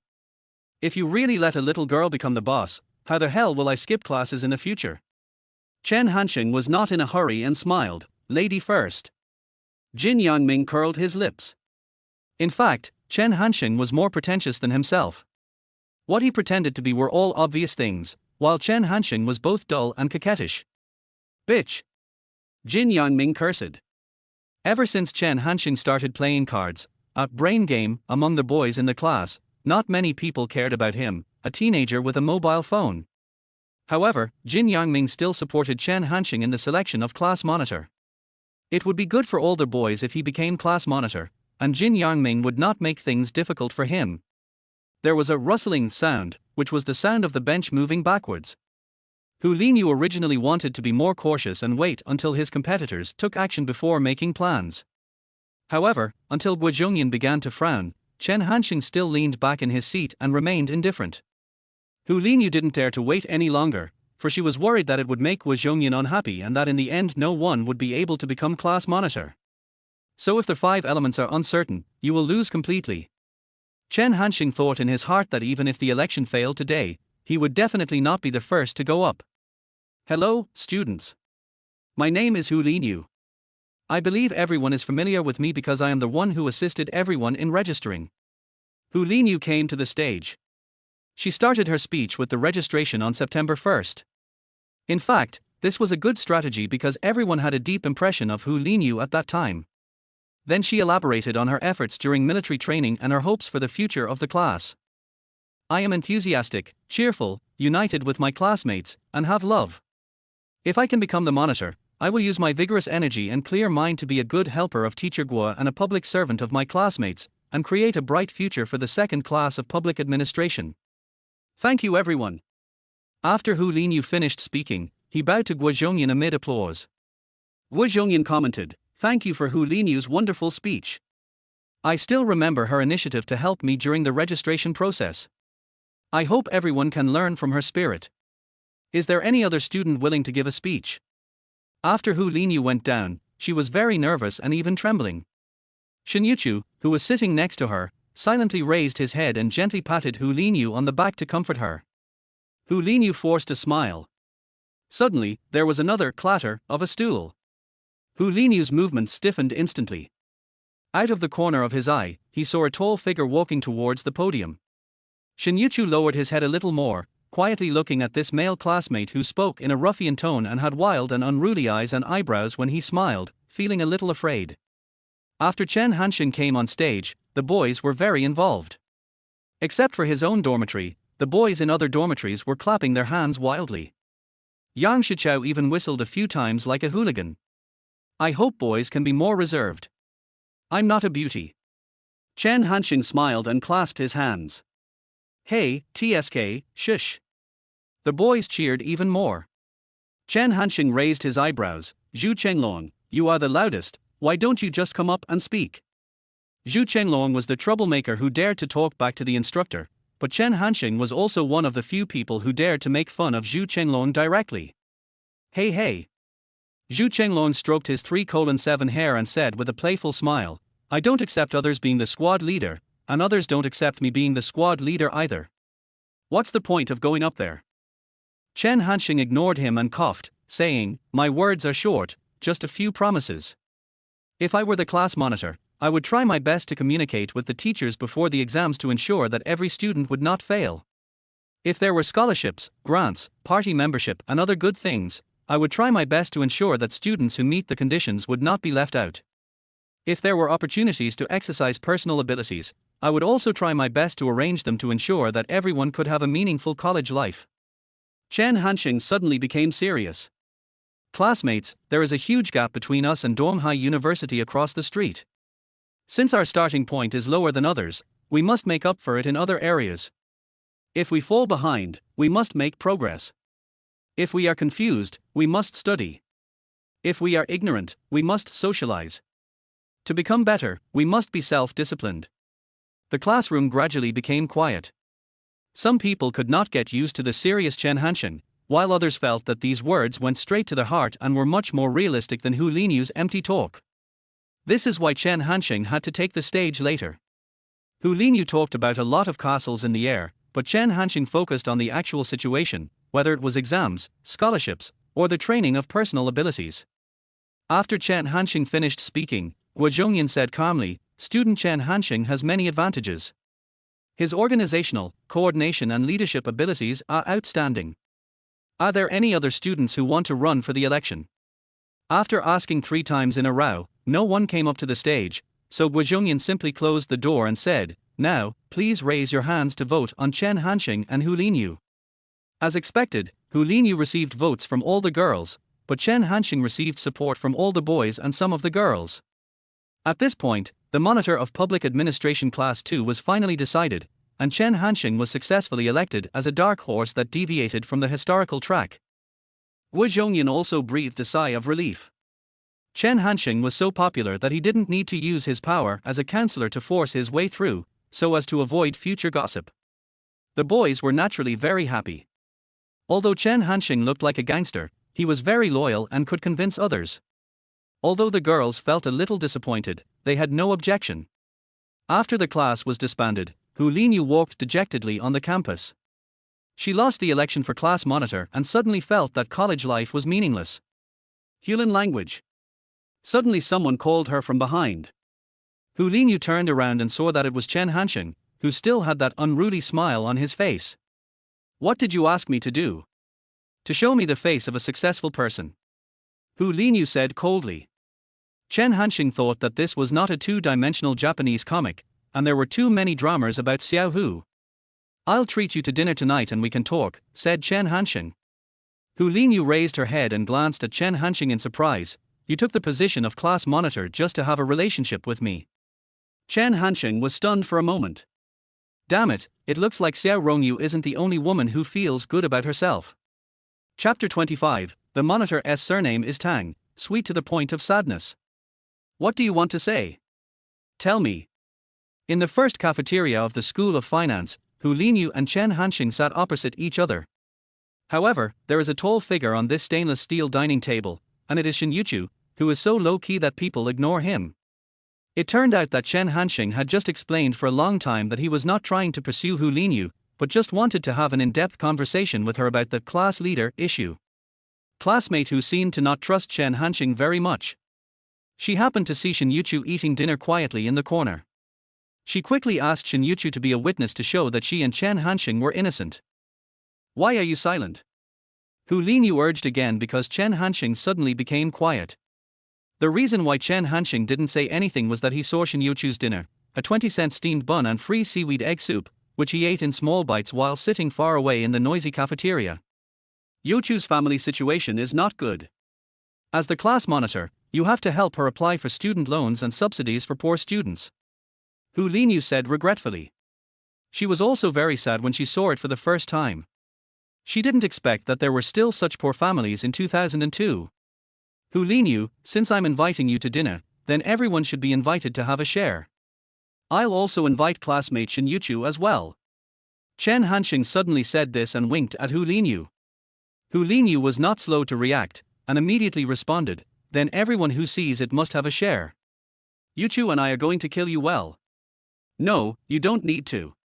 Shen Youchu quickly refused in a low voice. Ever since Hu Linyu and Chen Hansheng suddenly sat next to her, she felt very uncomfortable as she had almost no social skills. Unfortunately, there was still half a steamed bun left. Shen Youchu had no habit of wasting food, and the other two were his classmates, so it would not be polite to leave directly. But he couldn't eat anymore, so Shen Youchu could only put down his chopsticks, lower his head and remain silent. Hu Linyu advised sarcastically, I heard that squad leader Chen treated all the boys to a midnight snack a few days ago. What's wrong with treating us to a meal? Sit down and don't leave. After Hu Linyu finished speaking in a domineering manner, he took Chen Hansheng's meal card in anger. He estimated that this dinner would not be cheap. Chen Hansheng didn't take it to heart at all. He just stared at the treasure girl in front of him. In fact, if you observe carefully, you can still find out from clues that Shen Youchu is a rare beauty, such as her smooth forehead, the peach blossom eyes that occasionally appear when she looks up, the rosy little mouth that opens slightly when she is panicked, and of course the figure under the military training uniform. Damn, at 1.7 meters tall, she'd look pretty even if she were a bamboo pole. Chen Hansheng muttered in annoyance, thinking back then he was so stupid that he hadn't noticed such a treasure girl after she had been around for 4 years. It just showed how impetuous college students are, and they would rather pursue some flashy, glamorous bastards. Shen Youchu may have never eaten with a boy in her life, especially when Chen Hansheng's eyes were as if he had seen through her, making her look as if she was not wearing any clothes. Just when she was about to bury her head under the table, Hu Linyu came back with several stacks of dishes, including fish, shrimp, meat and eggs. It seemed that she had brought back almost all the most expensive meat in the cafeteria. That's $67 in total. Hu Linyu said proudly. Shen Youchu was very surprised, as this amount was almost her food expenses for more than a month. As long as you are happy. Chen Hansheng didn't care at all. Now tell me, what do you want from me? Hu Linyu then felt that his anger had subsided a little, and he wanted to seriously ask Chen Hansheng for his reasons. Hu Linyu, why do you want to be the squad leader? Chen Hansheng asked. Hu Linyu was going to use some excuse of serving the class to prevaricate, but Chen Hansheng seemed to have anticipated it and interrupted her in advance. If you really don't want to communicate, then just finish the meal quietly and pretend that I never looked for you. Hu Linyu suddenly stopped talking. After a long silence, he said, I want to be a civil servant in the future, and my experience as a squad leader will be helpful. Chen Hansheng sneered in his heart. Hu Linyu still didn't tell the truth. In fact, her goal was to be a selected student, but there were very few places, and she was probably afraid that someone else would compete for it. But this level is enough, at least it shows that Hu Linyu is willing to continue the conversation.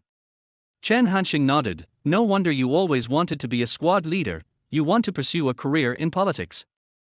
As for you, don't think I don't know the tricks behind you. Hu Linyu said with disdain. At this time, she still refused to let go of her face of failure, but Chen Hansheng wanted to negotiate terms with her and could tolerate Hu Linyu's attitude. I don't want to pursue a career in politics in the future. I just want to make money, Chen Hansheng replied. If he wants to start his own business in the future, not only will he not be able to hide it from the school, he may also have to borrow the school's support. It would be better for him to be honest with Hu Linyu now in order to establish a basis of trust for communication. Business. Hu Linyu frowned. Doing business has little to do with squad leader. If I were a squad leader, many things would be easier to do, and others would recognize me more, Chen Hansheng explained simply. Okay, so you treated the squad leader as a tool? Hu Linyu said angrily. Chen Hansheng smiled indifferently and asked, don't you think so too? At least I'm willing to give to the class. Hu Linyu choked. This is true. Hu Linyu is indeed more dedicated, and Chen Hansheng does not intend to refute it because words are meaningless. In reality, he is the winner and the one who can make conditions. At most, starting from my sophomore year, the position of class monitor will no longer be attractive to me. Are you willing to take over then? Chen Hansheng said slowly that this was also his real purpose of looking for Hu Linyu. Hu Linyu was stunned for a moment. You want to resign then? If I still need the support of the class monitor position after a year, it only means that I have failed miserably and I should give way to someone else. Chen Hansheng said with a smile, with that unruly and frivolous look reappearing on his face. What are you going to do? Hu Linyu thought for a while and asked. It was obvious that Chen Hansheng did not reveal this news to him specifically. He must have his own intentions. However, after hearing these confidential conversations, Shen Youchu on the side became restless. Chen Hansheng and Hu Linyu were both prominent figures in the second public administration class, and Shen Youchu felt that he should not get involved. I'm full and want to go back first. Shen Youchu suppressed the pain and put down half of the steamed bun, quietly preparing to leave. Stop. Chen Hansheng suddenly called her. Shen Youchu was startled, glanced at Chen Hansheng secretly, and then quickly lowered his head. Sit down. Chen Hansheng said in a deep voice. Shen Youchu did not sit down, but waved his arms at a small angle, and it was obvious that he really wanted to leave. Sit down. Chen Hansheng raised his voice and gave the order again. Shen Youchu then slowly sat down, his body shaking a little, probably because he was frightened. Hu Linyu felt that Chen Hansheng's tone was too harsh and was about to help Shen Youchu. But Chen Hansheng suddenly sighed, picked out the largest shrimp from the plate, peeled the shrimp himself and put it in Shen Youchu's bowl, and said gently, since I bought it for you, you have to finish it. Hu Linyu stared blankly. Chen Hansheng's style changed too quickly. The scene before him seemed to have only been seen in romance novels. For example, the overbearing monitor's little wife. Squad leader, if you want to love, love deeply. Sorry, I'm the monitor's woman. The monitor's surname is Tang, sweet to the point of sadness. Various versions of the domineering male CEO are stirring in Hu Linyu's mind. Chapter 26, Rogue. Faced with Chen Hansheng's sudden tenderness, Shen Youchu was startled and waved her hands nervously to refuse. No, no. While refusing, Shen Youchu raised his head nervously, just in time to meet Chen Hansheng's meaningful gaze. He immediately shifted his gaze like a frightened deer. Chen Hansheng couldn't help but sigh. Shen Youchu's growing environment was the main reason for her inferiority complex. Even though she realized that she might be prettier than other girls, such appearance might have become a psychological burden. Shen Youchu tries hard to hide in his own little world, perhaps out of a subconscious desire for self-protection. Take your time. As long as her heart can open a gap for me to get in, it doesn't matter even if it closes again. Chen Hansheng thought to himself that from his angle he could just see Shen Youchu's tall and straight nose under her long eyelashes, as well as her well-defined lips. No matter what method is needed to open this gap. Chen Hansheng added another sentence silently. Although Shen Youchu lowered her head, she could still feel a pair of burning eyes staring at her from the opposite side. She didn't know how to respond, so she could only quietly extend her index finger and push the bowl of shrimps forward, as far away from herself as possible, drawing a clear line in the sand. TSK, why didn't squad leader Chen peel one for me? Hu Linyu, who was watching from the side, curled his lips and said. Okay. Chen Hansheng said indifferently. Forget it, there's no sincerity at all. Hu Linyu didn't want this kind of unwarranted courtesy. Chen Hansheng didn't force it. He smiled and said with emotion, I thought Xiang Yangyang was the prettiest girl in the class. Snort. Hu Linyu snorted with some disdain, and this attitude showed that she did not agree with it. Suddenly, her expression turned serious again. Not many people in our dormitory have discovered Youchu's true appearance. I only noticed it these past 2 days. She is so beautiful and kind. You have to keep it a secret, lest a group of perverts target her. That's absolutely fine, but could you please stop staring at me when you call me a pervert?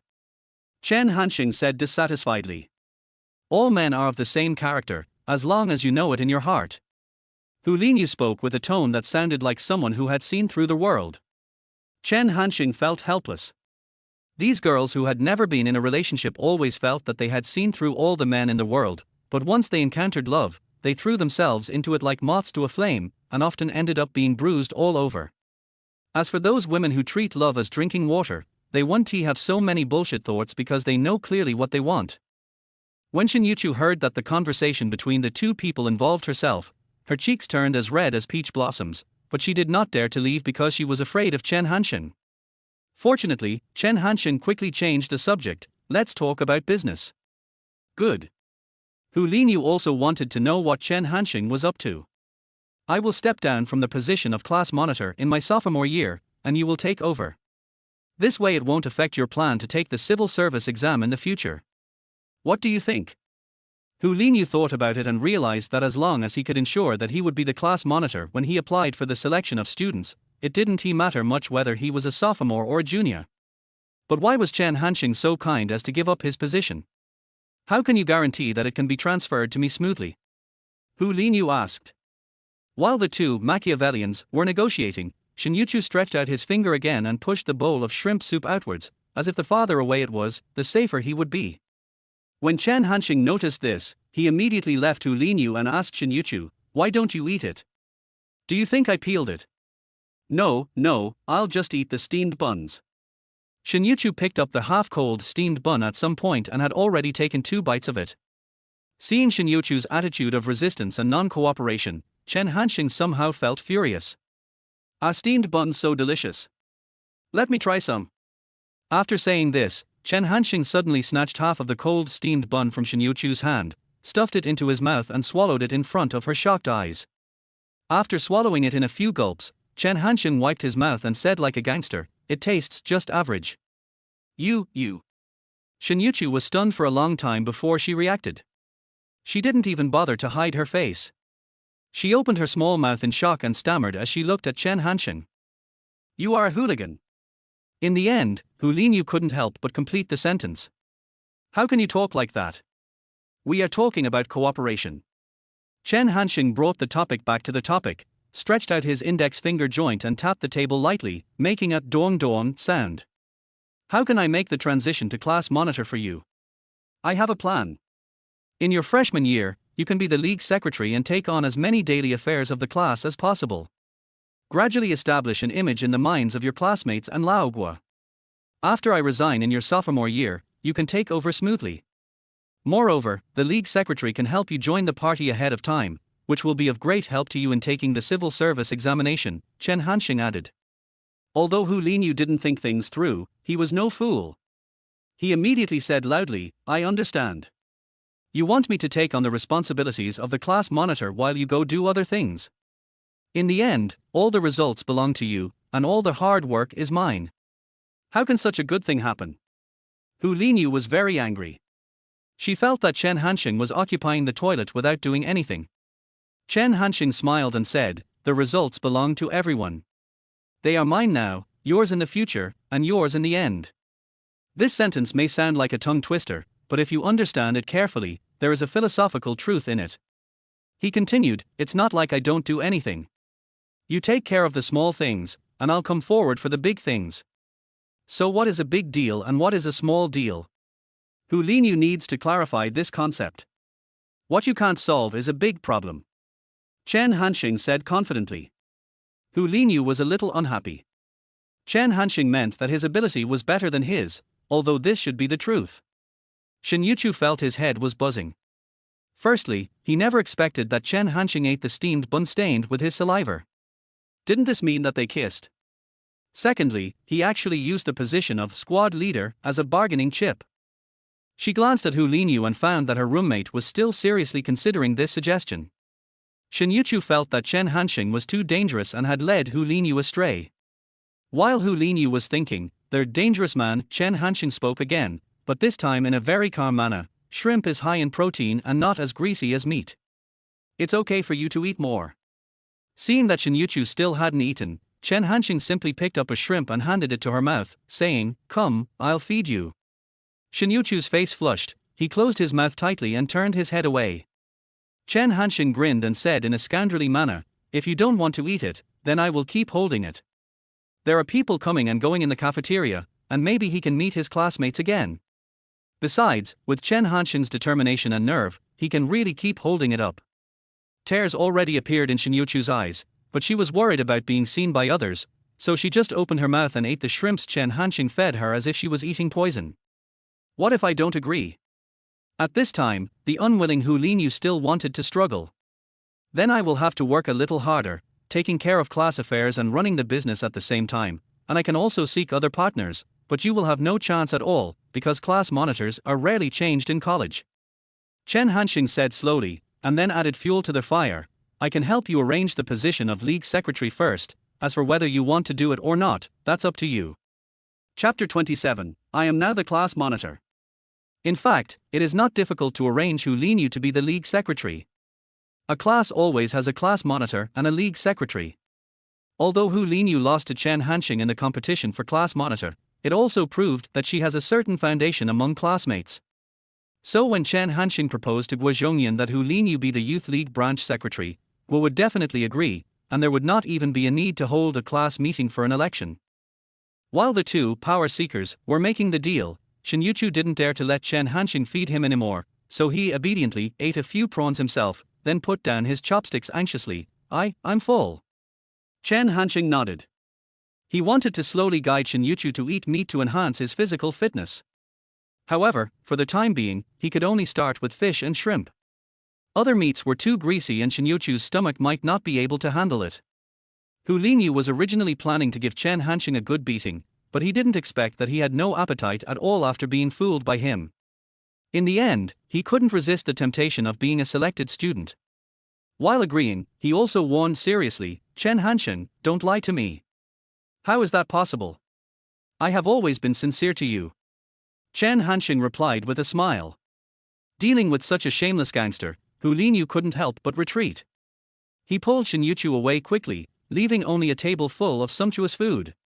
Chen Hansheng will not limit himself to the position of class monitor. This is just a step and it will eventually be left to the most suitable person.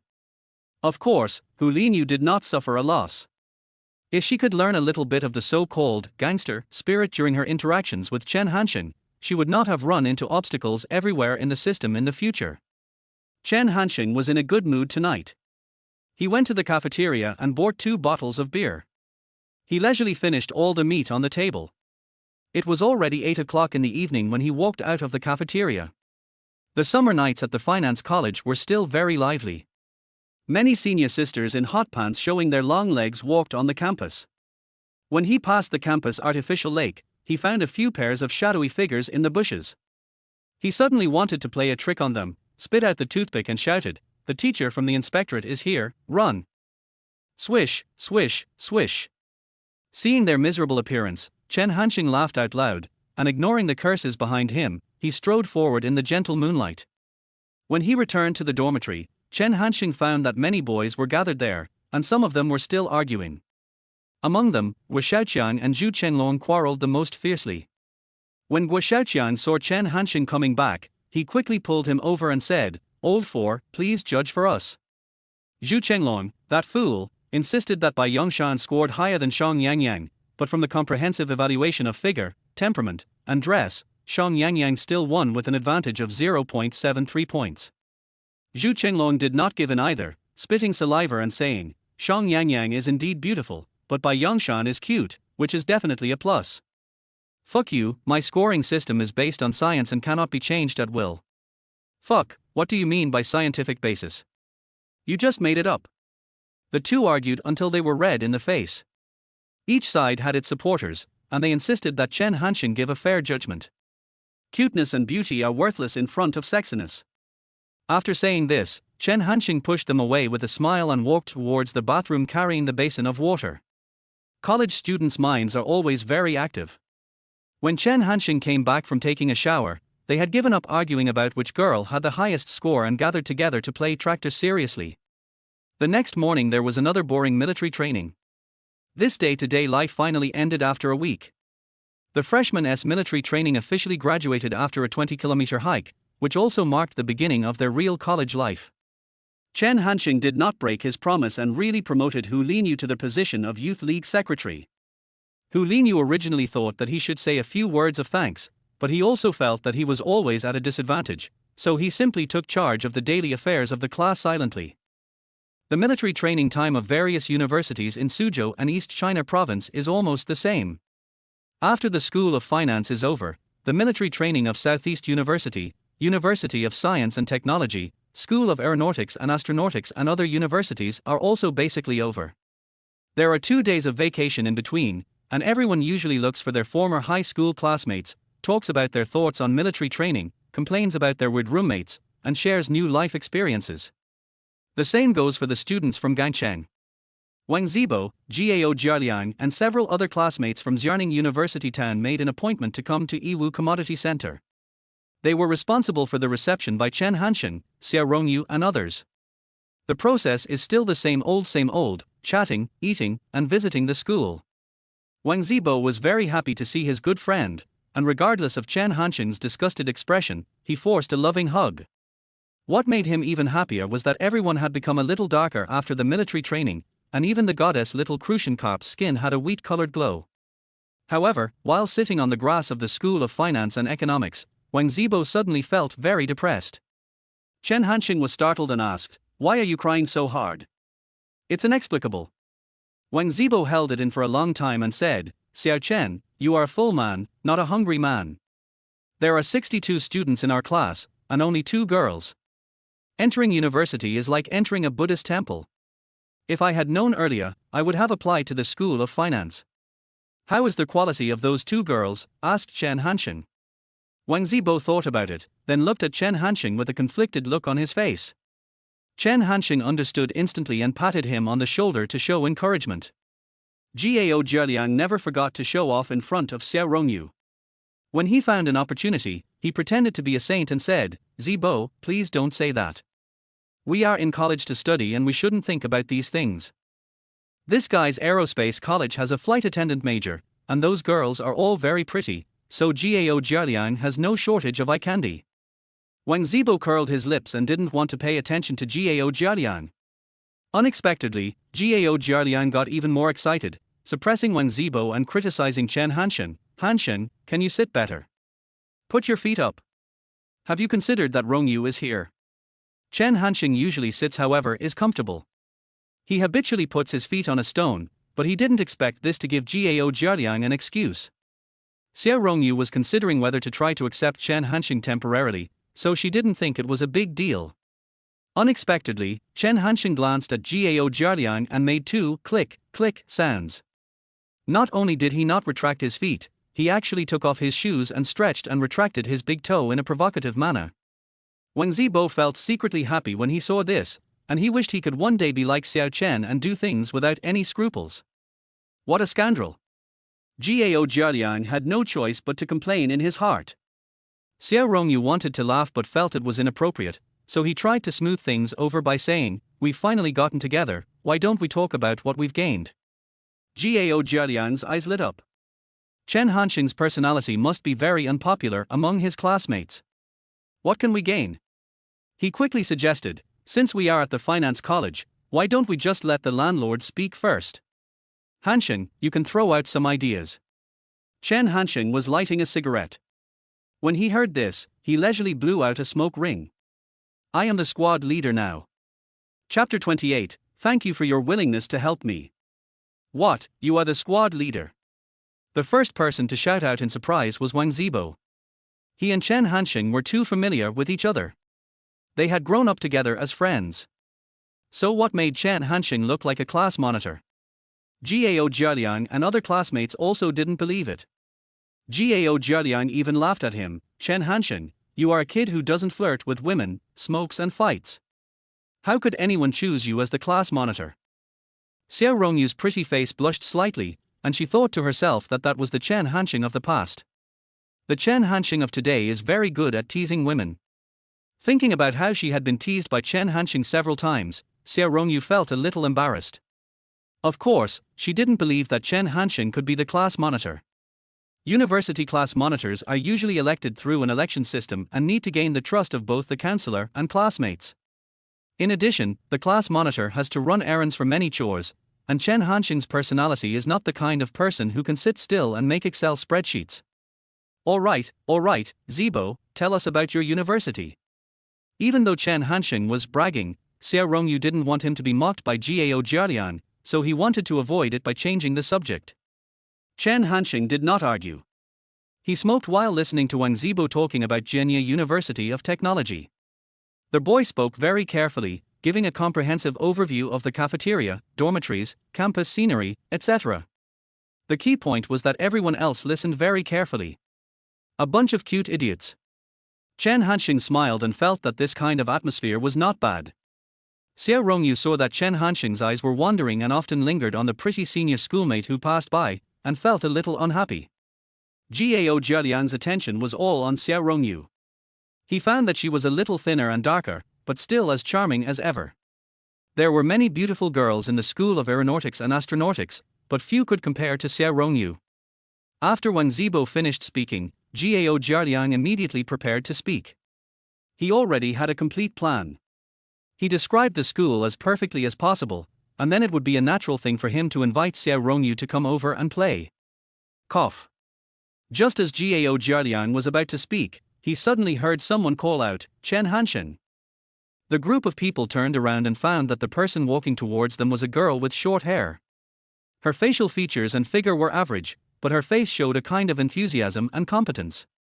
Hu Linyu was originally planning to go to the boys' dormitory to find Chen Hansheng to discuss something, but unexpectedly he met him halfway.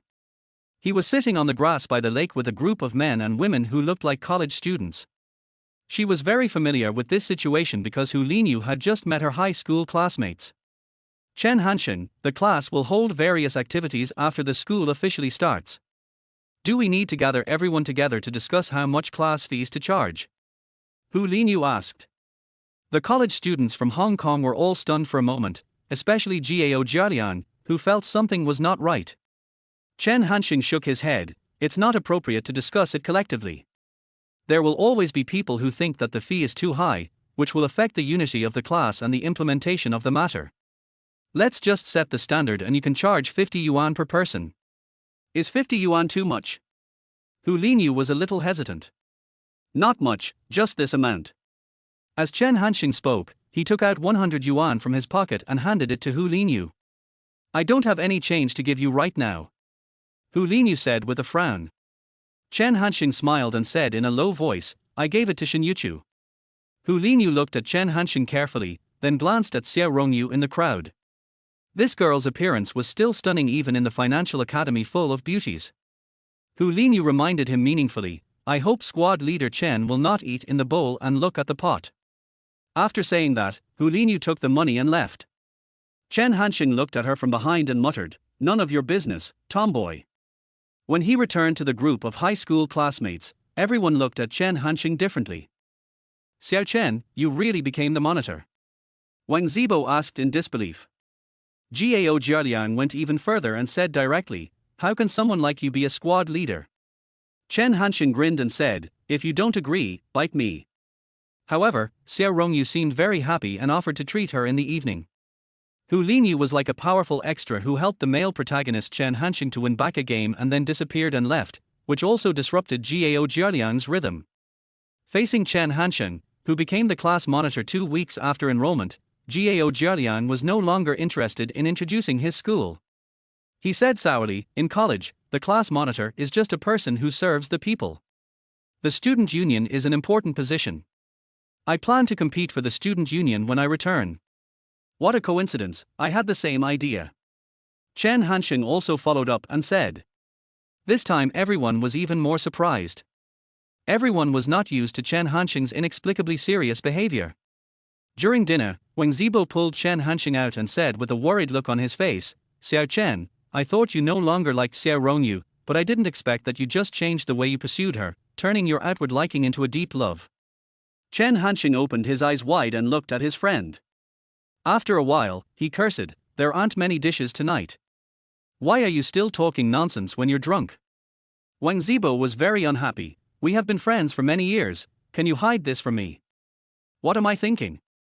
Chen Hansheng was also a little confused. You are the class monitor and you are running for the student union. Isn't it to attract Xiao Rongyu's attention? Everyone knows that she has good grades and naturally likes motivated boys. There was a gleam of confidence on Wang Zibo's dark face, but after he finished speaking, he found that Chen Hansheng was looking around as if looking for something.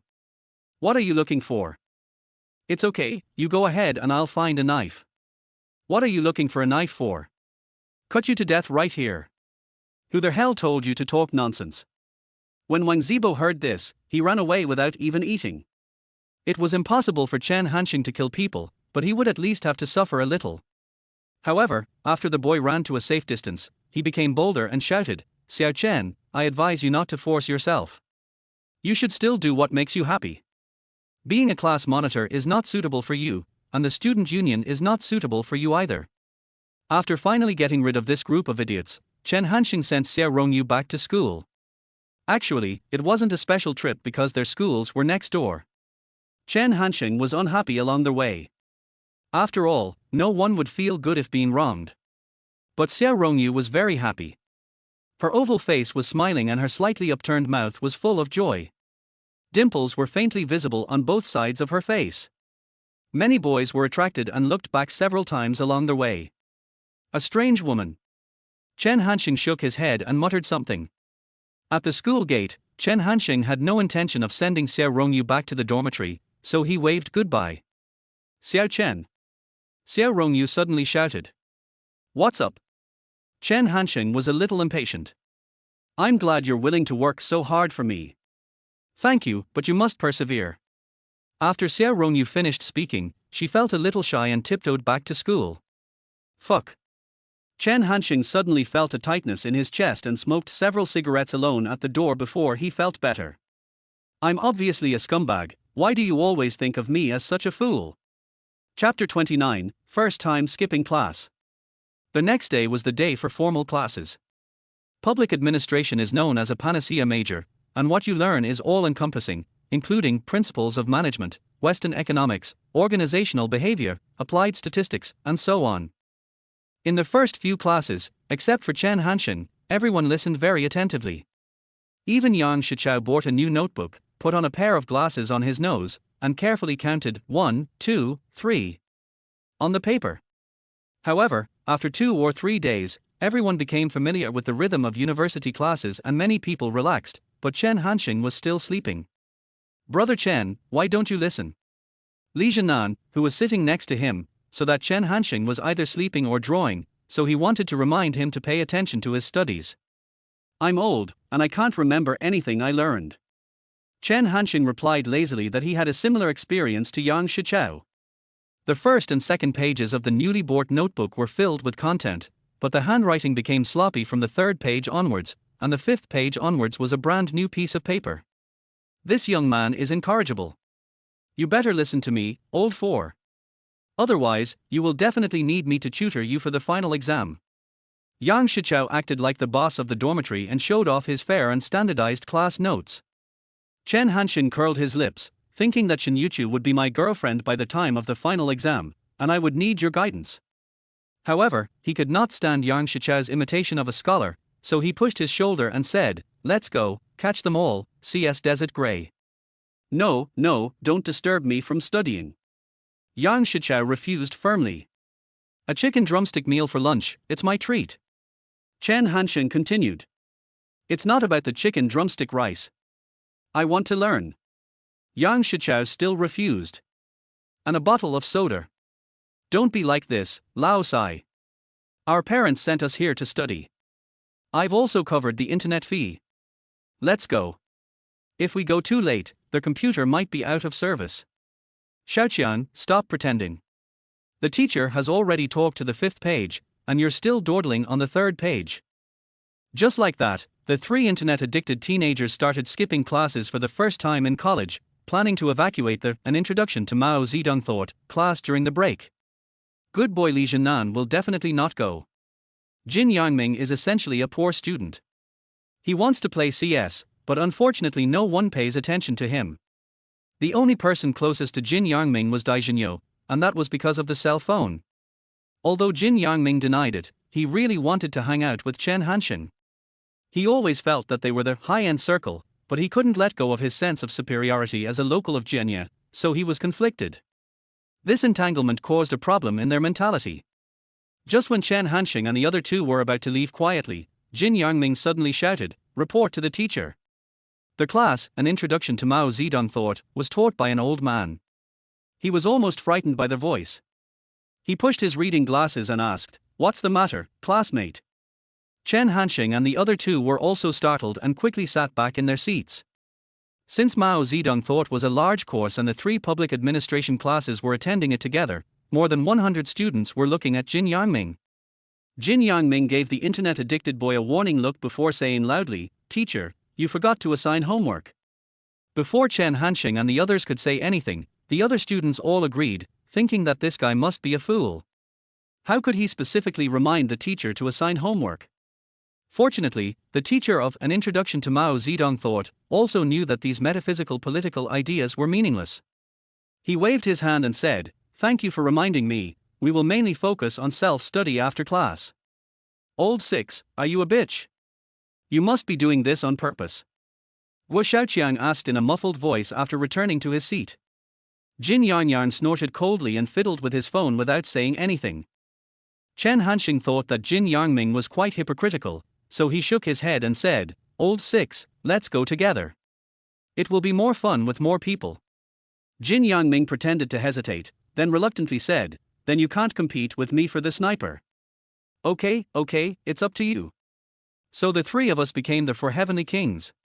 The first time I skipped class in college, I felt excited but also a little nervous. It was unlike my sophomore year, when skipping classes almost became a habit.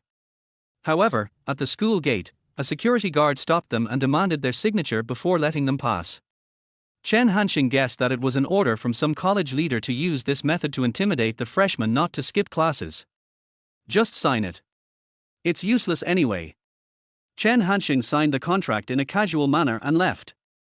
Jin Yangming was the second one, but when he saw the words, Humanities and Social Sciences Department, Public Administration Class 2, Li Zhennan, written in front of him, he looked up at Chen Hansheng's back, cursed him inwardly as a bitch, and then quickly wrote down Humanities and Social Sciences Department, Public Administration Class 2, Dai Zhenyo. Yang Shichao and Wu Xiaoqiang did the same thing. In short, everyone successfully left the campus. However, before entering the internet cafe, Chen Hansheng asked them to play first and said he had something to do and would be back soon. Mysterious. Although the other 3 people found it strange, they were soon immersed in the gunfire of Fire the Hole. Chen Hansheng came out of the internet cafe and took out the part-time job form that he had torn off in the water room, Shentong Express recruiting campus agents. The address on it was near Chenyuan East Road, not far from Yiwu Commodity Center. Chen Hansheng only needed to walk there for 10 minutes. This is a row of 2-story street shops, but it was quite deserted in 2002. There was no subway, the community was not crowded, and the purchasing power of college students was also very limited, so the business of these street shops was average and far inferior to that of Yiwu Commodity Center. Currently, only the Jiangling branch of Shentong Express is open, and many couriers are carrying and sorting parcels at the door. There is no uniform, the picking is rough, and the storage method is unsafe. The current Shentong team is a makeshift team from top to bottom. Chen Hansheng thought about it, then walked over and handed a cigarette to the courier. "Brother, is your manager here?" The courier saw that it was a red Jinling, which was a level higher than the Hongtashan that he usually smoked. He put the cigarette between his ears and pointed the way happily. "Manager Zhang is on the 2nd floor." Chen Hansheng thanked him and went straight to the 2nd floor. Along the way, he saw packages placed randomly and express documents stuffed here and there. This extensive corporate management method just illustrates the overall status of the current express delivery industry.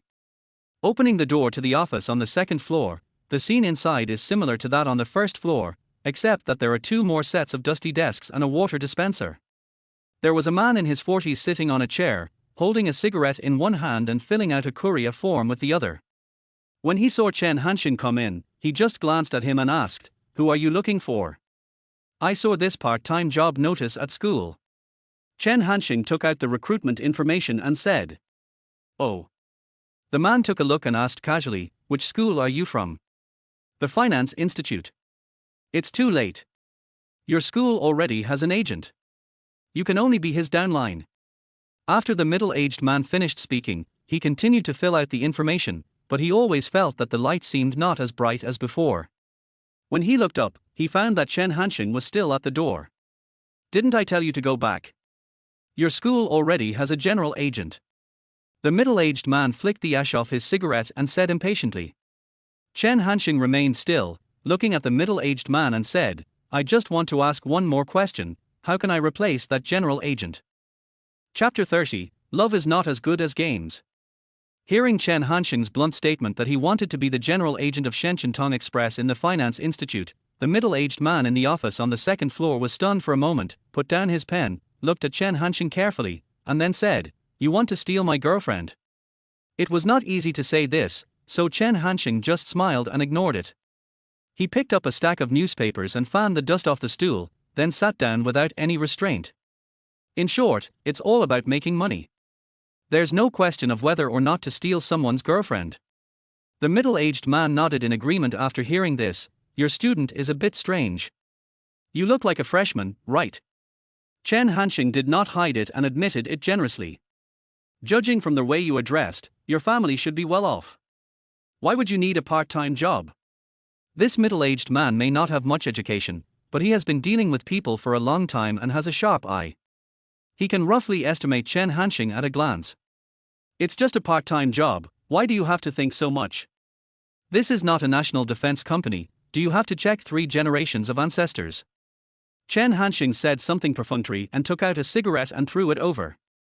The middle-aged man took the cigarette, glanced at the brand and lit it. "So I said you are a little weird, you are young and you are so sloppy. But I can't agree to change your agent casually. In fact, several students from your school have approached me." Having said that, the middle-aged man looked up and found that Chen Hansheng was smoking silently, and there was no change on his face. He continued, "The current agent of the finance college is the most suitable one I picked from among them. The business is developing well now. On average, we receive 60 packages every day, which is quite good for a university campus." "Well, so you have no plans to change agents?" Chen Hansheng glanced at the middle-aged man and raised his eyebrows. "Not really. If you can steadily achieve 100 pieces per day, I will consider changing agents. However, I suggest that you work as a downline first and then get familiar with the business," said the middle-aged man. Chen Hansheng thought it would be easy if he had the conditions, so he asked, "Do you have a business card?" The middle-aged man handed over a grey business card, on which was written Zhang Jiancheng, General Manager of Shenzhen Express, Jiangling District, Jianye City. Chen Hansheng put it in his pocket and left without saying anything. "That's quite interesting." Zhang Jiancheng muttered something and continued with his previous work. Chen Hansheng was a veteran in business. He knew very well that the essence of buying and selling was the exchange of resources. Now he couldn't offer anything very attractive. Staying there and talking would be in vain and might even waste each other's time. After returning to the internet cafe, Chen Hansheng happily played a few rounds of CS with his roommates. At noon, he treated Yang Shichao and Guo to a 5 yuan chicken leg rice. Jin Yangming thought the chicken leg was not fresh enough, so he bought himself an 8 yuan beef rice. Councillor Guo Zhongyan had a class at 3 p.m., and no one dared to skip it, especially Chen Hansheng, who was the class monitor. Before class, Hu Linyu found Chen Hansheng and asked him to talk to the students about collecting class fees. Chen Hansheng sneered in his heart. Hu Linyu felt that 50 yuan for the class fee was too much. She was worried that she would be blamed if she told others about it, so she pushed Chen Hansheng to the front. After all, it was he who proposed it. A small heart. Chen Hansheng shook his head, then walked to the podium and said loudly, Dear students, we all had to pay class fees in high school, and college is no exception. In the future, the class will hold various activities and dinners regularly, so each person will be charged 50 yuan for class fees. This money will be used entirely for class activities, and the accounts can be checked at any time. When saying this, Chen Hansheng deliberately glanced at Shen Youchu, and sure enough, she was looking at him subtly. After their eyes made brief contact, Shen Youchu lowered her head again as before. Chen Hansheng smiled in his heart. It seemed that Shen Youchu knew that he helped her pay for the class fees. At this time, Counselor Guo Zhongyan also walked into the classroom. Chen Hansheng took a look and continued, "Those who have money today can hand it in first. Those who don't have money should not forget to pay it in class tomorrow. League Secretary Hu Linyu will be responsible for collecting it." Chen Hansheng went downstairs after he finished speaking. He did not ask for opinions and just gave the instructions as if they were an order. The amount was a bit high, and Hu Linyu was worried that someone would raise different opinions. However, when he saw everyone agreed silently, he thought that Chen Hansheng had a very high prestige. In fact, it is not that Chen Hansheng has a high prestige. Even if the Counselor Guo Zhongyan brought up the issue of class funds for public discussion, there would definitely be a lot of opinions from everyone, and it would be difficult to reach a consensus. If a standard is given directly, even if some people disagree in their hearts, most people will keep silent and will have no choice but to agree in the end. This is the principle of management. The people can be made to follow it, but they cannot be made to understand it. Chen Hansheng set the tone for the class fee issue, and at the same time threw the task of collecting and recording to Hu Linyu. It seemed that this would be the norm for the two of them to work together in the future. Chen Hansheng would take care of the framework, while Hu Linyu would do some trivial tasks. Guo Zhongyan nodded slightly. The two of them played to their respective strengths on the platform of class leaders. Chen Hansheng was open-minded and domineering but able to control his limits, while Hu Linyu was serious, enthusiastic and dedicated. It seemed that he could have less worries in the next 4 years. During the break, Chen Hansheng was bragging to his roommates as usual, when he suddenly noticed that the two chatterboxes, Jin Yangming and Yang Shichao, were silent and looking behind him. He also smelled a sweet breeze. Chen Hansheng turned around and saw Xiang Yangyang, the most beautiful girl, in public administration class 2, standing beside the table. "What's up?" Chen Hansheng and Xiang Yangyang are not very familiar with each other. In terms of appearance, Xiang Yangyang is outstanding but not the best. Xiao Rongyu is more delicate than her, and Shen Youchu is more beautiful than her. However, Xiang Yangyang is very confident about her appearance. When introducing herself, she deliberately let her hair down and draped it over her shoulders. Her every frown and smile added to her charm. She smiled and said to Chen Hansheng, "Monitor, I'm here to pay the class fee.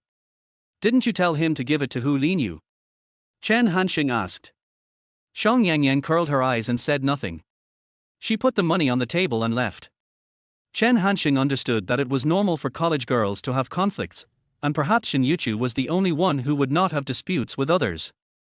After class, several people in 602 chatted as they walked to the cafeteria.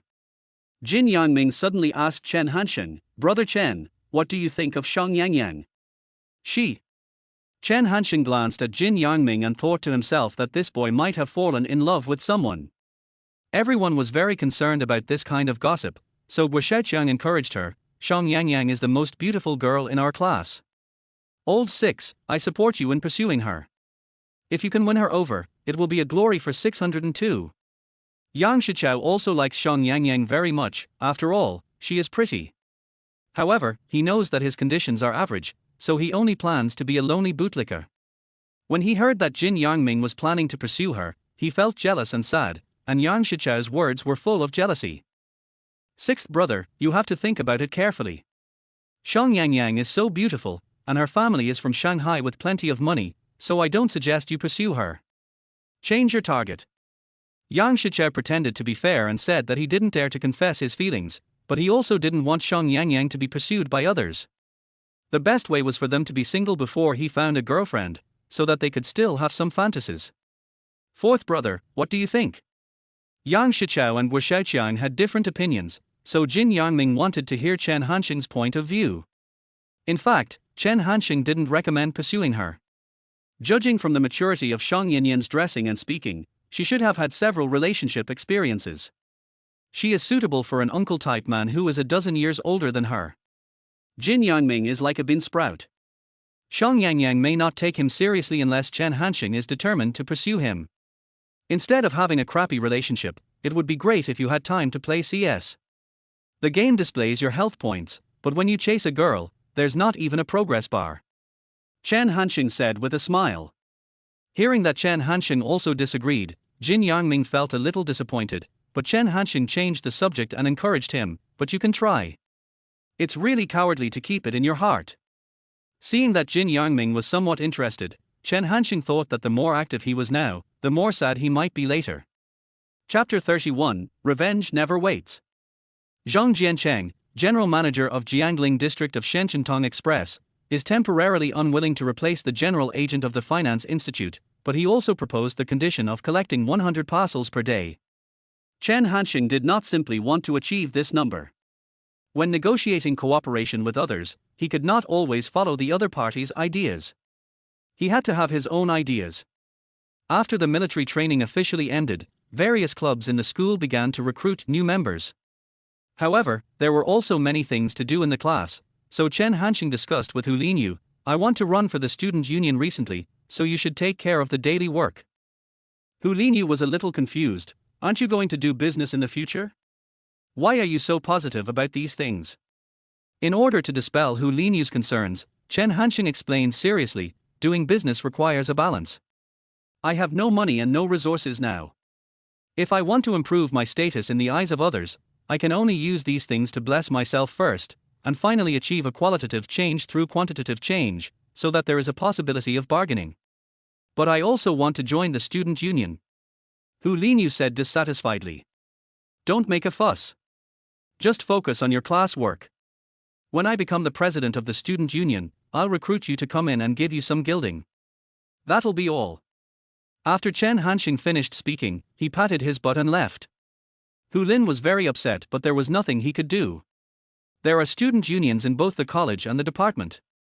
The one in the college is more difficult, so Chen Hansheng decided to join the student union in the department first. He is most interested in the external relations department, which is a department that is more suitable for Chen Hansheng to bring out his strengths and will also be more beneficial for his future entrepreneurship. The Department of Humanities and Social Sciences is considered a large department in a liberal arts school like the School of Finance, so when Chen Hansheng arrived at the teaching building under the hot sun at noon, there were already many freshmen waiting in line outside the External Relations Department recruitment classroom. Unexpectedly, there were classmates from my class there, but they were all girls. My fellow villager Tan Minute was also among them. When they saw Chen Hansheng, they were all surprised and came over to say hello. "Class leader Chen, do you want to join the student union too?" "Yes, for the sake of the future of our public administration class too, someone must go undercover in the student union," Chen Hansheng said with a smile. Several girls laughed and spat, and after discussing with each other, they were actually ready to leave. "Squad leader Chen, let's go to other departments to have a look. We can't fight each other. We must unite to deal with outsiders." Chen Hansheng knew that they were taking the initiative to reduce their competitive pressure, so he didn't say anything. He smiled and waved his hand and said, "Okay, don't buy breakfast tomorrow morning. I'll treat you." Before leaving, Tan Minute encouraged Chen Hansheng, "Come on, fellow villager, and try to become a deputy minister." At this time, a junior or senior happened to pass by. When he heard the word deputy minister, he turned to look at Chen Hansheng, sneered, and walked into the interview classroom. Since today was just a preliminary test and only a preliminary screening of interested freshmen, each person had a very short speaking time and soon it was Chen Hansheng's turn. Chen Hansheng walked in and found a woman and two men sitting below, the woman sitting in the middle and the men sitting on both sides. Judging from the seating arrangement, the woman should be the minister and the two men should be vice ministers. There were signboards in front of them. The minister was called Qi Wei, and the deputy ministers were called Zhu Xiao and Yao Qingguo respectively. Among them, Zhu Xiao was the senior who just glanced at Chen Hansheng. Chen Hansheng walked in with a smile and nodded to the three senior students from the External Relations Department. Qi Wei and Yao Qingguo also nodded slightly, indicating that Chen Hansheng could start the introduction. But at this moment, Zhu Xiao suddenly interrupted inexplicably, "You don't need to introduce yourself. The External Relations Department wants to recruit a girl now, and you don't meet the requirements. What? Chen Hansheng was stunned for a moment, thinking what a bullshit excuse this is. It doesn't matter if I lose in the end, but why is it that they deliberately don't let me speak? Qi Wei and Yao Qingguo were also surprised, and it was obvious that they had not expected this. Zhu Xiao leaned over and said to Qi Wei, "I'm sorry, I forgot to discuss this with you in advance. Our external relations department often has to deal with businesses and solicit sponsorships. I think being a woman has more advantages." Without waiting for Qi Wei to answer, Zhu Xiao turned around and said to Chen Hansheng, "Classmate, you can leave now. Don't waste other people's time." There were many freshmen inside and outside the classroom. They looked at Chen Hansheng with sympathy and were a little afraid of Zhu Xiao's actions. Zhu Xiao sat upright, very satisfied with the use of the power in his hands. But after waiting for a long time, Zhu Xiao saw that the freshman was still on the podium. He put down the pen in his hand with a snap and angrily said, "Do I need to repeat the same thing for the third time?" Qi Wei and Yao Qingguo didn't know why Zhu Xiao did this, but it was not appropriate to treat a freshman like this, so they wanted to step forward to ease the situation. However, Chen Hansheng spoke first. "You are such a small official, you are so arrogant. Do you need help to hold your back?" Wow. After Chen Hansheng finished speaking, the entire interview classroom of the External Relations Department was filled with exclamations. It's really eye-opening to see a freshman challenging the deputy minister. Qi Wei and Yao Qingguo were both confused, wondering if today was the wrong day. First, Zhu Xiao set rules for the freshmen for no reason, but this freshman seemed to be a super troublemaker and immediately fought back. Of course Chen Hansheng would not tolerate this. If he was not welcome here, he would find another place to stay. However, even if he wanted to leave, he had to give in after all. The more you endure, the angrier you get, the more you take a step back, the more you feel at a loss. It's not that Chen Hansheng can't tolerate such an insult, but it depends on the person. As the Deputy Director of the External Relations Department of the Humanities Department of a second-tier university, there is no need for Chen Hansheng to smile at him. Zhu Xiao may have never encountered such a situation before. At this moment, he suddenly realized that the freshman on the podium had a rebellious look in his eyes and eyebrows, and a kind of wildness. Chen Hansheng stared at Zhu Xiao with a sinister look. People like Zhu Xiao, apart from pretending to be cool in the student union, don't know how to solve problems when they really encounter them. Zhu Xiao felt frightened by Chen Hansheng's look. But he didn't want to lose face, so he could only pretend not to argue with Chen Hansheng and said, "The freshmen nowadays are becoming more and more unruly. Classmate, I am Qi Wei, the director of the External Relations Department. Please calm down first. We can communicate about the misunderstanding." In the end, it was Qi Wei who took the initiative to clean up the mess. However, once Chen Hansheng's unbridled temper comes up, he is basically not afraid of anyone except old Chen and Liang Maihuan. He looked at Qi Wei and said, "I am very calm. I just have a few words to say to Minister Zhu." After saying that, he walked towards Zhu Xiao. Yao Qingguo was worried that Zhu Xiao would be beaten, so he hurriedly stood in the middle and tried to stop him. Chen Hansheng swung his arm, and Yao Qingguo was almost knocked over. "What are you going to do?" Zhu Xiao also started to get scared at this time. Chen Hansheng was a head taller than him, very strong, and most importantly, he looked very ferocious. It's fine if the other conditions are not suitable, but what about gender? Is there gender discrimination in the student union selection? Chen Hansheng had no intention of taking action at all. Once he hit someone, his reason would become unreasonable. Zhu Xiao quickly took a few steps back, and when Qi Wei stood between them again, he boldly said, "The External Relations Department needs communication and coordination, so of course women are better." Bullshit, completing the task is good, what does this have to do with gender? Chen Hansheng stared at Zhu Xiao with disdain. Besides, if you really need a girl, why the hell don't you get lost first? Chapter 32, Gambling on the Name of Deputy Minister. The External Relations Department recruitment site was in chaos, and soon attracted seniors from other departments to watch. Zhu Xiao was not very popular, and most people just watched and had no intention of stepping forward to stop the fight. The matter was easily found out. There were many freshman boys at the scene. Zhu Xiao used this reason to reject Chen Hansheng, and also shattered their hopes of joining the External Relations Department. So in their mouths, Chen Hansheng became a victim of power, and Zhu Xiao was a bully who bullied freshmen, but this bully was more miserable, as he was almost scolded by Chen Hansheng and dared not even raise his head. Finally, even Zhu Xiaoli, vice president of the Humanities and Social Sciences Student Union, came over. After understanding the situation, he walked into the classroom with a frown and said in a deep voice, "That's enough. A good club recruitment has turned into this. If you do this again, I will call the security department." Seeing that he was the elder brother, Zhu Xiaoli immediately felt confident. He quickly walked to Zhu Xiaoli and passionately recounted Chen Hansheng's various excessive behaviors. Chen Hansheng didn't know this person, so he asked, "Who are you?" "I'm Zhu Xiaoli, vice president of the student union. Things have come to this point. Chen Hansheng doesn't care whether it's Zhu Xiaoli or Yu Xiaoli. Anyway, they are the same kind of people as Zhu Xiao." Chen Hansheng nodded and said, "Then you go." "What are you going to do?" Zhu Xiaoli was stunned for a moment. "Didn't you say you wanted to go to the security office?" "Go ahead," Chen Hansheng said indifferently. Zhu Xiaoli choked. The security department was the official administrative agency of the school. Who could Zhu Xiaoli think he could call them to do something? He was just trying to scare them and show off. Little did he know that Chen Hansheng could withstand the intimidation and did not give any face to the vice president of the department student union.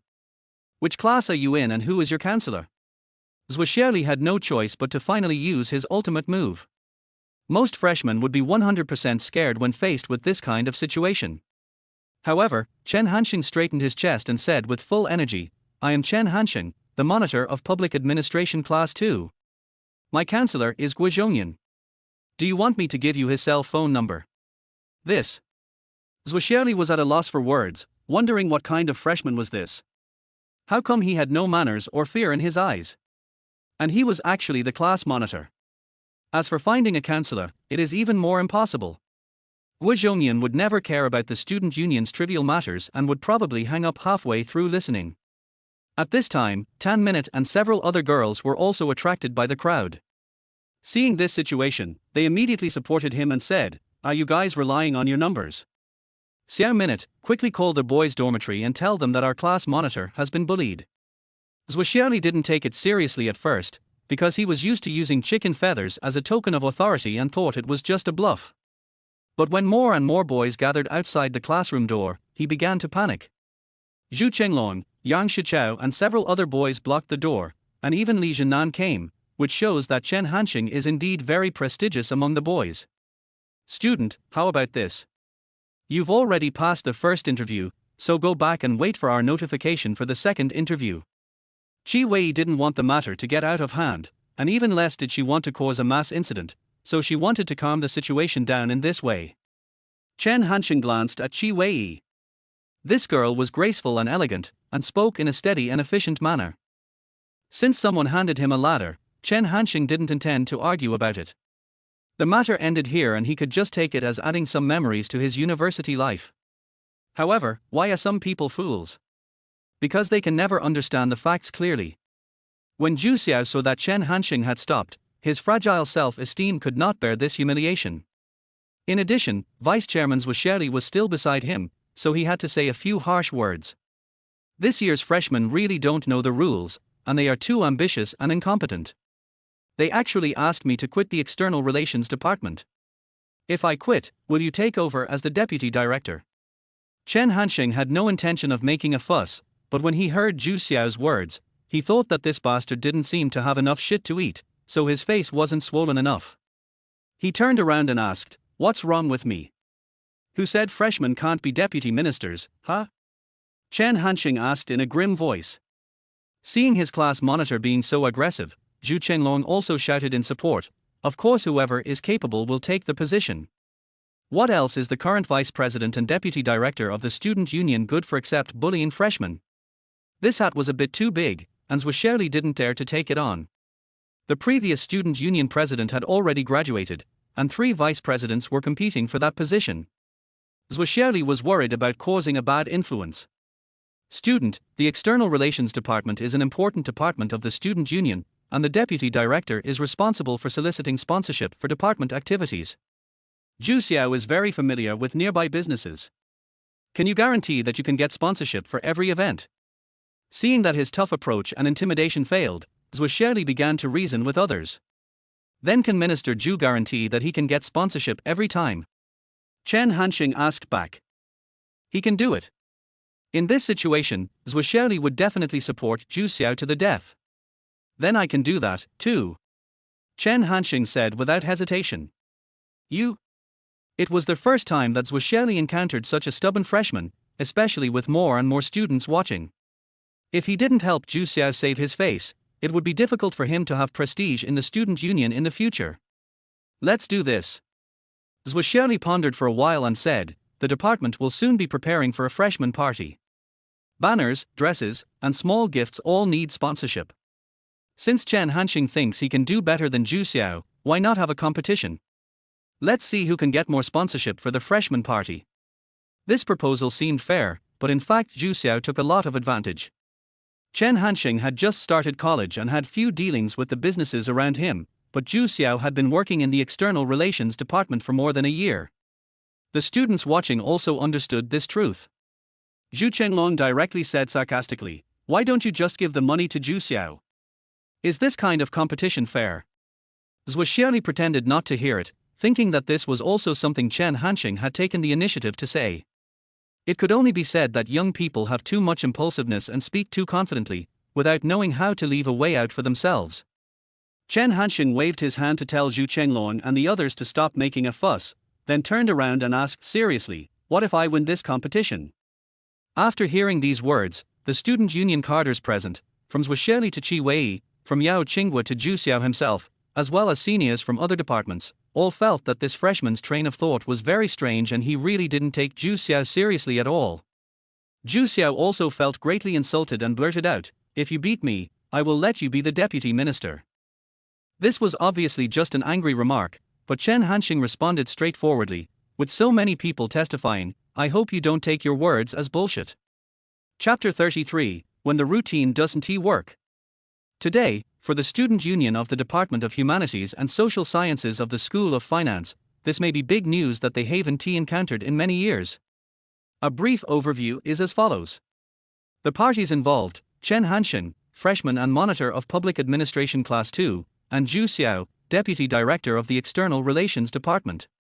Event, open competition to raise sponsorship for the freshman party. Location, Yiwu Commodity Center, Jiangling University Town. Referees, Zhu Xiaoli, Qi Wei and other humanities and social sciences student union cadres, as well as a large number of freshmen watching. This competition was somewhat of a coincidence. It was facilitated by many factors, including the freshmen's instigation, Zhu Xiao's self-esteem, Chen Hansheng's coercion, and the conflicting words. It was unexpected yet reasonable. Although the student union is essentially a non-governmental organization, it has been infected with many official malpractices. The office is not large and the work style is very poor. Even such a simple few departments can be scheming and even split into several factions. It is obvious that Zhu Xiao follows Zhu Xiaoli, but the cadres from other departments may not. They just watch the fun with the attitude of, "It's none of my business, so stay out of it." However, the freshmen watching were extremely united. It is true that where there is oppression, there is resistance. The merchants that the humanities department seeks sponsorship from are all in the Yiwu Commodity Center. I don't think it's necessary to ask every one of them. This would be a waste of time and energy. We can just randomly assign a merchant to see who can get more sponsorship. In the square of the Yiwu Commodity Center, Zhu Xiaoli, vice chairman of the humanities department, announced the rules. Zhu Xiao would definitely agree. Although it was said to be random, he was in the external relations department and knew very well which merchants were easy to coordinate with and which merchants would not give any chance at all. Zhu Xiaoli would definitely make arrangements as well. As expected, Zhu Xiao was assigned to a barber shop that had just opened. The firecracker paper scraps at the door had not been swept away yet. The owner was a young man in his 20s. Chen Hansheng was assigned to a stationery store owned by a middle-aged man in his 40s. When Zhu Xiao saw the result, he thought, "What's the point of competing? A newly opened store definitely needs publicity, and young people are easy to talk to, so they can get a few $100s in sponsorship just by chatting with them." As for the stationery store owner, he is rich but also stingy. Moreover, he is in the wholesale business and has little interest in retail, so he does not need excessive publicity. "Just wait for me. Zhu Xiao glanced at Chen Hansheng and thought that it was a good opportunity to get back the face he had just lost. Zhu Xiao pushed open the glass door of this, My Style My Show barber shop with high spirits. The boss was originally very happy to see business coming in, especially with many students standing outside the door. However, after hearing Zhu Xiao's purpose, his expression gradually turned cold. We just opened, and business isn't very good. The barber shop owner was very reluctant. Yiwu Commodity Center was the focus of attention of all the external relations departments of universities in Jiangling University Town. Sometimes, several waves of students came to ask for free money in a month. It's precisely because you just opened that you need publicity. Our department is preparing to hold a freshman party. If you sponsor a banner and pay the balance, all the freshmen in the department will be able to see it.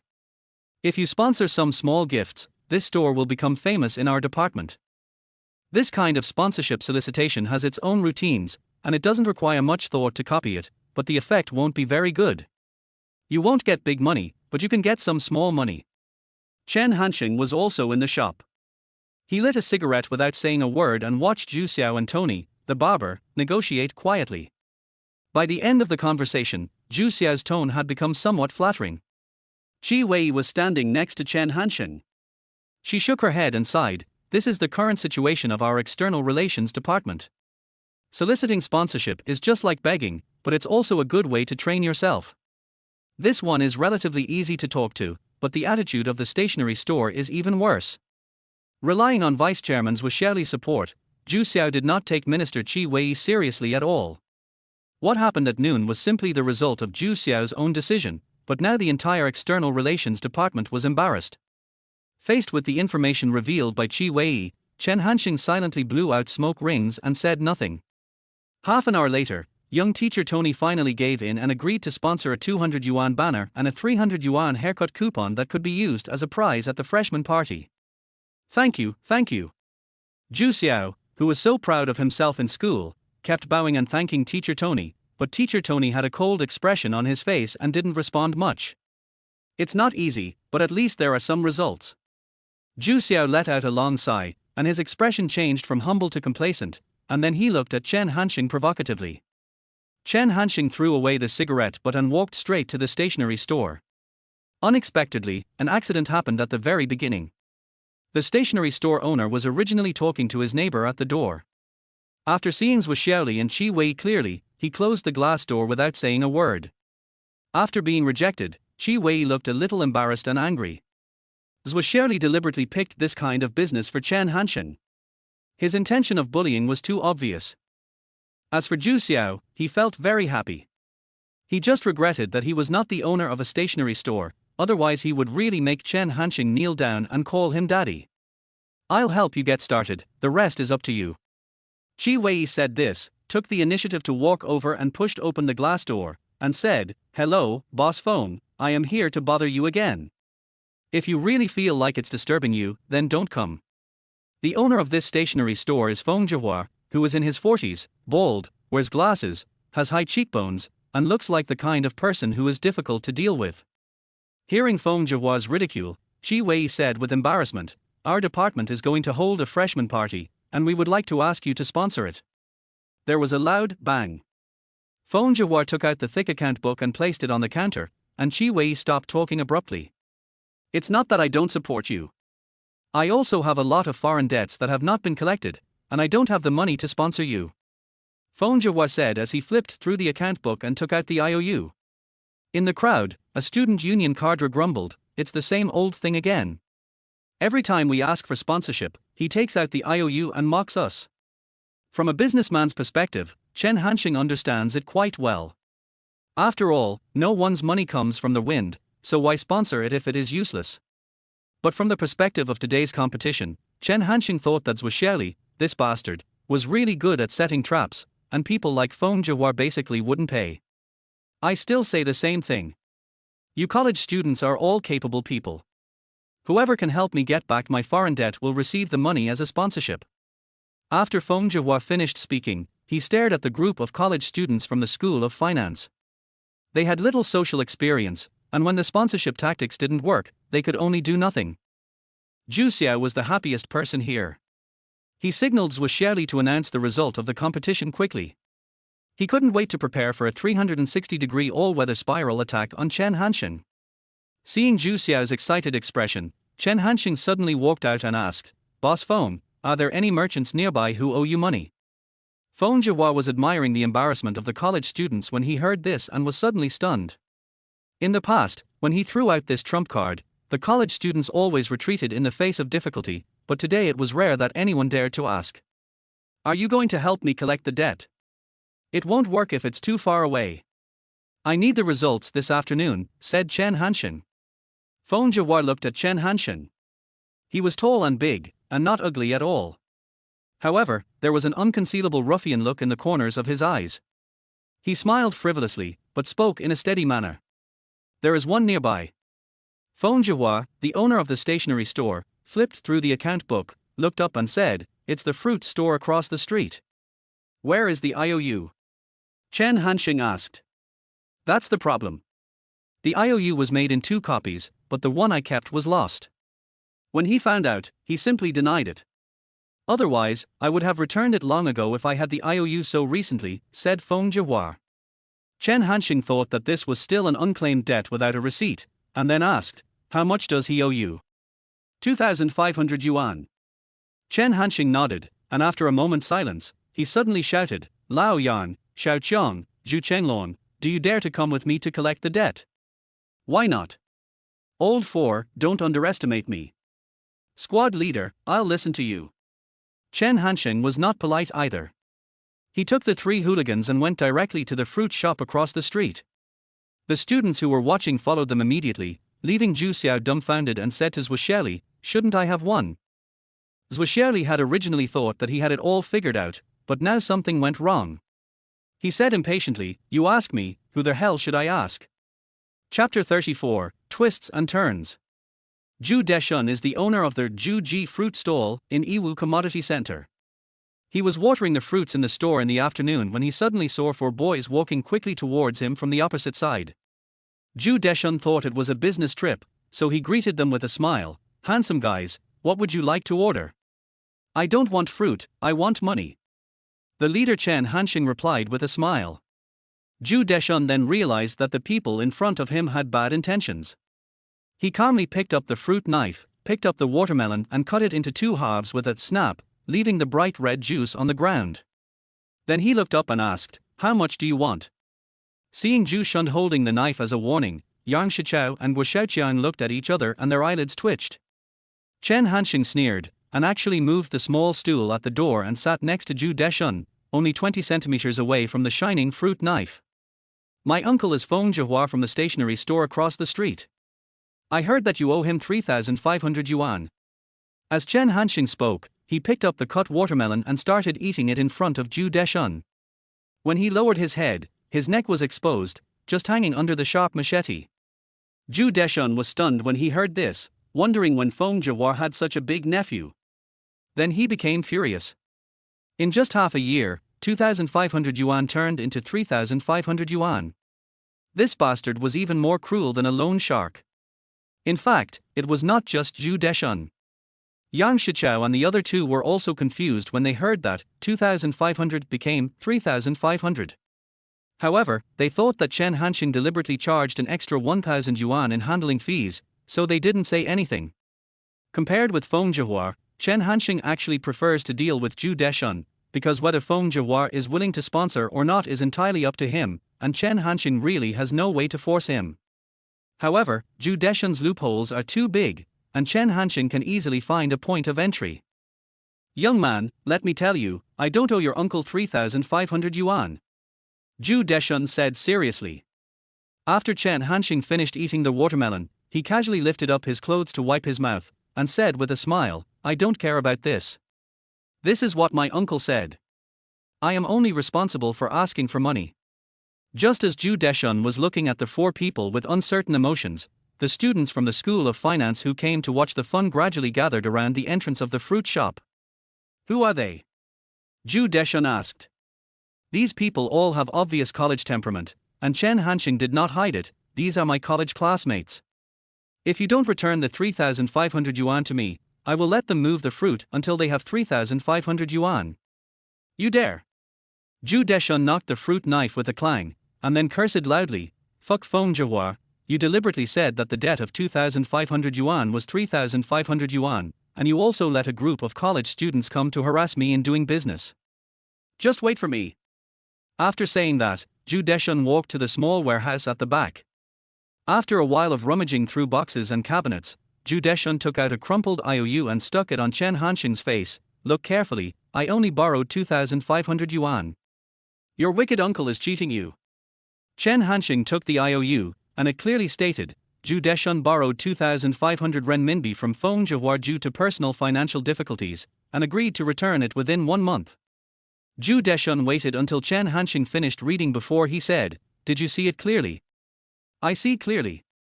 Chen Hansheng nodded. Then give me back the IOU. Zhu Deshun stretched out his hand and said. Chen Hansheng smiled and folded the IOU and put it in his pocket. I heard it wrong just now. My uncle actually said it was 2,500 yuan. Now we have the witnesses and evidence. Pay me back, boss Zhu. Zhu Deshun was stunned for a long while before he finally realized that this person was trying to trick him into giving him the IOU. If you dare to cheat me, I wish you and your whole family, Feng Zhihua, to die. Whatever. Boss Feng and I aren't that familiar with each other anyway. In the stationery store, looking at the 25 100 yuan bills in front of him, Feng Zhihua's face was as bright as a flower. I really didn't expect this. I had given up on this money, but I didn't expect you to be able to get it back. As Feng Zhihua spoke, he reached out to collect the money. Par. Chen Hansheng directly suppressed it with a lighter. Classmate, what do you mean? Feng Zhihua raised his head and asked. It doesn't mean anything, just reminding Boss Feng that this is my money. Chen Hansheng was smiling. That's too much. You can take 500 yuan as a bonus, but it's not reasonable to accept it all. Feng Zhihua said with a serious face. The two people who were just in a cooperative state suddenly broke down because of money. However, Chen Hansheng was obviously more unreasonable, and he had no intention of reasoning. Zhu Chenlong also sneered at the side. Boss Feng, have you forgotten what you just said? Whoever you say will get the debt back will get the money. This. Feng Zhihua paused for a moment, thinking who knew these bastards could really get it back. He pushed his glasses and said with a wry smile, I was just talking. You can say what you want, but I take it seriously. Chen Hansheng put 2,500 yuan into his pocket while smoking a cigarette. Feng Zhihua was drooling, but there was nothing he could do.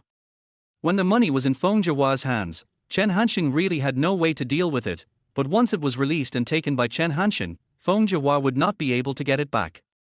Minister Zhu, wait a minute. I think you just got 500 yuan in sponsorship. At this time, Zhu Xiaoli and Zhu Xiao were planning to leave quietly, but who would have thought that Chen Hansheng was so cunning and vicious? He not only cheated Zhu Deshun of the IOU, but also extorted the money directly in front of Feng Zhihua. Now Zhu Xiao just wants to be an unknown person, but Chen Hansheng won't let him go. How about this? I'll take out 501 yuan as sponsorship for the freshman party, and give Minister Zhu a small edge. Chen Hansheng took out a 500 yuan note, then borrowed a coin from Li Zhennan and handed them to Qi Wei. Qi Wei was stunned, not knowing whether to accept or refuse. Why, you don't like it? Chen Hansheng asked with a smile. Qi Wei gritted her teeth, pretended not to notice the gloomy look of Vice Chairman Zhu Xiaoli, and directly accepted the 501 yuan. Good. Wu Xiaoqian shouted loudly, and the freshmen around him began to cheer. They didn't know the reason, but they always felt that this should be a victory, and they participated in it personally. As if the situation was not chaotic enough, Yang Shichao shouted at the backs of Zhu Xiaoli and Zhu Xiao, you agreed to give up the position of deputy minister. Why are you so cowardly now? Forget it, he won't let it out.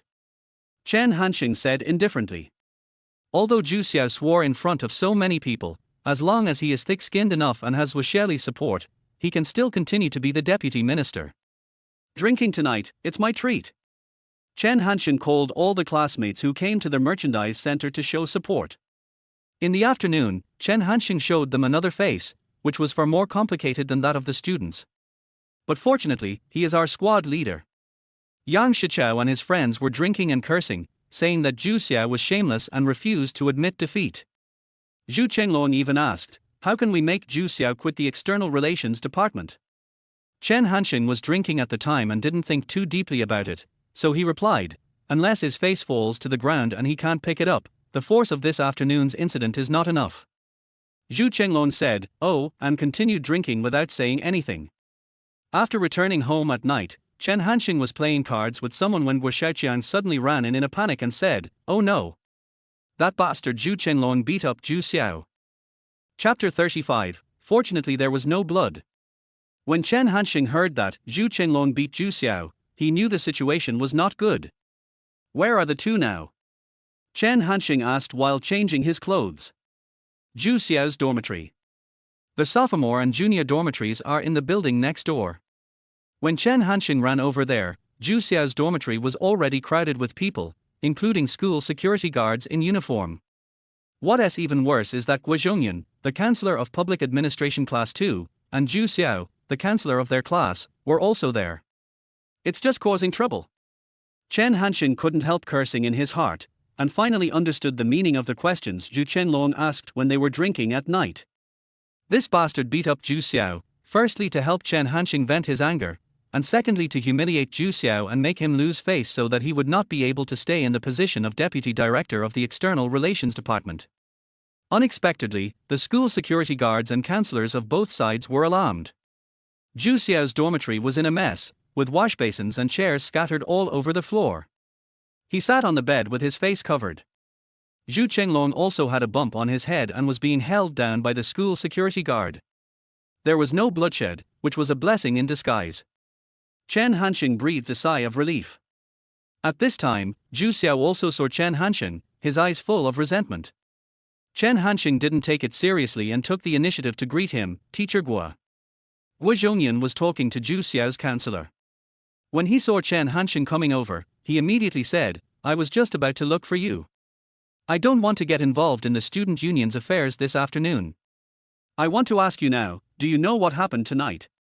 It's rare for Lao Guo to be so serious.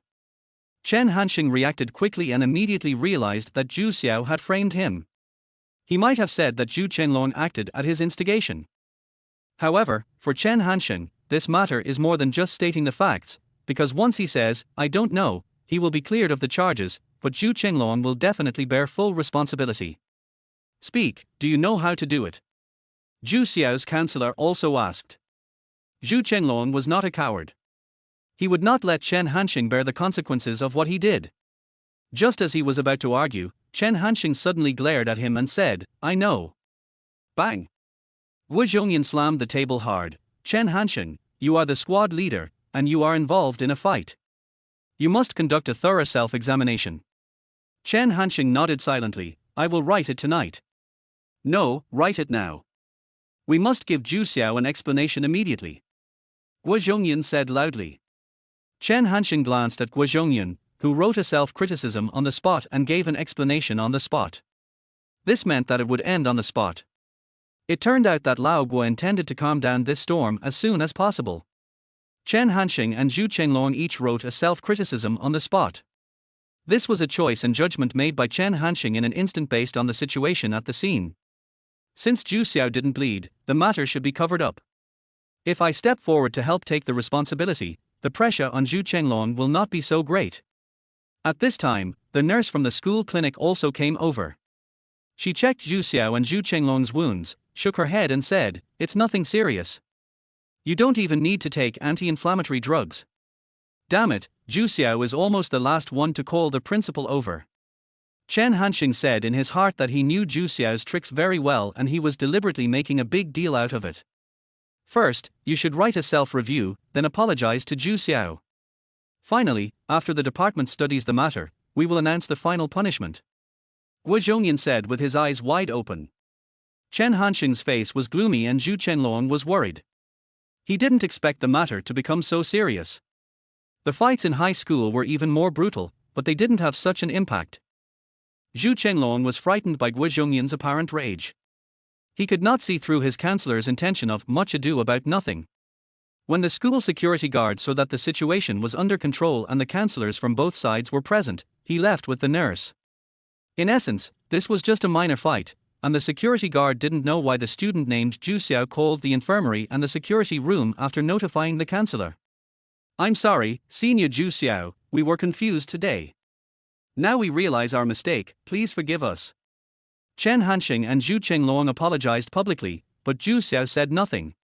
"I'm sorry, Senior Zhu Xiao." Chen Hansheng apologized loudly again, but Zhu Xiao remained silent. Wu Zhongyan and Zhu Xiao's counselor looked at each other and said, "Since Zhu Xiao doesn't forgive you now, don't get in the way here. Go back to the dormitory and wait for the result." After they finished talking, they yawned and left. Zhu Xiao looked like he was killed on the phone, and Lao Guo was so scared that he didn't even have time to put on his underwear, and in the end, he didn't even get a scratch. The two counselors walked downstairs to the teacher's dormitory, shielding each other from the wind and lighting cigarettes. As they smoked, Zhu Xiao's counselor suddenly said, "I didn't expect that." "You noticed that too?" Wu Zhongyan asked back. "That's nonsense. Your squad leader is obviously taking the blame for others." Wu Zhongyan sighed, "I just heard about what happened in the student union this afternoon. Your students are too narrow-minded, and my monitor is too wild." Zhu Xiao's counselor nodded and said, "Zhu Xiao is a smart student, but his mind is a little crooked. This setback may not be a bad thing. I hope he can learn something, otherwise he will suffer when he enters society." Wu Zhongyan said, The question of entering the society was no longer within their consideration. When they parted, Lao Guo suddenly asked, "Where is my student's examination? Why, are you worried that I might hand it in secretly?" Wu Zhongyan snatched it away with a smile. "The director is already very busy, so don't bother him with such a small matter." Chen Hansheng and Zhu Xiao were not aware that their counselor had reached a peace agreement. Zhu Xiao just felt it was a pity. If he had known earlier, he would not have resisted. If he was really injured, at least Chen Hansheng would have been able to bear the punishment steadily. After a few mild blows like this, these two bastards may not even get criticized in the end. "You go back first," Chen Hansheng suddenly said to Zhu Chenglong. Zhu Chenglong wanted to say something but held back. After he left, Chen Hansheng began to help clean up Zhu Xiao's dormitory. Zhu Xiao sneered, "You don't need to pretend to be kind." Chen Hansheng was too lazy to pay attention to him until he had packed up everything. When he was about to leave, Chen Hansheng said to Zhu Xiao, "If you were not a college student, you would not even look at me if you died in front of me." Zhu Xiao was shocked when he heard this. Chen Hansheng's meaning was very clear. If he had already entered society, Chen Hansheng would not feel any guilt at all. After returning to the dormitory, the boys in the class gathered in the corridor, and they also knew the reason for the whole incident. Zhu Chenglong had already realized his mistake. He said timidly, "Hansheng, I didn't think of this." Bang! Chen Hansheng suddenly stretched out his foot and kicked out, hitting Zhu Chenglong hard. Then Chen Hansheng walked back to the room without saying a word. The boys helped Zhu Chenglong up. He was quite able to withstand blows. He rubbed the place where he was kicked with gritted teeth, and was still hesitating whether to go in and apologize. The boys around didn't know how to deal with it either. In the end, it was the pretentious boy Jin Yangming who stood up. He pushed the frame of his glasses with his middle finger and analyzed, "I think this is a good thing. Since Brother Chen kicked you, it means he has forgiven you." Zhu Chenglong thought this made sense, so he opened the door and limped into the dormitory, where he found Chen Hansheng smoking. "Squad leader, I'm so sorry. I was drunk and reckless, and I asked you to take the blame for me." Chen Hansheng turned around, looked at Zhu Chenglong, who was full of guilt, shook his head and threw a cigarette to him. It can't be said that it's completely useless. Zhu Xiao, the deputy minister, really can't continue in this position. Chapter 36, New Deputy Minister. As expected by Chen Hansheng, Zhu Xiao resigned 2 days later. Not only that, as the saying goes, when a wall falls, everyone pushes it down, and a lot of negative information about Zhu Xiao in the External Relations Department was dug up. What about using his position to ask girls out for dinner, being suspected of embezzling money when soliciting sponsorship, and not taking Minister Qi Wei seriously because he has someone behind him? The dirty water seemed to have eyes and all rushed towards Zhu Xiao. This was due to Zhu Xiao's own dirty deeds, but also because someone else was fanning the flames. In the end, even Zhu Xiaoli couldn't persuade him, and Zhu Xiao was determined to leave the student union, this sad place. Zhu Xiao has left the External Relations Department. We need to recruit a deputy director. Otherwise, how will Qi Wei be able to handle their work? After a meeting one day, another vice president of the student union, Hu Shuping, suddenly brought this up. Zhu Xiaoli was already very worried about Zhu Xiao's situation, and said cautiously, there is also Yao Qinghua in the External Relations Department, and Qi Wei is also very capable. I don't think this matter is urgent. However, the only female vice chairman, Mu Wenling, also holds the same view. The department's freshman party has already started preparations, and the External Relations Department needs to secure enough sponsorship as soon as possible. At times like this, we should make special arrangements and promote capable newcomers as soon as possible. Zhu Xiaoli has been particularly sensitive to the words newcomer and freshman recently. Looking at the tacit eyes of Hu Shuping and Mu Wenling, Zhu Xiaoli suddenly realized something. Who are you planning to promote as deputy minister? Zhu Xiaoli asked. Hu Shuping and Mu Wenling looked at each other, and Hu Shuping coughed and said, regarding this candidate, we are also considering fairness and justice, as well as the new public opinion. Don't talk nonsense. I want to know who it is. Zhu Xiaoli interrupted loudly. Humanities and Social Sciences Department, Public Administration Class 2, Chen Hansheng. Mu Wenling said calmly. Zhu Xiaoli was not too surprised by this answer. He just sneered twice, since both of you have made up your mind, why bother asking me when the odds are 2-1? Hu Shuping and Mu Wenling both remained silent. There was only one position of chairman, and this would not only reduce the strength of other competitors, but also plant a nail in the wall. Why not do it? According to convention, new deputy ministers must have a talk. Do you want to participate? Hu Shuping asked. Of course. Zhu Xiaoli said bitterly.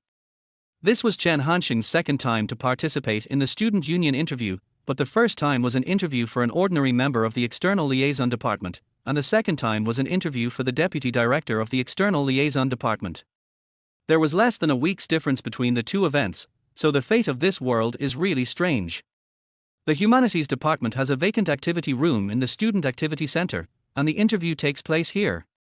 After Chen Hansheng pushed the door open, he found 2 men and 1 woman inside. One of them was Zhu Xiaoli, who was staring at Chen Hansheng with a gloomy face. The 2 vice presidents first introduced themselves, and then talked about the internal management order of the student union. Chen Hansheng listened carelessly. Just when the performance procedures were about to be completed, Zhu Xiaoli suddenly said, Chen Hansheng, do you think you can be a student union cadre? I advise you to think about it seriously. After Zhu Xiao resigned, Chen Hansheng had decided to call it a day, but he didn't expect Zhu Xiaoli to jump out again. Chen Hansheng didn't mind at all. People with his personality would definitely have enemies, but he would also definitely have more friends than enemies. No need to think about it. Thank you for the trust of the organization. I will definitely live up to the cultivation of the leaders. Chen Hansheng raised his eyebrows and agreed without hesitation.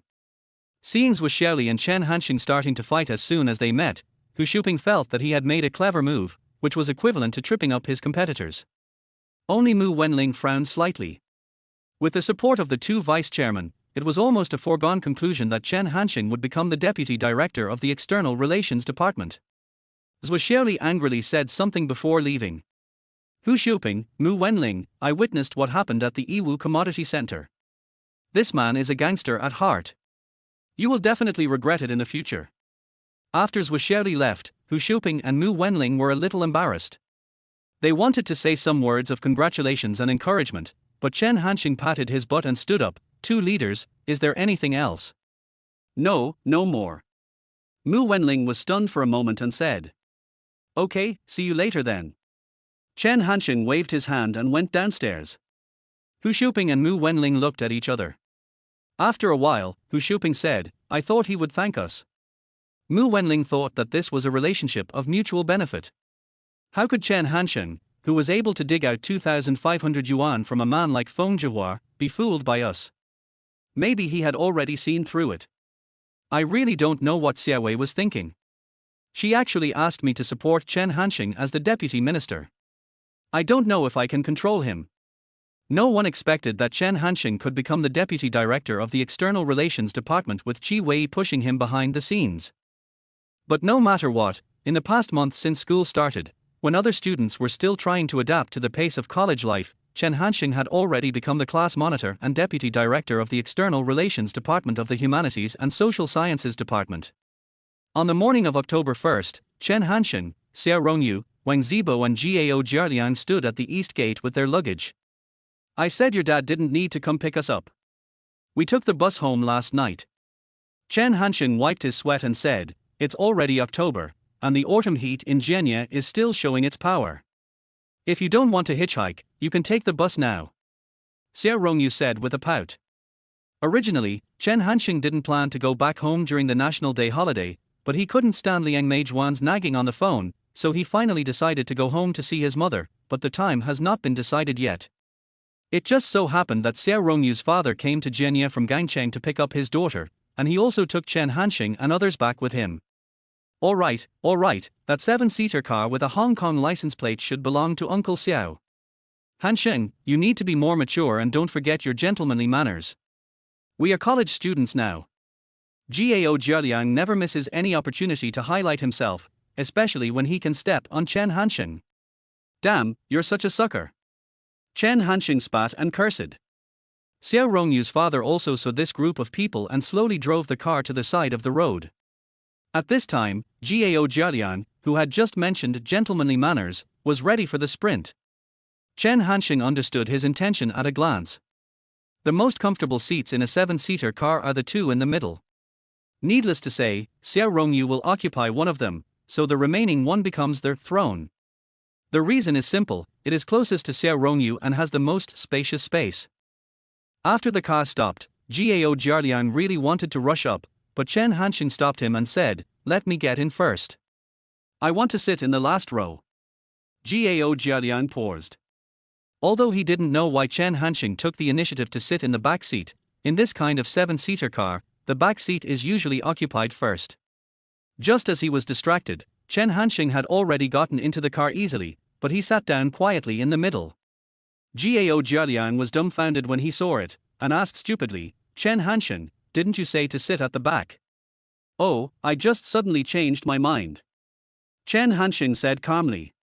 When Wang Zibo saw this situation, he immediately opened the passenger seat and sat down, leaving Gao Jialiang with only the last row. "Don't block the way." Xiao Rongyu is still basking in the sun behind.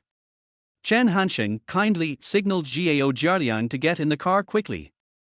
Gao Jialiang had no choice but to grit his teeth and curse, "Chen Hansheng, if you believe me again, I will be a dog."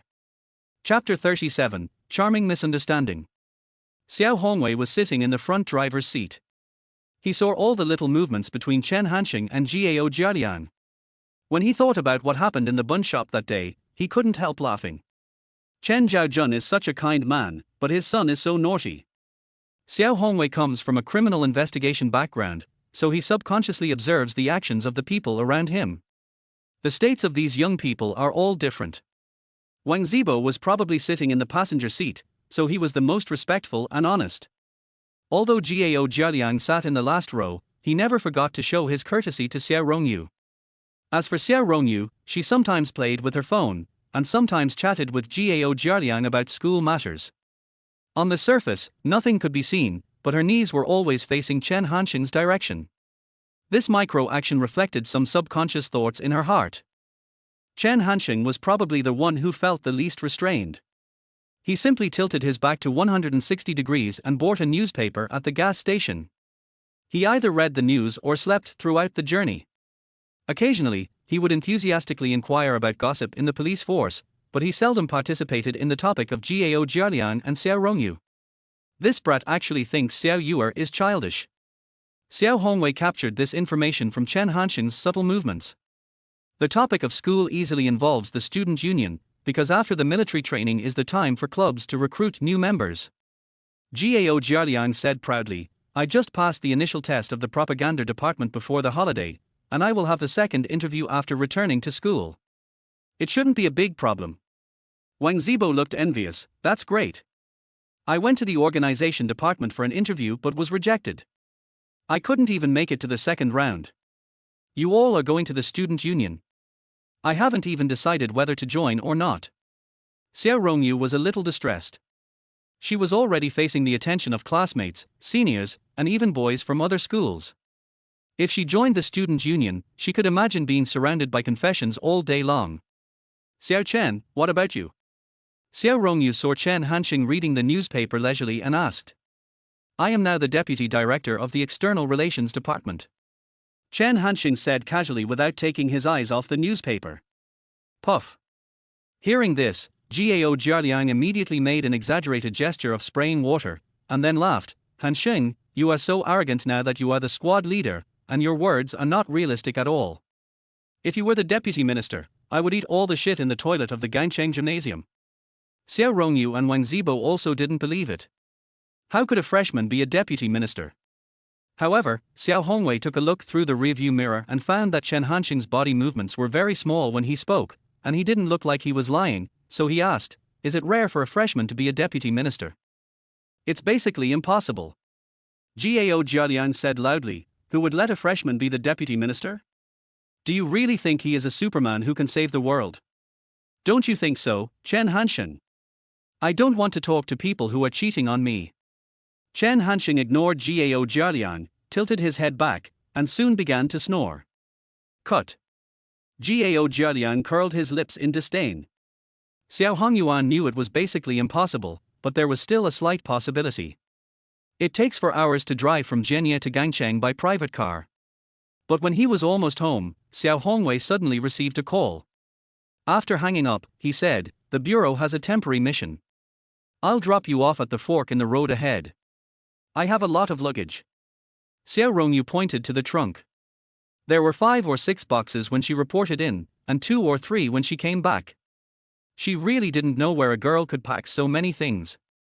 It's okay, Uncle Xiao, I can help Rongyu move it. Gao Jialiang immediately raised his hand and said. I can help, too. Wang Zibo felt that since he was riding in someone else's car, he definitely couldn't just stand by and watch. Only Chen Hansheng pretended not to hear, since he had access to labor. Then let Chen Hansheng help me move it. But Xiao Rongyu didn't let him have his wish and named Chen Hansheng as if he was calling a general. Chen Hansheng had no choice but to think that if I had known, I would have come back yesterday. It was all that damn Wang Zibo's fault for insisting on saving the 100 yuan car fare.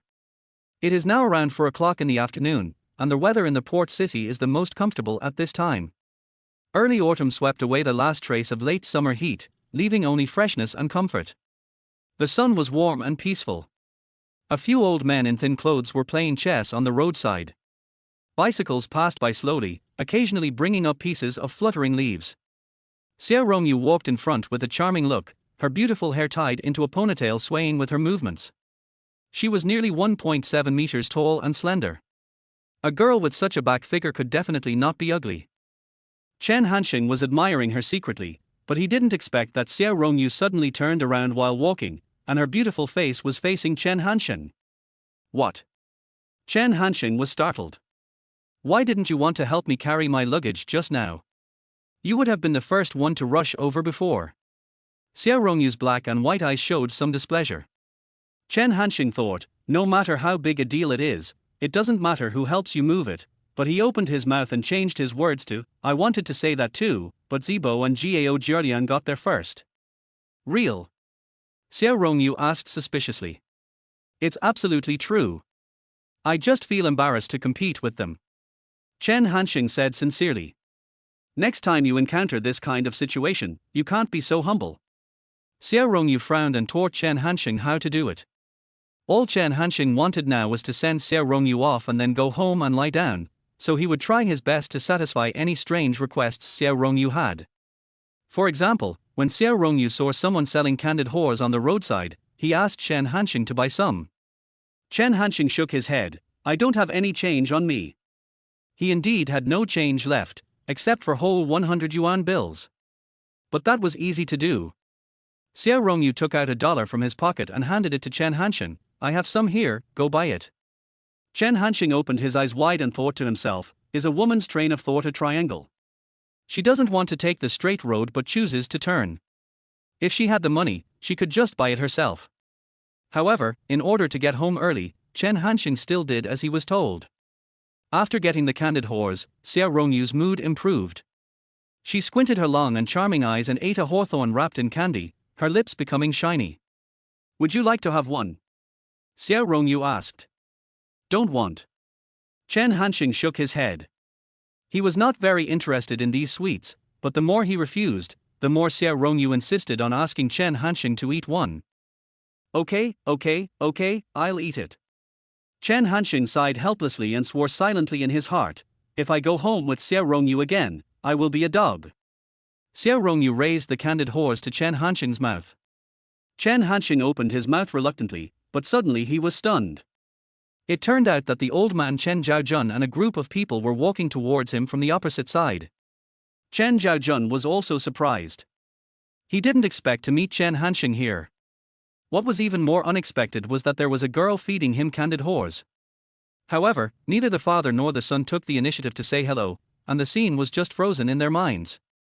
After Chen Hansheng safely delivered Xiao Rongyu, he declined her mother's invitation to have dinner together and returned home. Liang Maihuan had just got off work and was complaining about Chen Hansheng not notifying her in advance while taking out the food from the refrigerator to Thor. Even Chen Zhaojun was implicated after he got off work. Chen Zhaojun, your son is so capable now that he doesn't even call me during the holidays. I wonder if you will be surprised when he brings you a daughter-in-law quietly. The speaker may not mean it, but the listener may take it seriously. Liang Maihuan kept chattering, but Chen Zhaojun and Chen Hansheng looked at each other tacitly. The moment their eyes met, the bored father and son turned their heads away at the same time. Chapter 38, A Heartbroken Woman. At 11:30 in the evening, Chen Zhaojun, who rarely stays up late, is still sitting in front of the TV. The constantly changing color pictures make the wall look colorful. Dad. Probably having received the silent signal sent by Lao Chen, Chen Hansheng also came to the living room and sat down on the sofa. You're up so late. Chen Zhaojun glanced at his son. The naughty image of Chen Hansheng as a child was still in his mind. In the blink of an eye, he had grown into an 18-year-old boy, and there were even girls feeding him candid horse. Dad, I want to say that in the afternoon. Chen Hansheng planned to make things public with Chen Zhaojun, because there was nothing between him and Xiao Rongyu in the first place, and everything between them was innocent. Unexpectedly, Chen Zhaojun waved his hand generously. No need to explain, I'm not as feudal as your mother. As long as the girl has good character, I can try to date her. No, Dad, Xiao Rongyu and I really. Chen Hansheng must explain it clearly. Hey, the name Xiao Rongyu sounds familiar. Chen Zhaojun interrupted again, frowning and thinking carefully about the source. The daughter of Captain Xiao, the criminal investigation captain of the Public Security Bureau. Chen Hansheng could only explain Xiao Rongyu's identity first. So she is Xiao Hongwei's daughter. Chen Zhaojun suddenly realized, and then said with a smile, when your uncle Xiao was young, he was the most handsome man in the Hong Kong city public security system. No wonder the girl is so beautiful, not bad. Dad, Xiao Rongyu and I are just normal classmates, it's not what you think. Chen Hansheng finally found an opportunity to explain this fact. Unexpectedly, Chen Zhaojun actually smiled and said, why are young people nowadays more timid than we were back then? It's a different era now, but they still use the relationship of classmates as a cover. Do you really think I don't watch TV dramas normally? Looking at old Chen, who was immersed in his own imagination, Chen Hansheng suddenly didn't want to explain anymore. After all, the truth would come out in the end. Dad, before you knew the identity of that girl, were you still a little worried? Chen Hansheng changed the subject and asked. How is that possible? Old Chen flatly denied it. I was watching TV the whole time, I didn't look worried at all. Oh. Chen Hansheng nodded and watched TV for a while. When he was about to go back to the bedroom to rest, he patted Lao Chen on the back and said, can you change the channel on TV with the air conditioner remote control? Chen Zhaojun took a closer look and saw that he was holding the air conditioner switch. No wonder the TV didn't turn on at all after he pressed it. I'm going to sleep first. Don't worry about it all day long, old man. If you're really bored, just have a fight with my mom. Chen Hansheng waved his hand and said. Old Chen said he was not worried, but he kept guessing the girl's identity in his heart until he was sure that she was Xiao Hongwei's daughter. Chen Zhaojun shook his head, looked at his son's back and muttered, stinky boy. The 7-day National Day holiday was a bit long, and after visiting his grandparents, Chen Hansheng couldn't find anything to do. In the meantime, he received a call from Xiao Rongyu, who invited Chen Hansheng to chat at an ice cream shop. There were also several other high school classmates, but Chen Hansheng found a reason to refuse. First, Chen Hansheng didn't have many common topics with them, and second, he didn't want to be misunderstood as having something going on with Xiao Rongyu. Zibo, let's play billiards tonight. Chen Hansheng called Wang Zibo. Wang Zibo agreed immediately. As a otaku with no social circle, if Chen Hansheng didn't take him out to have fun, he would only be able to stay at home and review My Fair Princess with his mother. Chen Hansheng was very familiar with the internet cafes, discos and KTVs in Hong Kong. He took Wang Zibo to an entertainment venue with a billiard room on the second floor and a disco on the first floor. While drinking beer, playing billiards and feeling the rumbling vibration downstairs, Wang Zibo's dark face was filled with excitement. Xiao Chen, I didn't expect there is such a fun place in Hong Kong. Wang Zibo shouted loudly, trying his best to drown out the deafening music. Chen Hansheng chewed gum, smiled and said nothing, just aiming at the numbered balls on the table. Wang Zibo was clearly not up to par today. He kept peeking at the girls coming up from the first floor. They were wearing fishnet stockings that exposed their belly buttons and had heavy makeup on, and he could smell a mixture of perfume and alcohol when they passed by him. Chen Hansheng didn't rush him and waited patiently for Wang Zibo to shift his gaze back. Wang Zibo was a little embarrassed. It's already October, isn't it cold? What do you know? This is called freezing beauty. Chen Hansheng replied with a smile. Several girls felt their eyes light up when they saw Chen Hansheng. The smile on this young man's face was both naughty and bad, and it would be interesting to get along with him. However, Chen Hansheng was not very interested. Sometimes when he got bored, he would pat the thin waists of the girls around him and say, "The little black guy over there is still a virgin. Go and tease him." Originally, Wang Zibo watched Chen Hansheng flirting with these sexy girls with envy, but when it was his turn, he blushed and didn't know how to respond. At 10 o'clock in the evening, Chen Hansheng and Wang Zibo left the entertainment venue, but Wang Zibo was reluctant to leave. As Chen Hansheng lit a cigarette, he warned, "Girls who often go to nightclubs, no matter how pretty they are, it doesn't matter if you approach them occasionally, don't take it too seriously." What else? Wang Zibo was halfway through listening when he noticed that Chen Hansheng suddenly stopped talking. He looked in the direction he was looking and saw Xiao Rongyu and two female classmates quietly looking at this side on the side of the road not far away. They must have just come out of the ice cream shop and were about to go home. Xiao Rongyu was holding a glass of cold drink in her hand. Wang Zibo immediately turned around and pretended not to know him. Chen Hansheng couldn't be so foolish as to cover up the truth. He thought this was too damn embarrassing. He never expected that they would run into each other by such a coincidence. Good evening. Is the party over so soon? Xiao Rongyu, your home doesn't seem to be in this direction. Chen Hansheng tried his best to keep his tone and speaking speed normal, and kept telling himself in his mind that he had nothing to do with Xiao Rongyu, so going to the bar was normal and reasonable. I don't know why, but I always have an indelible feeling of guilt. Didn't you say we were going to Grandma's tonight? Xiao Rongyu spoke, but his voice was colder than the autumn wind. Chen Hansheng didn't know how to answer. He didn't want to attend the party in the evening, so he used this excuse to fool Xiao Rongyu. Now his lie was exposed in front of him. At this moment, Xiao Rongyu's fair face was filled with an emotion called sadness. Chen Hansheng, when we were chatting just now, Xiao Yar also said that he could try to accept you. A female classmate couldn't stand it anymore, and was interrupted by Xiao Rongyu coldly after she said just 2 words. No more. She put the drink in her hand on the ground, sniffed and said, "Let's go." The back figure turned around resolutely, the autumn wind blew, and Xiao Rongyu's soft hair looked like lingering love under the street light. From a distance, I could still hear the voice of a female classmate. Chen Hansheng, you are not a human being. Today, the ice cream shop just released a delicious fruit drink. Xiaoyar bought it specially and prepared to send it to your house, but you fooled around in these places without telling her. Go to hell, scumbag. Chen Hansheng suddenly realized that Xiao Rongyu took this road to bring him a drink. Xiao Chen, it seems like you really caught up with Xiao Rongyu. Wang Zibo looked worried, then, it seems to be lost again. Chapter 39, Parents Ready to Take Action. Beep, beep, beep. Hello, I'm Xiao Hongwei. Hello Uncle Xiao, I'm Chen Hansheng, and I'm looking for Xiao Rongyu. Hansheng, Xiao Yuer is resting. Please call me again tomorrow. Beep, beep, beep. Hello, who is this? Good morning, Uncle Xiao. I'm Chen Hansheng. Please ask Xiao Rongyu to answer the phone. Xiao Yuer is out. Sorry. Beep, beep, beep. Uncle Xiao, I'm Chen Hansheng, and I want to look for Xiao Rongyu. Xiao Yuer hasn't come back yet. Please call me again in the evening. It's okay.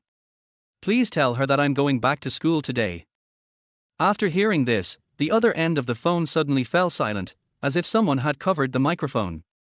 Chen Hansheng had good hearing and could vaguely make out Xiao Hongwei's vague voice, his going back to school today.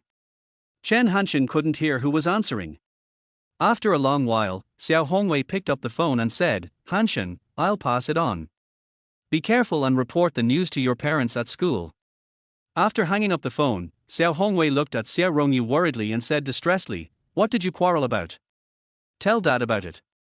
Xiao Rongyu was wearing a milky white suspender pajamas, with her hair casually scattered. She sat on the sofa with her knees hugged. She looked haggard, her eyes were a little red and swollen, and her delicate oval face seemed a little pointed. She didn't say anything, just sat there blankly. After Xiao Rongyu came back last night, she locked the bedroom door directly. A while later, Chen Hansheng called her.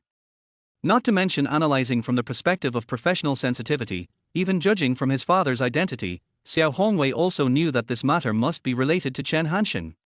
Your mother will be back soon. She will definitely question you when she sees you in this state. Xiao Hongwei sighed and said. This sentence finally worked. It seemed that Xiao Rongyu didn't want his mother to find out anything, so he finally stood up and went to wash up. Little fish. Xiao Hongwei called her, Are you and Chen Hansheng in love? Xiao Rongyu turned around suddenly and said firmly, No, not before, not now, and never in the future. Xiao Hongwei sighed.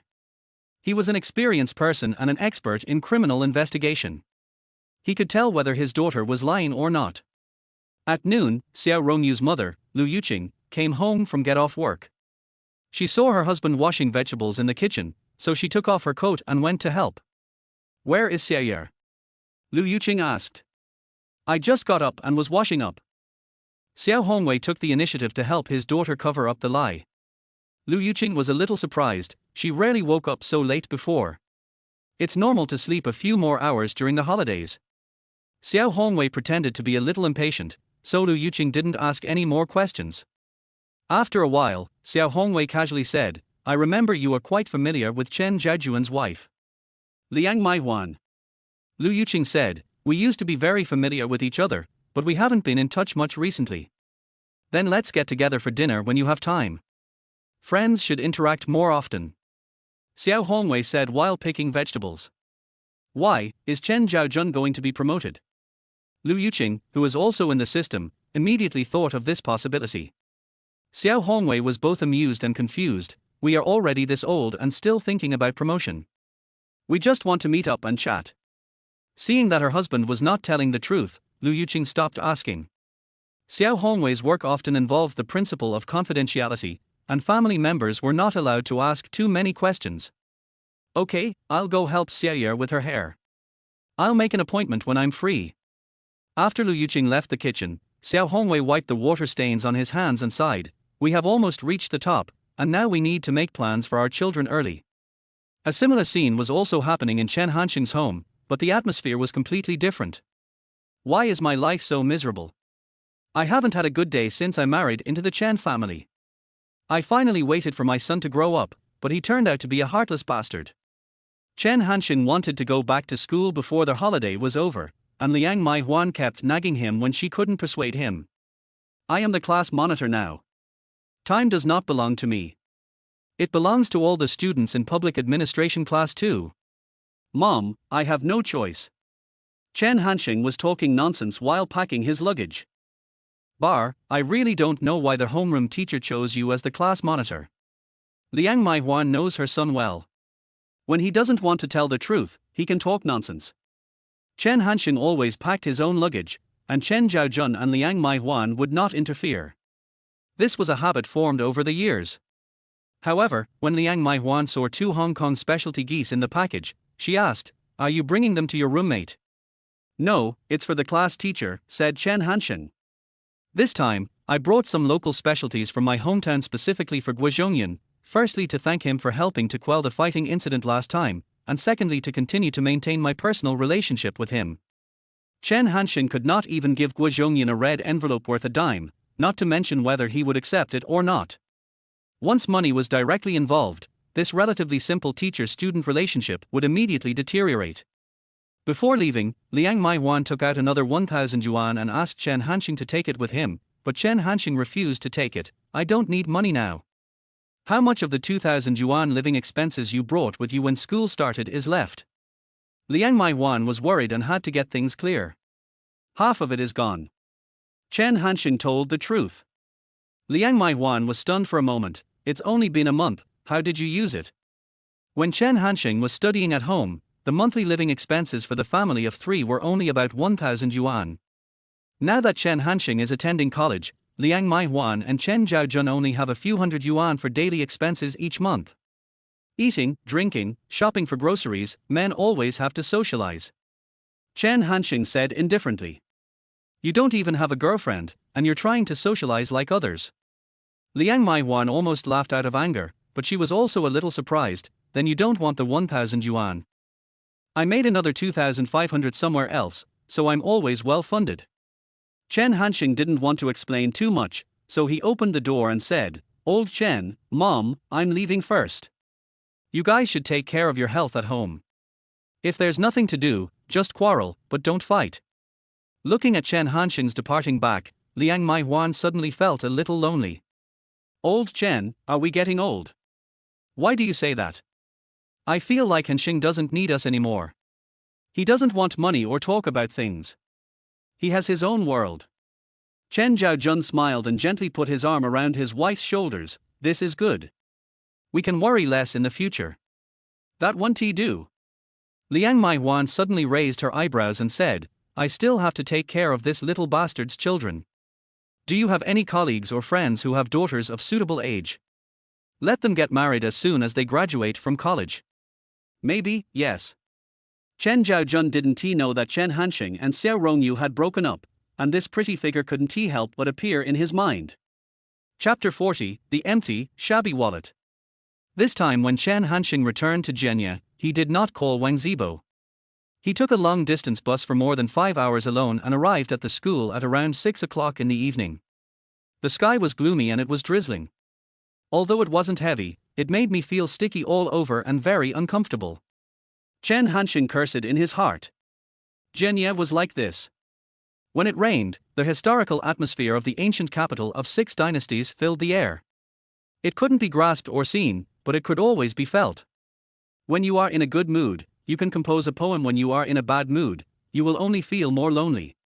Chen Hansheng ran to the dormitory in the drizzle, but when he passed the library, he suddenly saw a familiar figure and shouted, "Stop!" Shen Youchu had just finished her part-time job in the library. At the end of the day, her arms were sore from arranging books. She was about to go to the cafeteria to eat and then go back to the dormitory to review her homework when she suddenly heard a fierce voice. It seemed to be a man, and somewhat familiar. Shen Youchu turned her head carefully and saw Chen Hansheng standing behind her. She was so scared that she almost dropped her umbrella. "I'm not going to eat you, why do you look like that?" Looking at Shen Youchu's defensive face, Chen Hansheng became even more unhappy. "No, I haven't."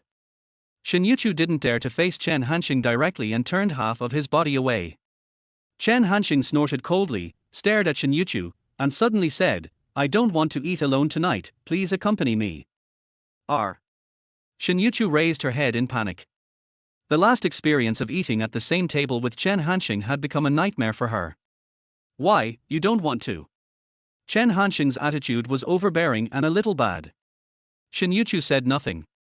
There were already some wet marks in her peach blossom eyes under the umbrella, and her rosy lips were tightly pursed. "Damn, I really want to take a deep breath, it must taste very sweet."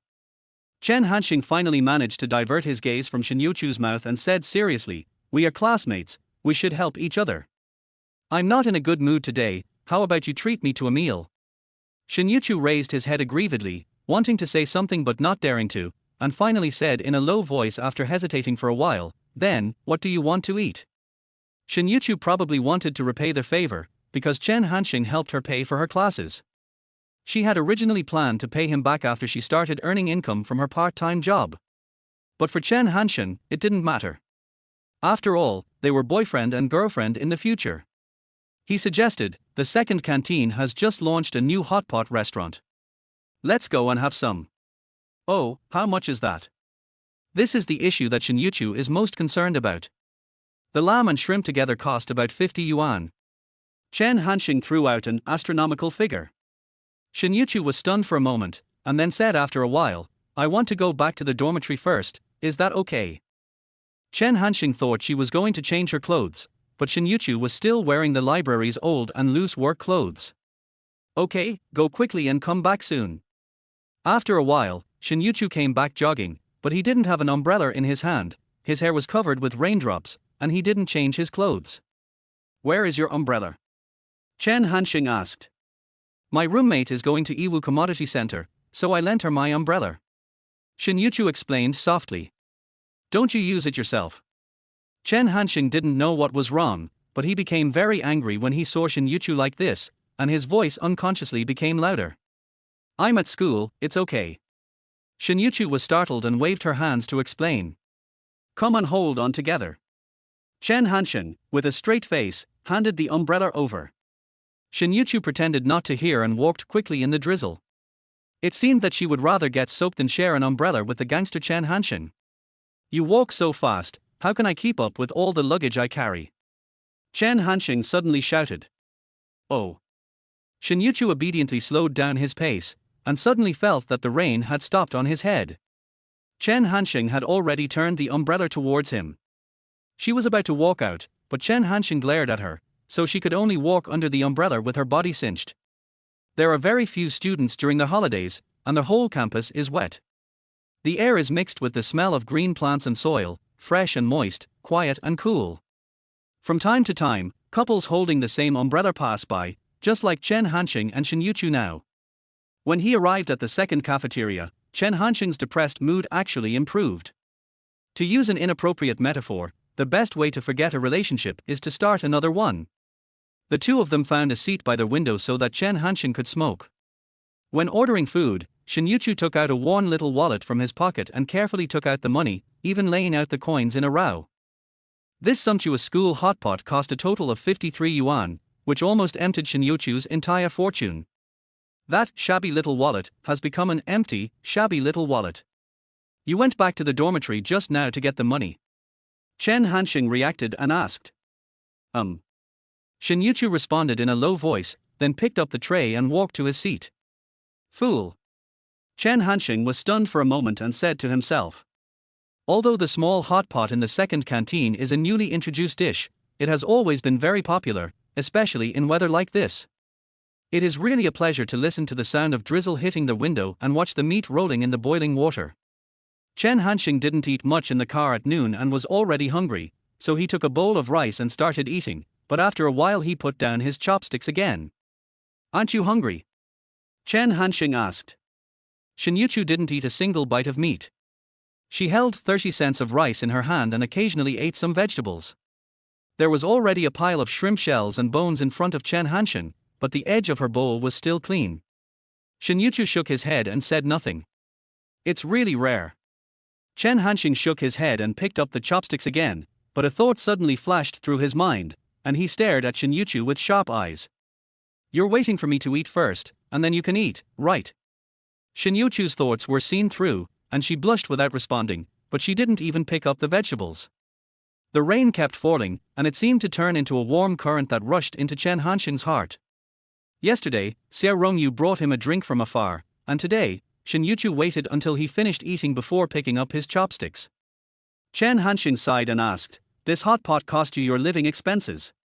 What are you going to do in the future?" He already had a plan in mind, but he wanted to hear what Shen Youchu thought. "I still have 100 yuan sewn into my school bag. I can also earn money by organizing bookshelves in the library. I can also work part-time in the cafeteria in the evening, so I can save money on food." Shen Youchu said softly that she had arranged everything well, but it was very hard.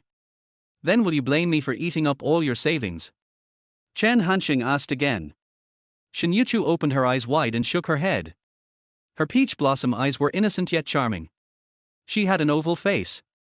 The yellowish light in the cafeteria shone on her flawless white skin, giving her a sense of frozen beauty like a still sculpture. Chen Hansheng's heart moved, and he couldn't help but said, "How about you be my girlfriend?" There was a crash sound. Shen Youchu was so scared that she knocked over her bowl, the soup splashed onto her skin, and she almost cried out loud. I just ate 2 vegetables, can you please not force me to have a boyfriend?"